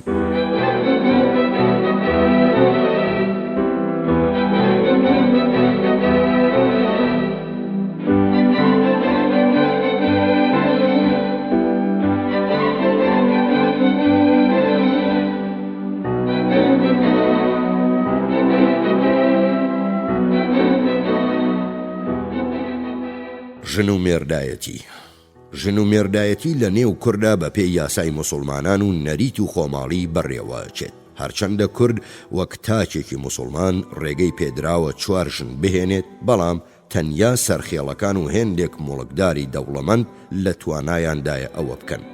بەگشتی هەر ژنێکە هێنن لە سۆنگەی ئەوەوە کە ژنانی کورد لە هەڵس و کەوتیاندا ئازادن و خۆدا نابڕن و بە ئازادی تێکەڵ بە پیاوانە بن. هەر بۆیە زۆربەی جار ژن و مێردایەتی لە ڕێگەی خۆشەویستیەوە ئەبێت زیاتر لەوەی خێزان ڕێک بخات. بە شێوەیەکی گشتی کورد لە نێو خێزانەکانیاندا دڵسۆزانە هەڵە سوڕێن و پەیوەندی گەرم و گوڕ و بەتینیش ئەندامەکانی پێکەوە ئەبەستێتەوە. جیابوونەوەش هەروەک فرەژنی بەگشتی لە نێو کورداندا کەم وێنەیە و زیاتر لە نێو چینی دەست ڕۆشتوەکاندا ئابینرێت. کاتێک پیاوێکی کورد ئارەزوی ژنهێنان بکات، کەسێکی بەتەمەن لە خزمانی یا دۆستانی خۆی کە زۆربەی جار خاوەن پلەپایەیەکە ئەنێرێت تا داوای دەستی ئەو کچە بکات کە هەڵی بژاردووە. ئەو کەسە لەگەڵ باوکی کچەکەدا بابەتەکە ئەکاتەوە و باسی شیاوی و کەسایەتی داواکارەکەیان بۆ ئەکات و پێکەوە بووکانەکەی دیاری یەکەن. بووکانە بڕێک پارەیە کە داواکار بە باوکی کچەکە یا بە خێوکارەکەیەدات. بە جۆرەی کامەران بەدرخان ئەو بڕەپارەیە بریتیە لە مارەیی ژن و مێردایەتیەکە و بۆ ماوەیەکی دیاریکراو لای ماڵی بووکێ ئەمێنێتەوە و وەک زامنێکە بۆ هەڵس و کەوتی باشی مێردەکە، پاش چەند ساڵێک پێدرێتەوە. دیملوجی چەکی ئیسلامی سەدەقی بۆ ئەو بڕەپارەیە بەکارهێناوە، بەڵام ئەوەی دیاری نەکردووە لای چێ هەڵەگیرێت. وێڕای مارەی یان بووکانە واباوە کە زاوە دیاری بۆ بووک و باوک و براکانی بنێرێت. هەی ئاماژەی بەوەداوە کە لە کاتی تەلاقدان هەمان بڕەپارەی دیاریکراو ئەخرێتە سەر بوو. سێرمۆنیای ژن و مێردایەتیەکە و مارەیکردن بەڕێو ڕسمێکی موسڵمانانە لەلایەن مەلایەکەوە بەڕێوەچێت. گواستنەوە بۆنەیەکی گرنگە بۆ شایی و زەماوەند کە هەمووان تێیدا بەشداریەکەن. نەریتێک هەبوو کە زۆر باوی نەماوە، ئەویش دانانی برازاوایە کە لە دەرەوەی پەردەی زاوایەتی ڕائەوەستا وەک نیشانەیەک بۆ ئەنجامدانی کاری بوون بە زاوا تەقەی خۆشیە کرد. بە جۆرەی نکتین ئەو تەقەیە لەلایەن زاوا خۆیەوە کرا. بەربووک کە وەک ئاراستەکارێکی بورک ڕاژەکات بەرپرسە لەوەی نیشانەی پاکیزەجی لە پێش باوک و دایک و دۆستانی بووک و زاوا دابنێت. ژن و مێردایەتی برازاکان بە تایبەتهێنانی کچەمام یەکێکە لە شێوازەکانی ژن و مێردایەتی لە نێو کووردا، بە تایبەتی لە نێو کۆمەڵگە خێڵەکیەکاندا کە سیستەمی باوکایەتی پێکاتەی ژیانی کۆمەڵایەتی تەنیوە. ئەم جۆرە ژن و مێردایەتیە بەگشتی پەیوەستە بە مەسەلەی زەویداری و هێزی ڕامیاری و قازانجی ئابووری و ڕامیاری دیاریکراو بۆ هەردوولا دێنێتە ئارا. برازا مارەیەکی کەم یان هەر هیچ مارەیەک بە مامی خۆی نادا، مامەکەش لایەنگری و وەفاداری گەنجێک بۆ خۆی مسۆگەرەکە. ئەو هۆکارەی بایەخێکی مەزنی لە هێزی داواکاریدا بێ لە کاتی ڕکابەری و ململانێدا. هەرچەندە ژن و مێردایەتی برازەکان لە نێو کۆمەڵگای ئیسلامیدا لە سەراسەری جیهاندا باوە، بەڵاوبوونی لە نێو کووردا مەرج نییە بنەمایەکی ئیسلامیانەی هەبێت. شێوازێکی ژن و مێردایەتی هەیە بە ژن بە ژن ئەناسرێت، تایدا دوو پیا و خوشتی یەکتری ئەهێنن. ئەم شێوازە جاروبار لە نێو کووردا ڕۆدات. زۆر ئاساییە لە حاڵەتی وادا کە شیربایی چاوی لێ بپۆشرێ. ئەو ڕێکەوتنەی سوودی مادی بۆ هەردوولا تێدایە. ژن و مێردایەتی نێوخۆیی وەک ئاماژەی پێدرا زیاتر لە نێو کۆمەڵگە خێڵەکیەکاندا بڵاوە. لە کاتێکدا ژن و مێردایەتی دەرەکی لە نێو ئەو شارنشین و گوندنشینانەدا باوە کە پەیوەندی خێڵەکیەکانیان هەڵوەشاونەتەوە.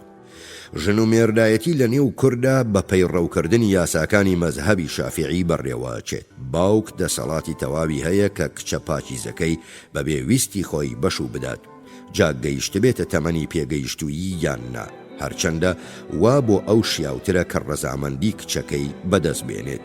بە پێی پەیڕەوی شافعی ژن و مێردایەتی ئەو دەمە شەرعیە کە لە نێوان زاوا و سەرپەرشتیاری کچەکەدا ڕێکەوتنی لەگەڵ بکرێت. ئەگەر باوکی مردبوو براکەی لە پێشترە، پێویستە ئاماژە بەوە بکرێت کە تەنیا باوک و باپیر ئەو دەسەڵاتیان هەیە کچ بەشوو بدەن، هەر بۆیە ئەوانە بەوەلی موجبر ناسراون. هەرچەندە نەریتی باو هێندێک جار لەگەڵ ئەو دەسەڵاتی شەرع بۆ باوک یا سەرپەرشتی کاری دابین کردووە ئاوێتە ئەبن. لە ڕاستیدا ئاوێتە بوونەکە زۆربەی جار ئەوەندە بەهێزە کە شوێنێک بۆ ڕێو شوێنە شەرعیەکە ناهێڵێتەوە. بۆ نمونە لە ناوچەی بارزان وەک جیاوکەڵێت ژن و مێردایەتی ئەو کاتە ڕوو ئەدات کە هەردوو کەسەکەی خوازیاری ژن و مێردایەتین ئەچنە لای شێخی بارزان و خۆشەویستی خۆیان ئاشکراکەن. اینجا شێخ ئەیان نێرێتە لای مەلا تا مارەیان بکات. باوک یا سەرپەرشتیاریان پشتگیری لەو ژن و مێردایەتیە بکات یان نا، جیاوک هەرچەندە ئەوەشەڵێت کە ژن و مێردایەتی لە زۆربەی حاڵەتەکاندا بە ڕەزامەندی سەرپەرشتیاران ڕوەدات. هەڵگرتن نمونەیەکی زیاتر لەو بارەیەوە ئەخاتە بەردەست کە تێیدا باس بەسەر ڕەزامەندی و پشتگیری باوک یا سەرپەرشتیاردا ئەدرێت. ئەم باس بەسەردانە هێندێک بە وروژاندنی بڕیارێکی شەرعی بەدیدێت کە دەسەڵاتی سەرپەرشتیار پوچەکاتەوە. بە جۆرەی دملوجی هەرچەندە هەڵگرتن لە هێندێک بەشەکانی کوردستاندا نەخوازراوە، بەڵام لە زۆربەی ناوچەکاندا بەربڵاوە. ئەو ئاماژەی بەوە داوە کە هەڵگرتن بە گشتی ئاکامی خۆشەویستی هاوبەشی دوو کەسە و ئارەزووی ئەو دوانەیە بۆ پێکەوە ژیان، فڕاندن و ناچارکردن کەموێنەیە. بە جۆرەی دملوجی مەسەلەکە وەک باوە ئەوەیە کە هەڵگرەکە ئافرەتەکە ئەبات و دوو قۆناغ دووری خاتەوە و لەوێ هەردووچیان زەماوەند دەکەن و ئەبنە ژن و مێر بە پێی مەزهەبی شافعی.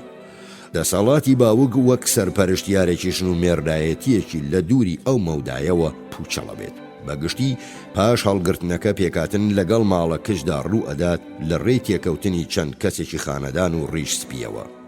دوای ئەوەی سەدەق ئەدرێت و مەسڵەتەکەن، وێڕای سەدەق بڕێک پارە ئەدرێت، پێی ئەڵێن حەقکریتی، وەک قەرەبوویەکی ئەو بێڕێزی و ئابڕوچوونەی بەهۆی هەڵگرتنەکەوە ڕوویداوە.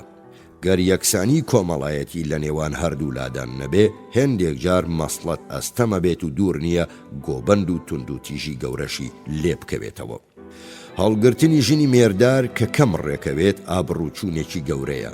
دملوجی لە مڕەوەوە باسێکی سەرنج ڕاکێشە گەڕێتەوە. بۆ ئەوەی کەسێک خۆی لە پەڵەی زینا بە دوور بگرێت، هێندێک جار پەنا بۆ حیلە شەرعیە بات کە تێیدا لە ڕێی کۆلکە مەلایەکی پارەخۆرەوە تەلاقی ئافرەتێک لە مێردی یەکەمی و دواتر بە شودانی بە پیاوێکی تر ئەنجامەدرێت. مەلاکە بە ژنەکە ئەڵێت واز لە ئیسلام بهێنێت و ببێتە کریسیانی یانجوو. پاشەوەی ژنەکە قسەی مەلای جێبەجێ کرد، دەست بەجێ مێردەکەی تەلاقی یەکەوێت چونکە ژنەکە لە ئیسلام وەرگەڕاوە. ڕۆژی دواتر مەلا داوا لە ژنەکە ئەکات ببێتەوە بە موسڵمان، ئیدی ژنە لەگەڵ مێردی دووەمیدا زەماوەند دەکەن و بە شێوەیەکی گونجاو لە یەکتر مارە ئەبڕێن. بە جۆرەی نیکیتین لە ناوچەی شنۆ، وەختایەکی ژنێکی مێردار یان کچێک هەڵەگیرێت، هەڵگرەکە ناچارە بێت بڕێک پارە بداتە مێردی یان باوکی کە بە داویتانە ناوەبرێت. ئەو چەمکەی کە لە وشەی داویتەوە داتاشراوە واتە پێنووس.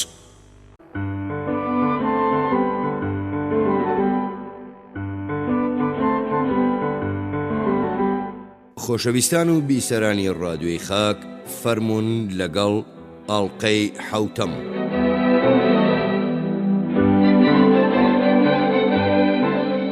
مناڵبوون. کاتێک مناڵێک خەریکە لە دایکە بێت، ژنێکی دراوسێ بە تایبەت بە تەمەن بۆ یارمەتیدان بانگ ئەکرێت و لە کاتی لە دایک بوونەکەدا وەک مامان هەڵەسوڕێت. بە جۆرەی بارس دایکەکە و مناڵە ساواکە بە تایبەتی گەرکوڕبێت بۆ ماوەی 7 شەو و 7 ڕۆژ لە گیانێکی شەڕەنگێز کە شەوەی پێڵێن ئاگاداری ئەکرێت. بڕوا وایە کە شەوە ژنێکی وەجاهچوێر بووە و ئێرەیی بە مناڵبوونی ژنان دێت، بە تایبەتی مناڵی کوڕ. بۆ ئەوەی مناڵە کوڕەکە لە شەوە بپارێزرێت چەقۆیەک دەرزیەکی گەورە یا توێکەڵە پیاس ئەخرێتە ناو کەژاوەکەیەوە. هەرچەندە باوەڕوایە کە شەوە زۆر بەلای مناڵی کچدا ناچێت، بەڵام بۆ ئەویش هەر چەقۆ و توێکڵە پیاز دائەنرێت. بە جۆرەی نکتین کە سەبارەت بە کوردستانی ناوەند نووسیویەتی مناڵی کوڕی تازەبوو بۆ ماوەی 6 ڕۆژ لەلایەن ژنانی ئامادەبوو خزمانەوە ئاگاداری ئەکرێت. مانەوە و چاودێری لە کاتی شەودا دژی ئەو گیانە شەڕەنگێزەی کە شەشەی پێڵێن گرنگە. ئەو ناوەی کە نکتین ئەڵێت لە وشەی 6 کوردیەوە هاتووە. بڕواوایە کە شەشە هەوڵەدا دایکەکە و مناڵە ساواکە بکوژێت، هەر بۆیە ئاگر و ڕووناکی بەکاردێت بۆ دەرکردنی ئەو گیانە شەڕەنگێزە. لە ماوەی ئەو 6 ڕۆژەدا پارچەکراسێک لەلایەن شێخێکی ناسراوەوە وەک مفەرک لەو ماڵەدا دائەنرێت بۆ ئەوەی ئەو گیانە شەڕەنگێزە بەدوور بن. مناڵی کوڕ پێشەوەی پێبگات خەتەنە ئەکرێت، بۆنەکە زۆربەی جار لەلایەن سەرتاشێکەوە بەڕێوە برێت، زۆر جاریش 3 کوڕیان زیاتر لە یەک کاتدا خەتەنە ئەکرێن. واباوە دەوڵەمەندترین باوک خەرجی بۆنەکە ئەکێشێت. هێندێک لە کوردان مناڵە کچەکانیشیان خەتەنەکەن.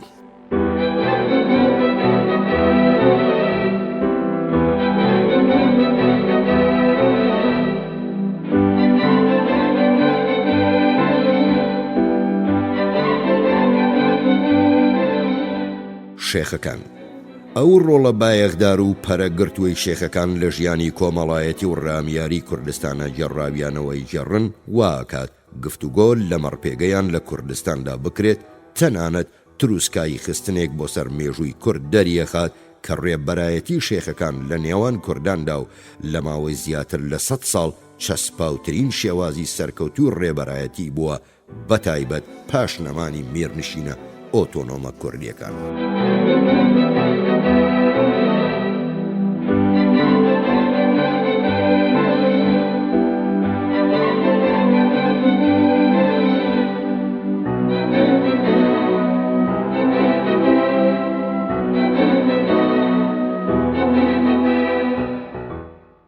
بنەما و دەرکەوتنی شێخەکان.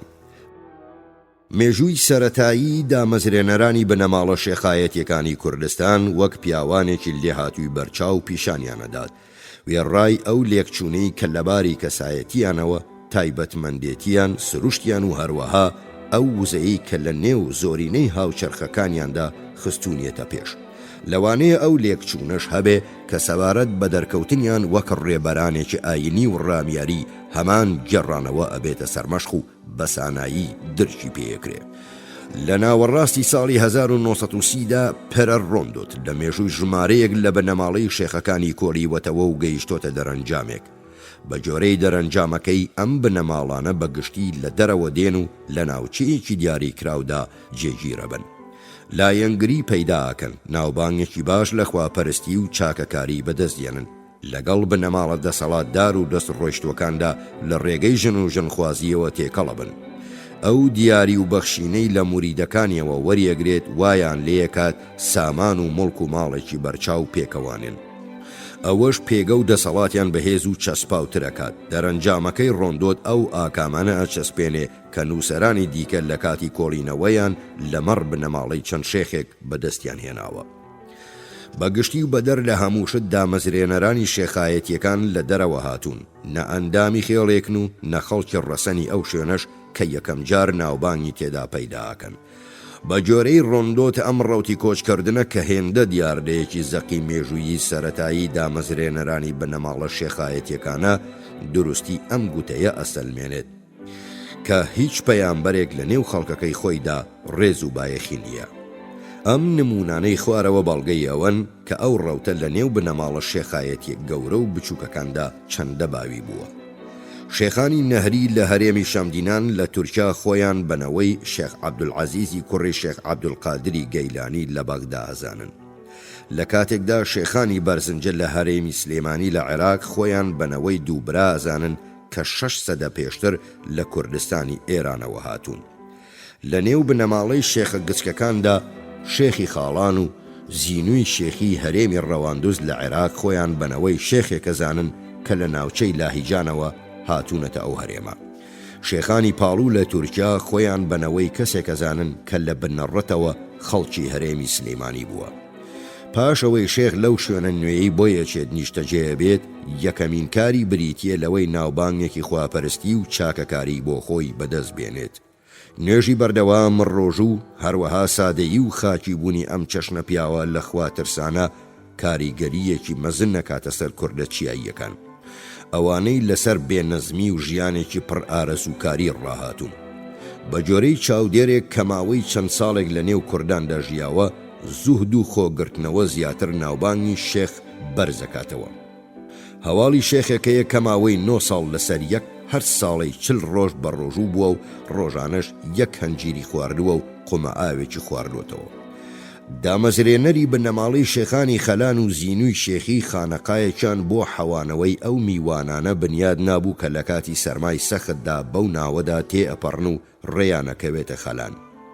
وەک هەی ئەڵێت بەم شێوەیە ناوبانگێکی بەرفراوانی خواناسی و چاکەکاریان بەدەستیە نابوو. شێخ بەردەوام ویستی خێرخوازانەی خۆی بۆ چارەسەرکردنی کێشەکان و ئاشکردنەوەی دژەکانە خاتەگەڕ. ڕیچ نمونەیەکی سەرنجڕاکێش لە مەڕ تێکۆشانی ئەندامانی بنەماڵەی بابان لە سلەیمانی بۆ دەسەڵات وەرگرتن ئەخاتە بەردەست و ئەڵێ کاتێک مەحموود پاشا دوجار بڕیاریدا سەر بۆ تورکان دانەوێنێت، ماوەیەکی کورت پێشەوە خۆی و وەسمان پاشای مامی و هەردوو براکەی وەسمان و سلێمان چوونە لای شێخ خالیدی خواناسی مەزنی سلەیمانی. ئەم سیانە سوێندی لایەنگریان بۆ مەحموود پاشا خوارد، هەروەک پێشبینیانە کرد کە شازادەی کرماشان لە تەقەلای ئەوەدا بێت یەکێکیان بەلای خۆیدا ڕابکێشێت و دژی پاشا و بەرژەوەندی تورکان هانی بدات. لەوێ سوێندیان بە شمشێر و قورئان و تەلاق خواردە بوو کە هەر نامەیەک لەلایەن تورک یا ئێرانیەکانەوە بۆ هەر کامیان بنێردرێت ئەبێت لە ماڵی شێخ خالید و بە ئامادەبوونی هەموو لایەنەکانی ئەو ڕێکەوتنەیان بەستووە بکرێتەوە. مرید پەیداکردن یەکێکی دیکەیە لەو چالاکیانەی کە شێخ بەو پەڕیتواناوە لەو شوێنە نوێیەی تێیدا نیشتەجێ بووە کاری بۆ ئەکات. زۆربەی جار ئەوانەی ئەیان کاتە مرید و شوێنکەوتەی خۆی کەسانێکی ناخیاڵەچین کە پێویستیان بە پاراستنە. بنەماڵەی شێخانی بارزان لەوانەیە دیارترین نمونە بێت بۆ ئەو پاراستنەی کە لەلایەن شێخەوە پێشکەش بە خەڵکانێکی لادێیی ناخیاڵەکی ئەکرێن. دەرکەوت ئەو بەدەستەوە گرتنی دەسەڵاتی لەو کاتەوە دەرەکەوێت کە وەک قارەمانێک لە پرسی گوندنشینەکانی زێبار دژی چەوسانەوە و بەکاربردنی نادات پەروەرانەی ئاغای ناوچەکە دەرکەوت. لە ئاکامی چەند جەنگێکی خوێناوی دژی ئەو ئاغایانە بارزانی بووە سەرداری ڕاستەقینەی تەواوی ناوچەی زێبار. هەروەک بارسەڵێت تەنانەت لەو قۆناغی دواییشدا موریدەکانی شێخی بارزان خەڵکی ناخێڵەکی بوون و سەر بە چینی مسکێن بوون. هەروەها شێخ منەی کەسانی دەسەڵاتداری لە نێو لایەنگر و موریدەکانیدا کرد. ڕیچەڵێت کە مەحموود پاشا و زۆربەی ئەندامە بەرچاوەکانی بنەماڵەی بابان لە هەمان کاتدا بەشێک بوون لە مرید و شوێنکەوتەکانی شێخ خالیدی نەقشبەندی. ئەو دەسەڵات و باڵادەستیەی شێخ عوبەیدوڵڵا بەسەر تەواوی چینەکانی کووردا هەیبوو لە کاتێکدا پەلاماری ئێرانیدا زۆر بەزەقی دەرەکەوێت.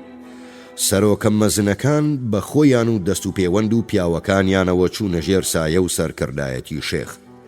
هەمزاغای سەرۆکی ناودار و دەسەڵاتداری خێڵی مەنگوڕ کاتێک لە شەڕێکدا فشاری بۆ دێت و نامەیەک بۆ شێخ عوبەیدوڵڵا نووسێت و داوای چەک و چەکداری لێکات، نامەکە بە چەمکی جەنابی جەلالەتی متعالی شێخ ناوەبات و بە شێوەیەکی تکاکارانەش کۆتایی پێ ئەهێنێت و ئەڵێت متمانەم هەیە کە جەنابتان لە کاتی دوعاکردندا منتان لە یاد ناچێت. هاوپەیمانێتی ژن و ژنخوازی کە شێخ پاش جێگیربوونی لە شوێنە نوێیەکەی پێکی ئەهێنێت یەکجار گرنگ و بایەخدارە بەهۆی ئەو پێگە و دەسەڵاتەی ئەو پەیوەندیە پێیەوەخشێت. ئەم ژن و ژنخوازیە بە هەمان شێوەی هاوپەیمانەتی ئەرستۆکراتی پاشایەتیەکانە کە زۆربەی جار لەسەر بنەما و لە بەرچاوگرتنی دەسەڵاتە. یەکەمین پەیوەندی ژن و ژنخوازی شێخ لەگەڵ سەرداری گوندێک یا سەرخێڵێکی لاوەچیدا بێ. دواتر کە بنەماڵەی شێخ پێگە و دەسەڵاتی بەدیهێنا، دواتر منەی ژن و ژنخوازی لەگەڵ بنەماڵە شکۆمەند و ناودارەکانەکە. دوای ئەوەی ئەمە سەریگرت هاوپەیمانەتیەکی بەهێزی بۆ پێکهات، بەم شێوازە دوو لە مەزنترین و ناسراوترین بنەماڵەی شێخایەتیەکانی کوردستان کە بنەماڵەی شێخانی شەمدینان و بارزانن پەیوەندی ژن و ژنخوازیان لەگەڵ میرە بەناوبانگەکانی ئامێدیدا دامەزراندووە.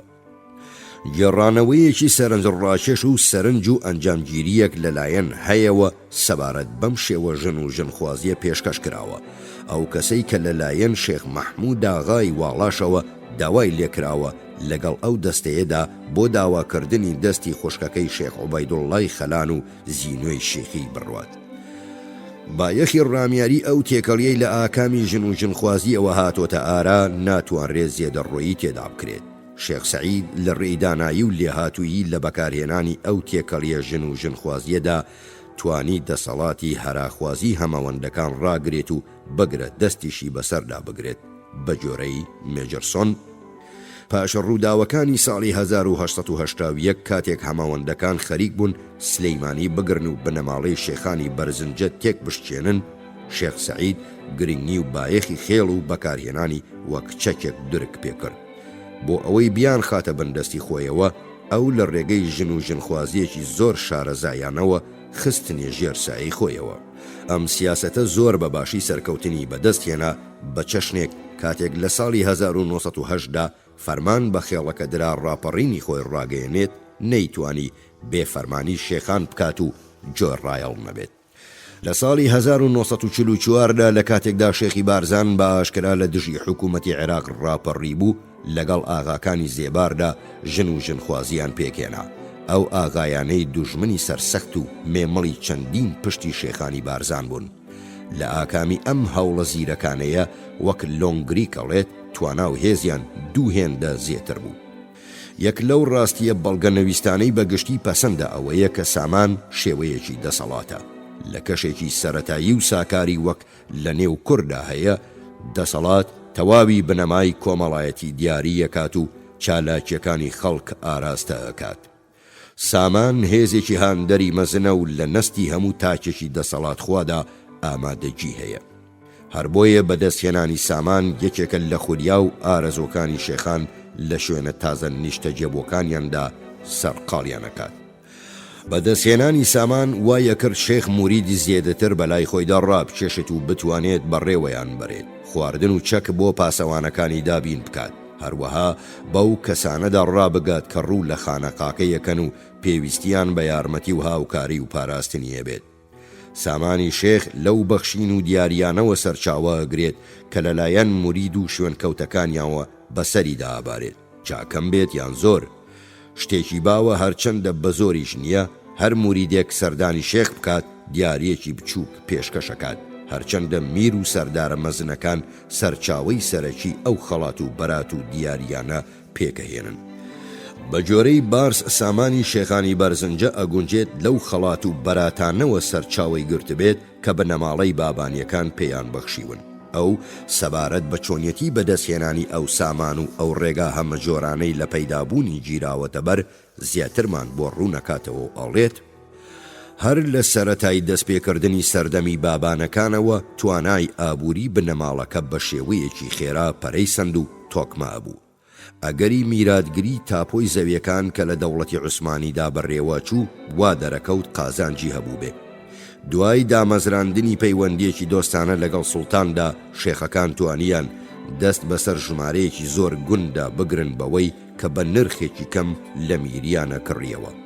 ئەو باج و دەستکەوتە زۆرەی کە لەم جۆرە مامەڵەیەدا پەیدا ئەبوو بووە هۆی خاوەندارێتی بازاڕی سلەیمانی، تەنانەت ئەمڕۆژ چارەکی بازار بۆ بنەماڵەی شێخە گەڕێتەوە. خاوەندارێتی شێخ بۆ گوند و زەویە کشت و کاڵەکان و هێز و دەسەڵاتێکی مەزنی بەسەر لادی و جووتیارەکاندا پێبەخشێت. ئەو پاراستنەی ئەیاندرێتێ بەهۆی ئەوەوەیە کە لەسەر ماڵ و موڵکی شێخ ژیانیان ئەگوزەرێنن و هەستی پابەندبوون بە کەسایەتیەکی پیرۆزەوە ئەیان کاتە وەفادارترین دەروێش و دەست و پەیوەندی شێخ. جێگای سەرنجە ئەو گوندانە زۆر جار ئەبنە گرنگترین بنکە و پێگەی گرنگی دەست و توانای شێخ.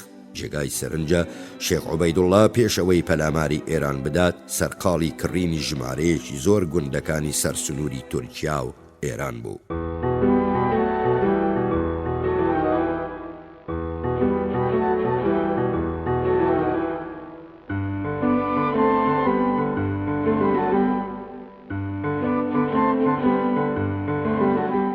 کاریگەری و باڵادەستی شێخان. زۆربەی ئەوانەی پەیوەندیان بە کوردانەوە هەبووە لەسەر ئەوە کۆکن کە کوردان بەگشتی لەمەڕ بابەتی ئاین لێبوردن و جیاوازی ناکەن، لەبەر ئەوە زیاتر ئەگەری کەوتنەژێر دەسەڵاتی شێخیان هەیە. پرۆفیسۆر مێنۆرۆسکی ئاماژەی بەوە داوە کە کوردان زۆر دید و سەرنجی دەمارگیر و پەڕگیریان نییە و بە شێوەیەکی مەزن لە کار و فەرمانە جۆر بە جۆرەکاندا بە دوای شێخەکەون. بە جۆرەی کوێنت هەرچەندە کورد بە جۆرەی سروشتی خۆی بەلای لێبوردەیی ئاینیدا لادەن، بەڵام بەهۆی نەزانی و ساکاریەوە بە ئاسانی بەرەو دەمارگیری ئاینی ئاوروژێن، زیاتریش بەهۆی بڕوایان بە موعجیزە و دیاردەنا سروشتیەکان. کوردانی نەخوێندەوار و نەزان زۆر بڕوایان بە موعجیزە و دیاردەنا سروشتیەکان هەیە، ئەوەش بە تەواوی ئەیان خاتە بندەستی شێخەوە. ئەوەی بۆتە سەرچاوەی گوتارێک و لەلایەن بەڕێوەبەرێکی بریتانیەوە لە ساڵی 1920دا نووسراوە و زانیاری بنەڕەتی و وردی لەمەڕ کورد تێدایەوە ئەڵێت: کوردان بە گشتی ئاین پەروەری خۆپارێز و خۆتەرخانکردو نین، بەڵام ساکاری و سروشتی پوچ گەرایی و ترسیان لە نادیار بە تایبەتی واکات بە ئاسانی بکەونە ژێر کاریگەری شێخە پیرۆزەکەیان، جا چ بە باش یان خراپ. نووسینەکەی ڕێچ لە ساڵی 1930 وەسفێکی ئاشکرا و سەرنج ڕاکێشمان لەمەڕ ڕێز و شکۆی خەڵکی سلێمانی بۆ شێخ خالیدی نەقشبەندی، دامەزرێنەری مەزنی لقی خالیدیە لە تەریقەتی نەقشبەندی لە کوردستان بۆ وێنەئاکات. سلەیمانی پیاوچاکێکی مەزنی موسڵمانی تێداژی ناوی شێخ خالیدە، بەڵام کوردان پێیان وایە نەنگیە جگەل لە حەزرەتی مەولانا بە ناوێکی دیکەوە بانگ بکرێت، بە کەسێکی پیرۆز و خۆشەویست دانرێت و گوتەکانیشی حەدیث و فەرمودەی پێگوترێت. تێگڕای کورد بە وەلیدا ئەنێن و زۆری تریشیان لە ڕێزەی پەیامبەرەکەیاندا دایئەنێن. وەسمان بەگ کە خۆی پاشا و زۆربەی میرزادەکانی کورد موریدی ئەون، پێی گوتم کە شێخ خالید بەلای کەمەوە لە هەمان پلەپایەی وەلی موسڵمانی بەناوبانگ شێخ عەبدولقادردایە. ڕێچ جەخت لەو پایە مەزنەی شێخ خالید دەکاتەوە بەوەی ئاگادارمانەکە کە کەسێک نەبووە جگەل لە پاشای سلێمانی خۆی نەبێ، لە بەردەم شێخدا بە پێوە ئەوەستا و قەننەکەی بۆ شێخ تێیە کرد. سەرباری ئەوەش چەندین جار موریدەکان بێ ئەوەی هیچ گوێ بە ژیانیان بدەن ئامادەبوون لەو ڕاپەڕینە جۆر بە جۆرانەی لەلایەن ئەم پیاوە پیرۆزانەوە ڕێبەرایەتی کراوە بەدێم شێخەکانیانەوە بچن. بۆ نمونە شوێنکەوتەکانی شێخی بارزان کە دێوانەیان پێڵێن ئەوەندە باوەڕیان بە شێخ هەبوو هابەندی بڕیارەکانی بوون گەر فەرمانی پێبکردنایە خۆیان بە تەواوی لە بەرزاییەکەوە فڕێ بدەنە کەندەڵانێکەوە ئەیان کرد. هەرچەندە نابێت پێمان وابێت ئەم جۆڕایەڵیە چۆرانەیە وەک هێندێک نووسەر ناوی لێنێن بە ئاسانی بەدەست دێت. ئازایەتی سەرکردە، دانایی و لێهاتوویی، پێگە و کەسایەتی، هەروەها توانا و ئامادەیی بۆ بەرگریکردن لە بەرژەوەندی مرید و مەنسوبەکانی یەکجار گرنگن بۆ ئەوەی بتوانێت باڵا دەستی خۆی بەسەریاندا ڕابگرێت.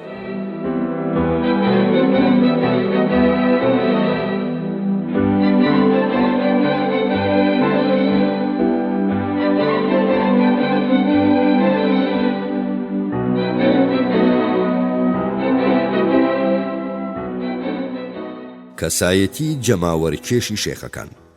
باوەڕوایە کە شێخان خاوەن پیرۆزی و توانایەکی ناسروشتی دیاریکراون کە هێزێکی نائاسایی و موعجیزە ئاسایان ئەداتێ کە کەراماتی پێوترێت. ئەوە وای لێکردوون وەک کەسێکی پیرۆز بە ڕێز و شکۆمەندیەکی بەرچاوەوە سیر بکرێن. وەک کوێنت لە ساڵی 1991دا ئاماژەی بۆ کردووە.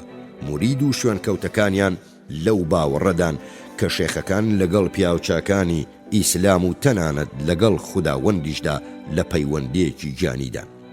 ئەوان لەو باوەڕەدان شێخ کەسێکی پارێزراوە کەس ناتوانێت زیانی پێ بگەێنێت و کاری نائاساییە خەنەپاڵی.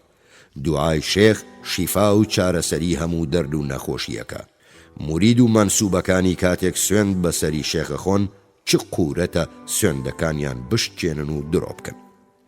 یەک لە سەرنج ڕاکێشترین و بەراییترین وەسفی ئەو هێزە ناسروشتیەی کە دراوەتە پاڵ یەکێک لەو شێخانەوە لەلایەن ڕیچەوە باسی لێوە کراوە. ڕیچ ئەو زانیاریانەی خوارەوەی لە موریدێکی سوڵتان حەسەنەوە کە دەروێشێکی بەناوبانگە ڕاگواستووە.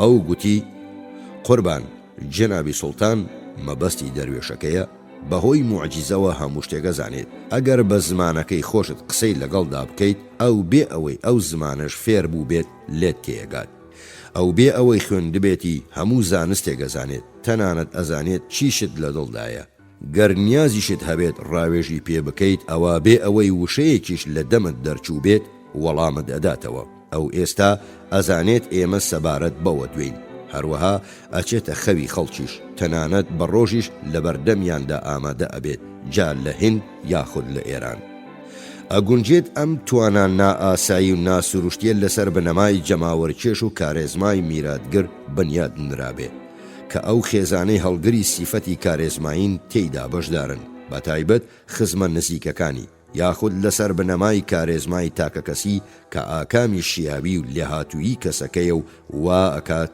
لە نێو پیاوانی دیکەدا دەرکەوێت و بناسرێت بارس لەبارەی شێخ مەحموودەوە نووسی بێتی وەڵێت وەک نەوەی پەیامبەر بە نەماڵەی شێخ وا لە قەڵەمەدرێن کە خاوەنی توانای ناسروشتین و بە شێوەیەکی لاوەکیش لە باپیری پیاوچاکیان کاک ئەحمەدەوە بەدەستیان هێناوە ئەمەش توانایەکی تایبەتی ئەداتە شێخ کە نوشتەی گول لە بڕ بنووسێت و هەڵگرەکەی لە گولە و چەقۆ بپارێزێت شێخ مەحموود وێڕای ئەو کارێزما میراتگریەی کە بەهۆی لەدایکبوونیەوە لەو بنەماڵەیە بەدەستی هێنابوو خۆشی خاوەن کەسایەتیەکی کارێزما و جەماوەرکێش بوو بارس ئەڵێت زۆر ئەستەمە ئەو دوانە لە یەکتری جیا بکەیتەوە و جەخت لەوە ئەکاتەوە کە ئەوەی پێشتریان لە ئاکامی ئەوەی دواتریانەوە هاتۆتە ئارا بارس سەبارەت بە توانای کارێزمایی شێخ مەحموود خۆیەڵێت ئەوان ئەوەیان نەخستە پاڵی کە توانای خوێندنەوەی بیر و تایبەتمەندی خەڵکی هەیە ئەو بێ ئەوەی وشەیەک لە دەمی ئەو کەسەوە ببیستێ کە چۆتە لای ئەزانێت بە چ مەبەستێک سەردانی کردووە شکۆی شێخ مەحموود هاوجود بوو لەگەڵ ئەوەی کە لە چەندین شەڕ و شۆڕدا بە ساغی جانی دەرکرد بوو ئەوەش ناوبانی ئەوەی پێبەخشی بوو کە کەسێکە لە خواوەندەوە پارێزراوە زیان نابینێت بەپێی هەواڵێک کەسێک ئەیجەڕێتەوە گوایە شایەت حاڵ بووە شێخ مەحموود بە پێچەوانەی ئەوانەی دیکەوە کە لێگەڵی بوون گولە نەیبڕیوە شایەت حاڵەکە گوتی خوا ئاگادارە بە چاوی خۆم بینیم گولەکە ڕاست و ڕاست بە نێو لاشەی شێخدا تێپەڕی و پیاوێکی کوشت کە ڕاست لە پشتیەوە بوو بێ ئەوەی شێخ هیچ زیانێکی پێ بکەوێت ئەو لە جەنگدا ناکوژرێت پاشەوەی شێخ پیرۆزی و توانای کارێزمایی بەدەسەهێنێ ئیدی دەسەڵاتێکی بێ لێپرسینەوەی بەسەر مرید و شوێن کەوتەکانی دابێ چبەر هەڵستی و بەرەنگاریەک چاوەڕێن ناکرێت و خواستەکانیشی جگەل لە ملکەچی تەواو کەمتر پەسند ناکات وەفاداری و دەروێشی بۆ ئەو ئەبێت ڕەها و بێ چەند و چوون بێت ئەو وا ئەبینێت کە دان پێدانانی دەسەڵاتە کارێزماییەکەی لەلایەن مریدەکانیەوە ئەرکێکە و پێویستە جێبەجێ بکرێت ئەو بە شێوەیەک بەخۆیەوە وابەستەیانەکات کە شایەنی ئەوە بن هەموو جۆرە قوربانی دانێکیان لێداوا بکات بانگەشەی چەند بارەوە بووی چەکەڵگرتن کە شێخان پاش پەلامەرە بەرچاوەکەی ئێران لەلایەن شێخ عوبەیدوڵڵای نەهریەوە ئەیان کرد لە نێو مریدەکاندا چالاکانە وەڵامە درایەوە و بەپەرۆش و ویستێکی هەمیشەیی بەرەو پیریە چوون شێخان کە ئەرکی گرانیان ئەخستە ئەستۆی مریدانیان کەم ڕێکەوت کە مریدەکانیان لە جێبەجێکردنیدا شکست بخۆن دەستە و نەزەر لە بەردەم فەرمانەکانی شێخدا ئەوەستان و بێ چەند و چوون چیان لێداوا بکرایە بە شێوەیەکی وا جێبەجێیانە کرد کە زۆر جار ئەبووە کارێکی ئازایانەی ئەو تۆ شایەنی جێڕانەوە بێت شێخ زۆر جار پەنا بۆ دانانی خەلیفە ئەبا تا ناوبانگ و دەسەڵات و پێگەی خۆی لە ناوچەکەی خۆی و هەروەها لە دەرەوەشدا بەهێز و پتە بکات دامەزراندنەکەشی کارکردنە بۆ کردنەوەی تەکیەیەک کە بۆنە ئاینەکانی تێدا جێبەجێ بکرێت و هەروەها بەخشینی بەشێکیشە لە توانا و دەسەڵاتی شێخ بە خەلیفەی دانراو خەلیفە جێگری شێخە لە کاتی ژیانی و تەنانەت دوای مردنیشی هەروەها لە شوێنێک یان وڵاتێکیشدا ئەنرێت کە تا ڕادەیەکی زۆر دوورە دەستە و لەوێش خەلیفە لە تێکەکەیدا جێگیرە بێت دیاردەی بڵاوبوونەوەی تەریقەتی نەقشبەندی لە کوردستان کە بووە هۆی لاوازی و پاشەکشەی تەریقەتی قادری بەهۆی کەسایەتی و جۆشی پەرەگرتووی شێخ خالید و خەلیفە بەراییەکانیەوە بوو لە نێو ئەو خەلیفە جۆر بە جۆرانەی لەلایەن شێخ خالیدەوە دانران سەید عەبدوڵڵای نەهری و شێخ تاجەددینی بارزان بوو. ئەو دوو پیاوەی دامەزرێنەری دوو بنەماڵەی شێخایەتین کە بە شێوەیەکی مەزن لە ڕووداوەکانی ئەم بەشەی جیهاندا کاریگەریان هەبوو. تەوی و چەسپاوی دەسەڵاتی شێخ لە نێو موریدەکانیدا لە سایەی هەلومەرجێکی ئاساییدا ناتوانرێت هەتا ماوەیەکی درێژخایەن بەختی سەرکەوتنی هەبێت. وەکو وێبەر ئاماژەی پێداوە، شکستی توانای کارێزمای سەرکردە ئەبێتە هۆی نەمانی دەسەڵاتی کارێزمایی. کەوتنی شێخ خالید و هەڵاتنی لە سلەیمانی نمونەیەکی بەرچاوی لە دەستچوونی دەسەڵاتی کارێزماییە. ڕیچ وا ڕێکەوتووە کە لەو ساڵانەدا لە سلەیمانی بووە، لێکدانەوەیەکی بەرچاوی سەبارەت بەو هەڵاتنە پیشانداوە.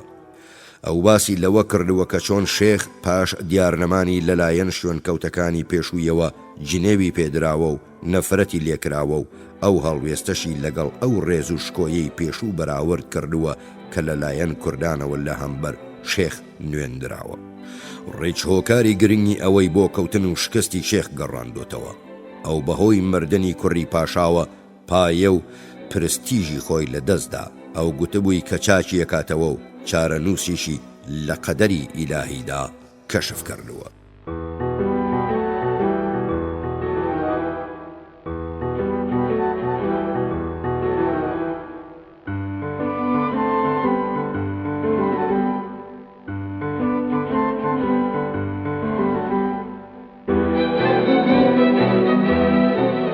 ئازیزان و بیسەرانی خاک، تا دیدارێکی نوێ و ئاڵلقەیەکی نوێ هەموو کاتێکتان شاد و کامەران.